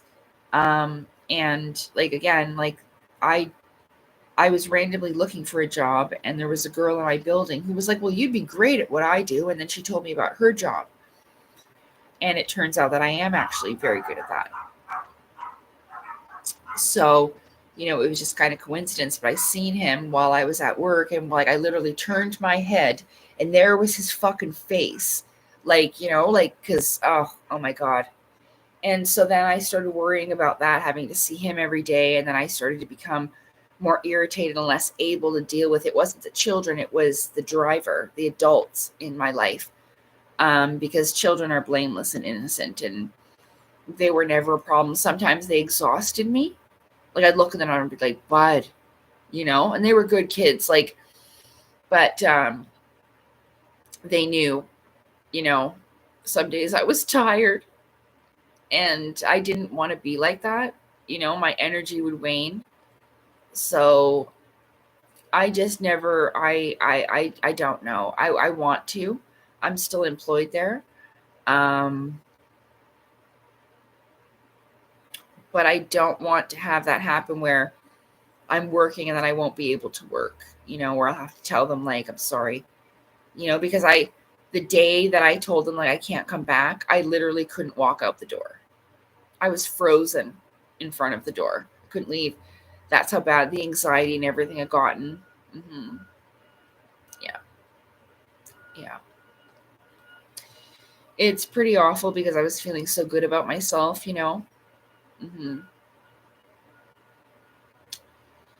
But that's what happens. Yeah. Thanks for understanding.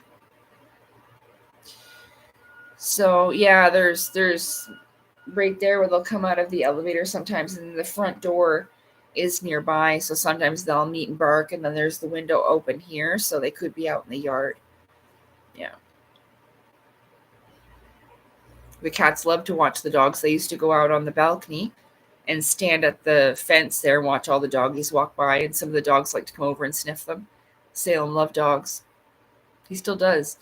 But they understand now that they can't go out there. For a little bit, they didn't understand why, but now they do. Thank you. Yeah, I am. But I mean, like, it's the same. I am good with kids, but then when I get really exhausted, that's why I said, like, I'm kind of glad that I wasn't a mother, because being in this condition, I mean, yes, if I was married and I had my husband and everything like that, situations would be different. But you know, this illness is very difficult, and it does affect the people around you. So, you know, I can go through some really hard times of depression where, you know, I'll have some end of story thinking, even though I don't actually want to end my story. It's because of the excruciating pain and suffering, me wanting that to be over. So it's very difficult, and I didn't ever want that to be an issue at work. And so as soon as I felt that coming on, I knew I had to tell them I don't think it's a good idea if I come back. So they did call and ask if I was coming back, but I've kind of been too ashamed to even be. I didn't know what to say to them, because I don't actually want to quit, and I think they might know that. Bless them for it, because I have excellent employers. They've always been very kind to me and understanding and compassionate. So there's that. Oh, thank you very much, Rock. Thank you. Thank you. That might happen, might not. Either way, I'm okay with that.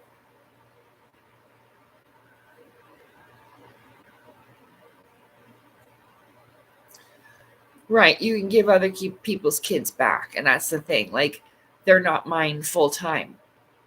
So yes, I'm I'm excellent with children. I treat them like people. You know, I don't look down on them so that my energy is overbearing, so they feel very comfortable, but they still respect me and all that.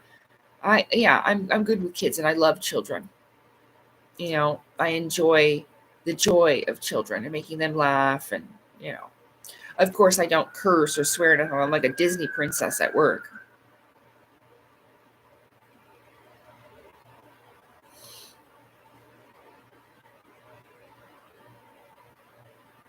Lots of different things, Emil. Welcome.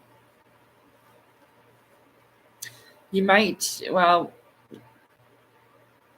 we might not have too much time left. I might be staying another half an hour. But I did actually volunteering. Okay, so that's actually how I got Salem. I used to volunteer at a kitty cat shelter, and I went there almost every day. And I'm still close with the lady that runs the shelter. I can still call her, and if I need anything or if I have a question, I called her not long ago to let her know that I had Merv and to catch up and whatever. But again, it got to be too stressful. The cats were fighting sometimes. I got too attached to some of the cats. So it only happened once, but I cried and it was a black and white tuxedo cat named Carson. I used to clean, and he would ride around on my back. And so, but because he was already an adult, I was afraid that Mr. Sweet Cheeks would fight him. So I wanted to get a younger cat, but I was quite attached. And I had a panic attack. They didn't get mad at me. It was just, I was like, I'm too exhausted. I can't do this anymore. It's too stressful. I had a panic attack because one morning it was quite stressful. The owner had a lot going on. Some of the volunteers didn't show or whatever. And she asked me to go let the kittens out in the kitten room. And so I went and I let them all out. But what happened was that overnight, a paper fell off one of the cages, but I didn't see that. And there was one of the cages where the kittens weren't supposed to be out because they weren't all vaccinated. And I let them all out. So then finally, when they realized that and said that, I had this overwhelming feeling of dread, like it was my fault and all these kittens were going to die. Okay. I didn't make a huge scene about it, but I'm sweating. I can't think properly. I'm trying to do my work. It's just, long story short, is that that's what post-traumatic stress disorder is. It sucks, but in a stressful environment like that, I mean, especially because I love animals so much,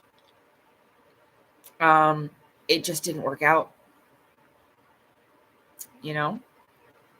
Oh, good night, Gladiator. Good night.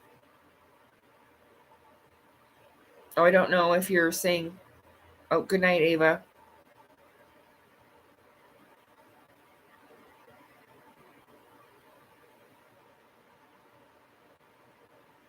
I haven't wanted to be alive. I want to unalive myself, and I thought I was, but I keep moving the goalpost when the time comes. Well, maybe it's time to decide to do something different. Maybe it's time to decide to live, to do the opposite and see what happens. You know, whatever possible, whatever changes, you know, whatever is possible.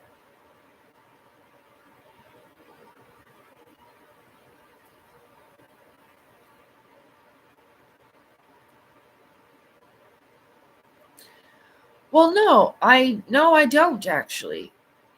I wish that this was healed and done. I actually don't want to end my story. Yeah. Yeah. I actually don't want that. I just want like to be healed so I don't have to deal with this nightmare of a disorder, you know. That's what it was. That's why I was so excited about med beds.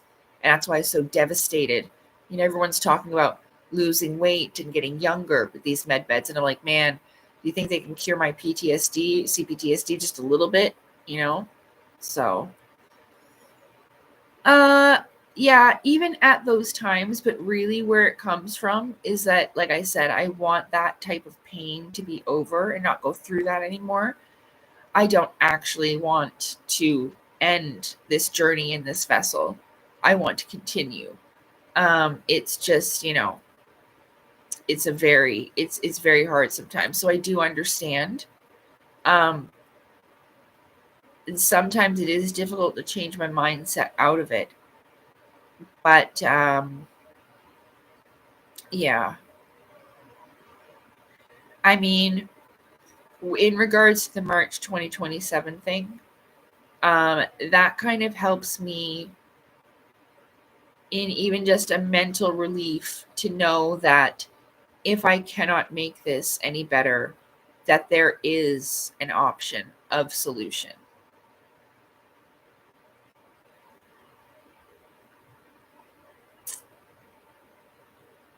Thanks, Rod.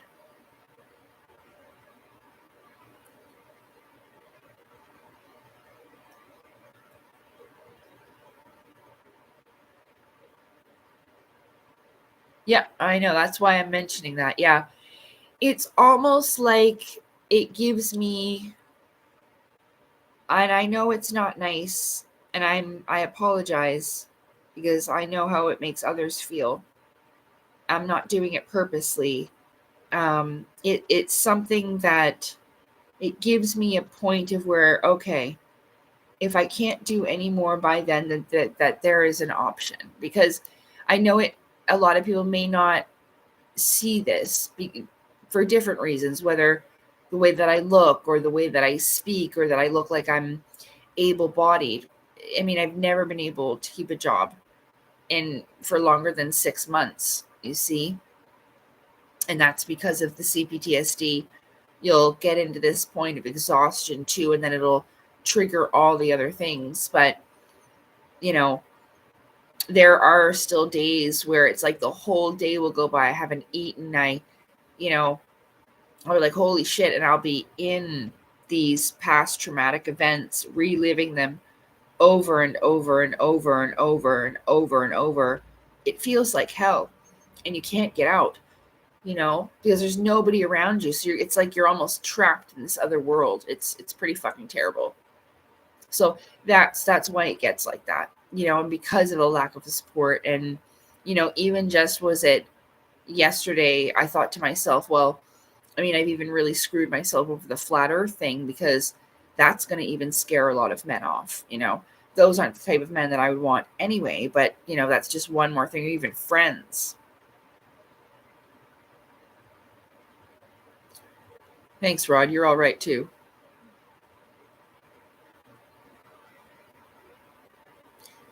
Yeah, I remember you told me that, Scott. Yeah. And that's what I mean. Like, the thing about it is too, is that I know that if I don't complete all of this part of soul school that's been given to me now, I will have to come back and complete it at a different time. But yeah, as far as the March 2027 thing, it kind of gives me mental relief, and even just saying it to myself, so that all of this, even when I am so overwhelmed with the immense amount sometimes of this online abuse comments, like just these awful comments. It's not so much now because I haven't been posting any newer videos, but they still show up. There's still people watching these older videos, that even my loneliness video, that have come, just to take a jab at me in any way they can. So it's part of a mental relief thing. I do have to work on it. I think this is one of the ways that I have destroyed my relationships with others, mostly because I will tell them literally to go away and not talk to me anymore. But it's a way of protecting them and myself from further pain and harm.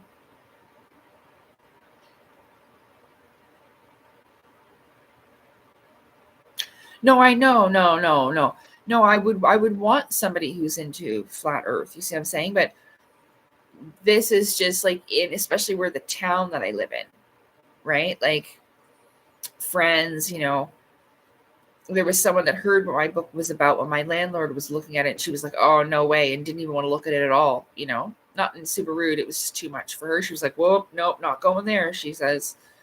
So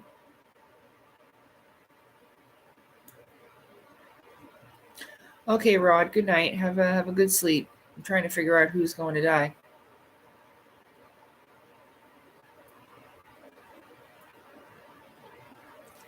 Well, yeah, that's what I mean. I think it's kind of, I think we need to focus on life and living,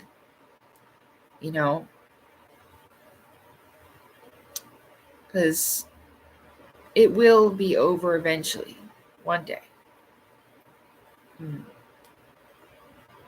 And like I said, reincarnation is a thing, so you just be sent right back. Who the fuck wants that? That's the one thing I thought.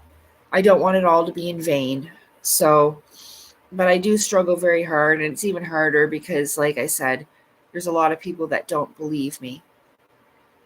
I mean, not you, but just, that's why I'm still alone. It's complicated. Fuck.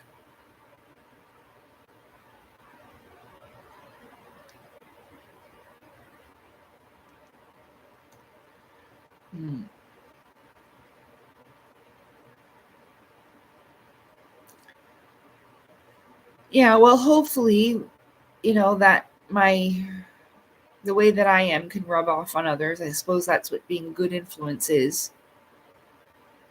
I try anyway. I'm not the best, but I'm trying my best.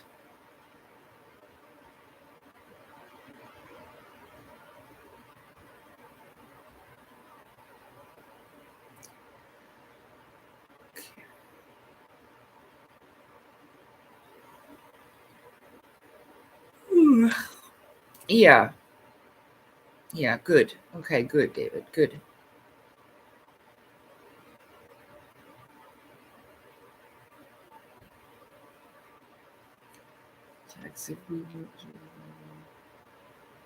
Yeah. Yeah, well, you know what it reminds me of, Binky? Because you really can't handle it all anyway. You wouldn't want to. It reminds me of the scene in Indiana Jones and the Crystal Skulls. I think of this a lot because this is kind of what happened to me a little bit, but not really. mean, not all the way anyway. It's when the lady goes up to the crystal skull being and she tells him, I want to know everything. And then she ends up catching her eyeballs catch on fire, and then she blows up and goes into another dimension. Yeah, we're really not supposed to know everything.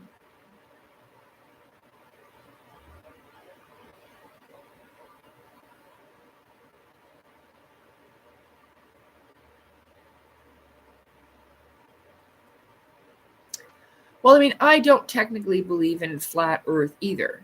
Like I was saying, I haven't been able to see it for myself. The only reason why my perspective has changed is because I found the or the Terra Infinita map, which looks like a giant cell, which is what really sparked the whole thing, because that's how I always saw the universe. Like, we're in a giant celestial body, and then we're all little cells and giant in cells and even bigger cells. See what I'm saying? So, kind of like this. And I was so happy I found something.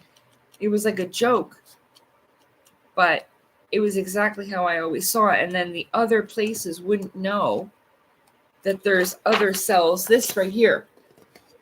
See what it says? Is it possible there's life on other cells? Nah way, you're crazy. But you see how many there are? But they don't know they're there. And that's inside the giant celestial body that makes up the body. And we're all in there, in these little worlds, with all the little worlds on the inside, yeah? And that's exactly what Claudio Nocelli's map reminded me of. Ah, it says it right there. The Nos Confunded Terra Infinita map. When I first saw it, I thought it looked like a giant cell like this. See?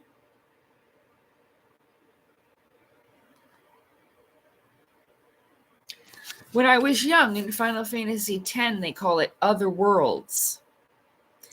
And if you remember from Final Fantasy X, Sin transports him from one world to another. He's literally incarnating into another world. Do you remember Final Fantasy X? Mm-hmm.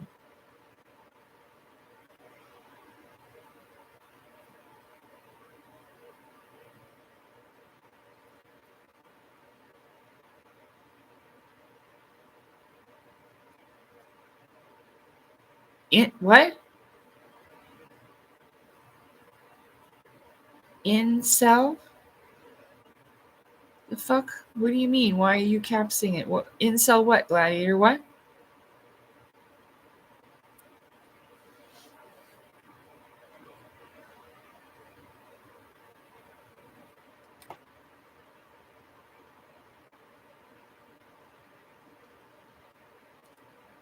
Quantum leap? Oh, the many cells. Yeah, many worlds. Multiverse theory or cellular theory.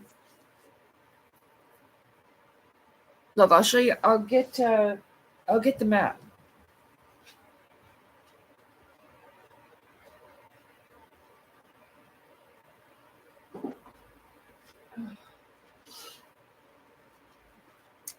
This was the first map I saw.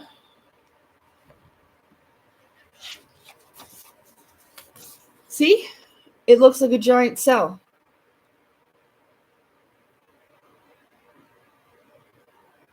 That's his map. See?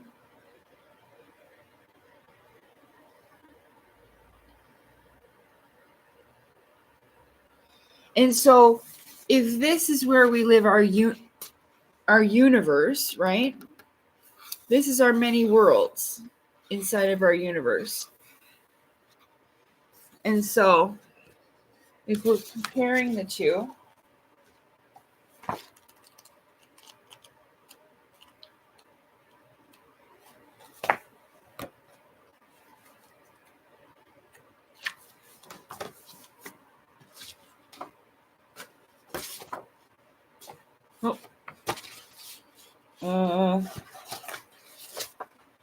like this way. Like that, like, oh, Like shit. That. Wait.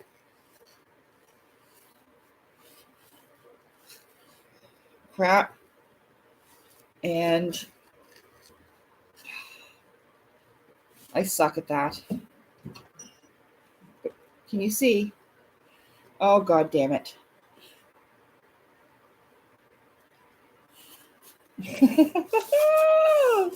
I hate this. Okay, hold on. Okay, so there's the thing. And there's that.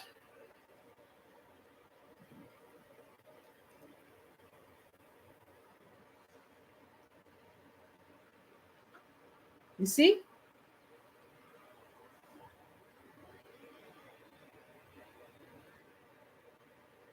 And so the multiverse is a hypothetical set of all universes. Together, these universes are presumed to comprise everything that exists. The entirety of space, time, matter, energy, information, and the physical laws and constants that describe them. The different universes within the multi-universes are called parallel universes, flat universes, other universes, alternate universes, multiple universes, plane universes, parent or child universes. Okay, because here's the thing. So basically, Claudio is the creator of that map in those worlds, okay? So he's basically its creator. He's the father of it. That's who is the creator. So that's why it's when it says parent or child universes. So these are just things that we have created within ourselves. Creations of a creation.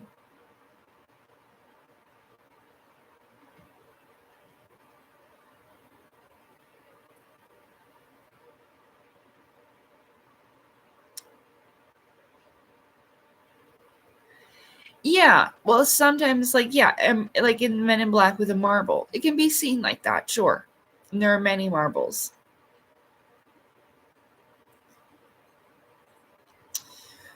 But yeah, so it's not that, because I can't prove if the Earth is flat or not.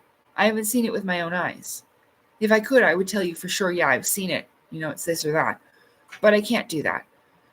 But I can adapt to change and be open to seeing it both ways, right? Or it could be most likely it's both.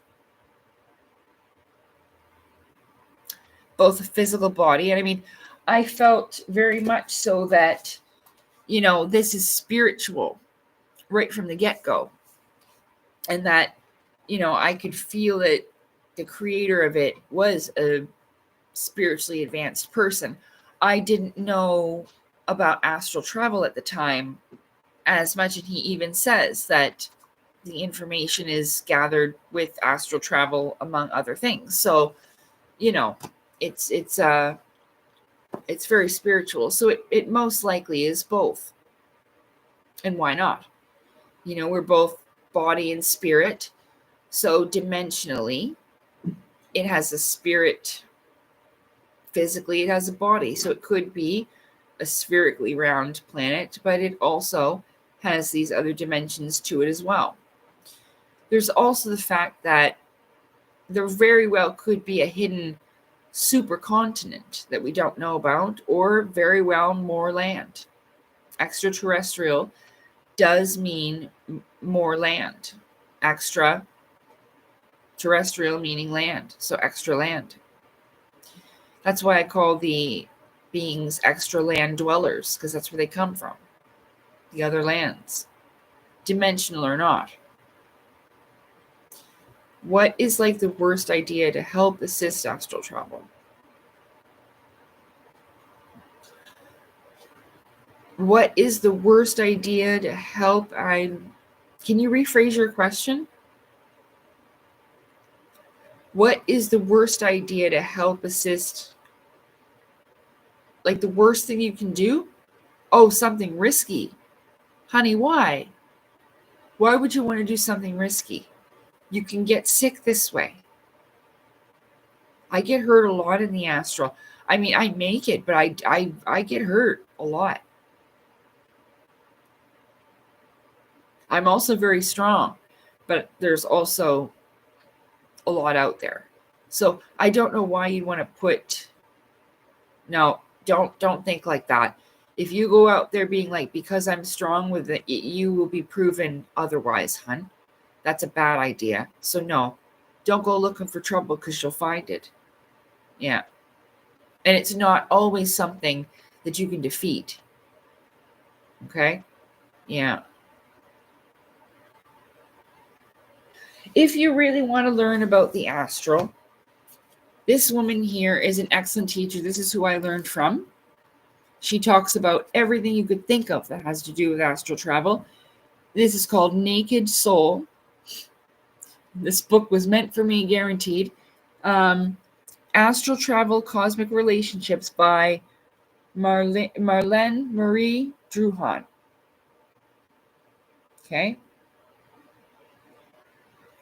And this is an excellent book. Now, this is an older book, so you're going to have to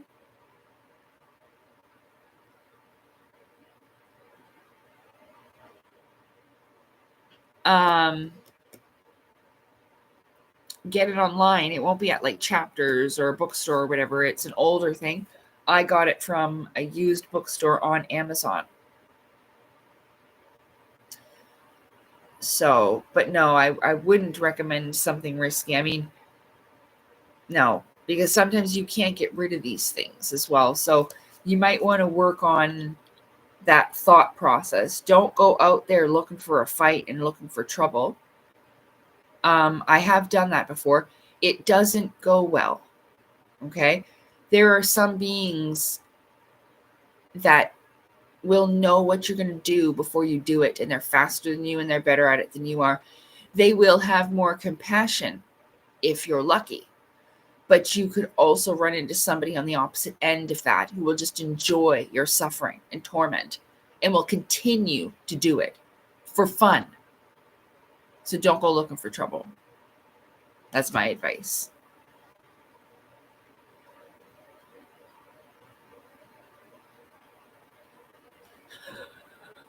David's always full of jokes.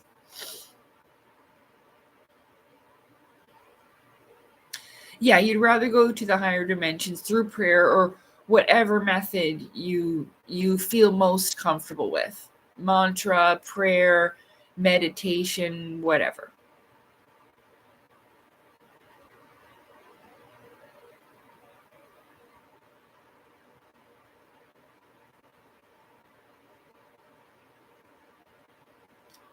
Who can't get you now?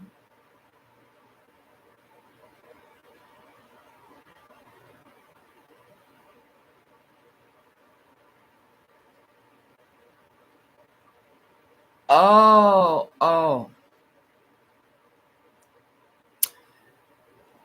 Well, everything is about frequency, energy, vibration. And what they mean by that, your frequency is what you're putting out. Your energy is what's contained within. And it's going to be like, I don't know if you were here about how I was talking about the sea of chi and your energetic center, your gut feeling. This is how the input and output of energies is you're going to feel. Okay.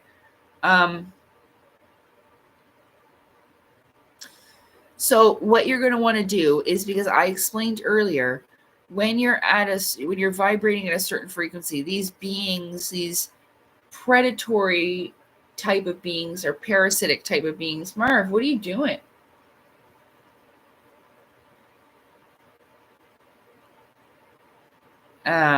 Scratching the wall over there.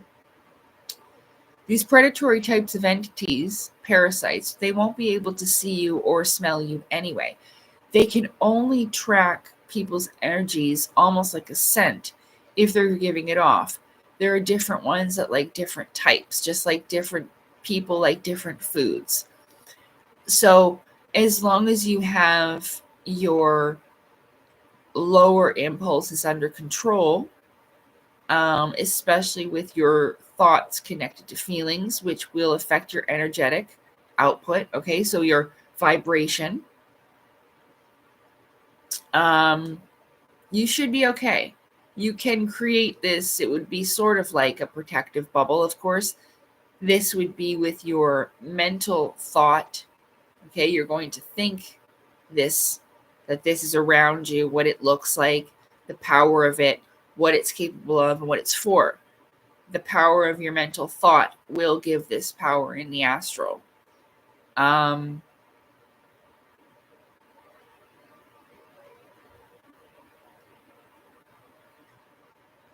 the number one thing is to not be afraid of them and to understand what they are. I would very much recommend this book. It's not a long book. It wasn't expensive.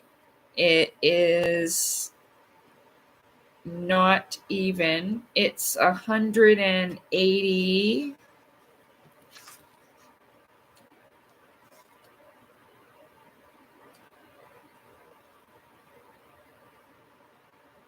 Mm, 88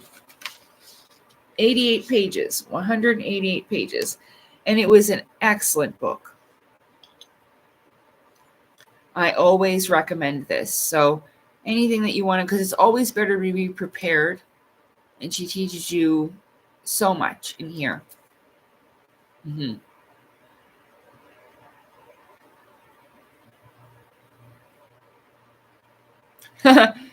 The cats are fed. I'm gonna change their food. Like I said, I was only gonna stay on until 10. So, and then I'm gonna go now, and I'm gonna go and give them their food and make some more tea. Find my freaking chapstick. I need to order a humidifier. It's just getting out of control. The dryness. All my windows are open, and it's just dry. So.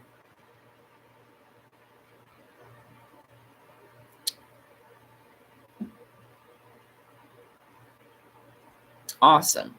I'm glad that was helpful, Jay White. Yes, the dream gun lady. That's right. I thought about the gun. And as soon as there's a dream that I wrote in my book about a gun. And I was holding it, but it had no trigger. It was beautiful. Looked like it was carved out of pewter, like this beautiful garden design. Like it had like little leaves and flowers. It was so fucking pretty. But it had no trigger. And I'm looking at it and I'm holding on to it, holding on to the part like that, and how you would normally hold a gun. But then I put it out like this, out forward, and I was like, I wonder how it fires. And when I thought fire, the damn thing went off. So thought makes it fire. I fired a hole right through the floor. Hold on. Okay, no.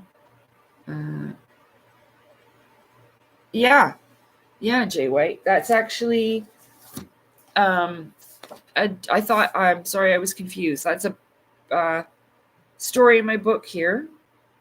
It's called, I think, The Garden Gun or something. Fuck, I don't remember. It's my own book. They have weird titles, though, because I wrote it like how they were kind of in my dream journal.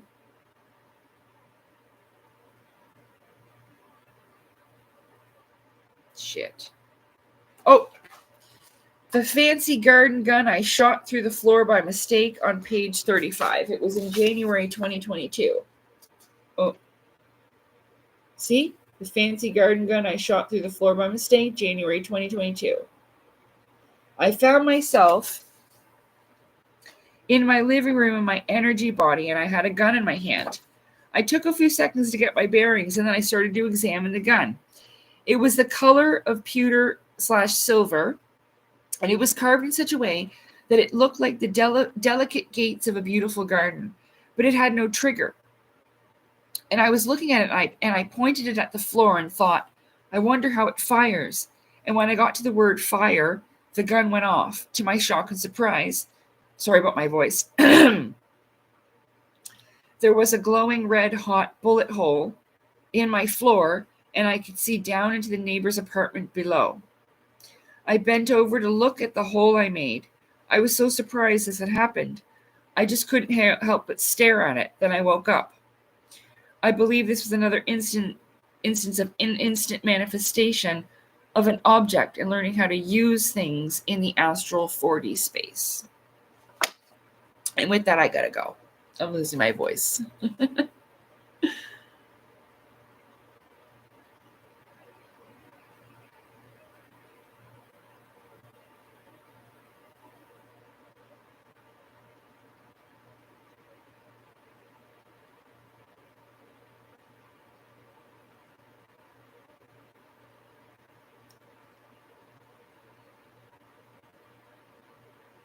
Yep. Yeah. You will bring stuff with you into your dreams. You'll see this in movies too. But also, you will go to sleep looking like you went to bed. So you could wear a costume, an anime costume, naughty lingerie, whatever, and you're going to go to bed like that, and you're going to astral travel like that. Yeah. You're welcome. You're very, very welcome. Thank you all for being here.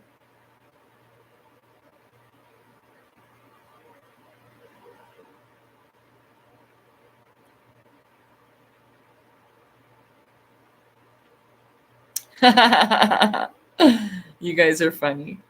Oh, my throat. Okay. Well, thank you for being here, everyone. It was a good time. Thank you so much for keeping me company. The old banana hammock, AJB. I'll know it's you.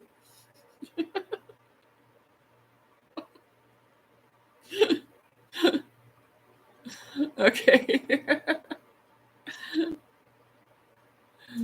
Yeah, okay. No hairy legs in the astral travel in the night, they're shaved. Good night, everyone. Thanks for being here. We'll play Hangman next time.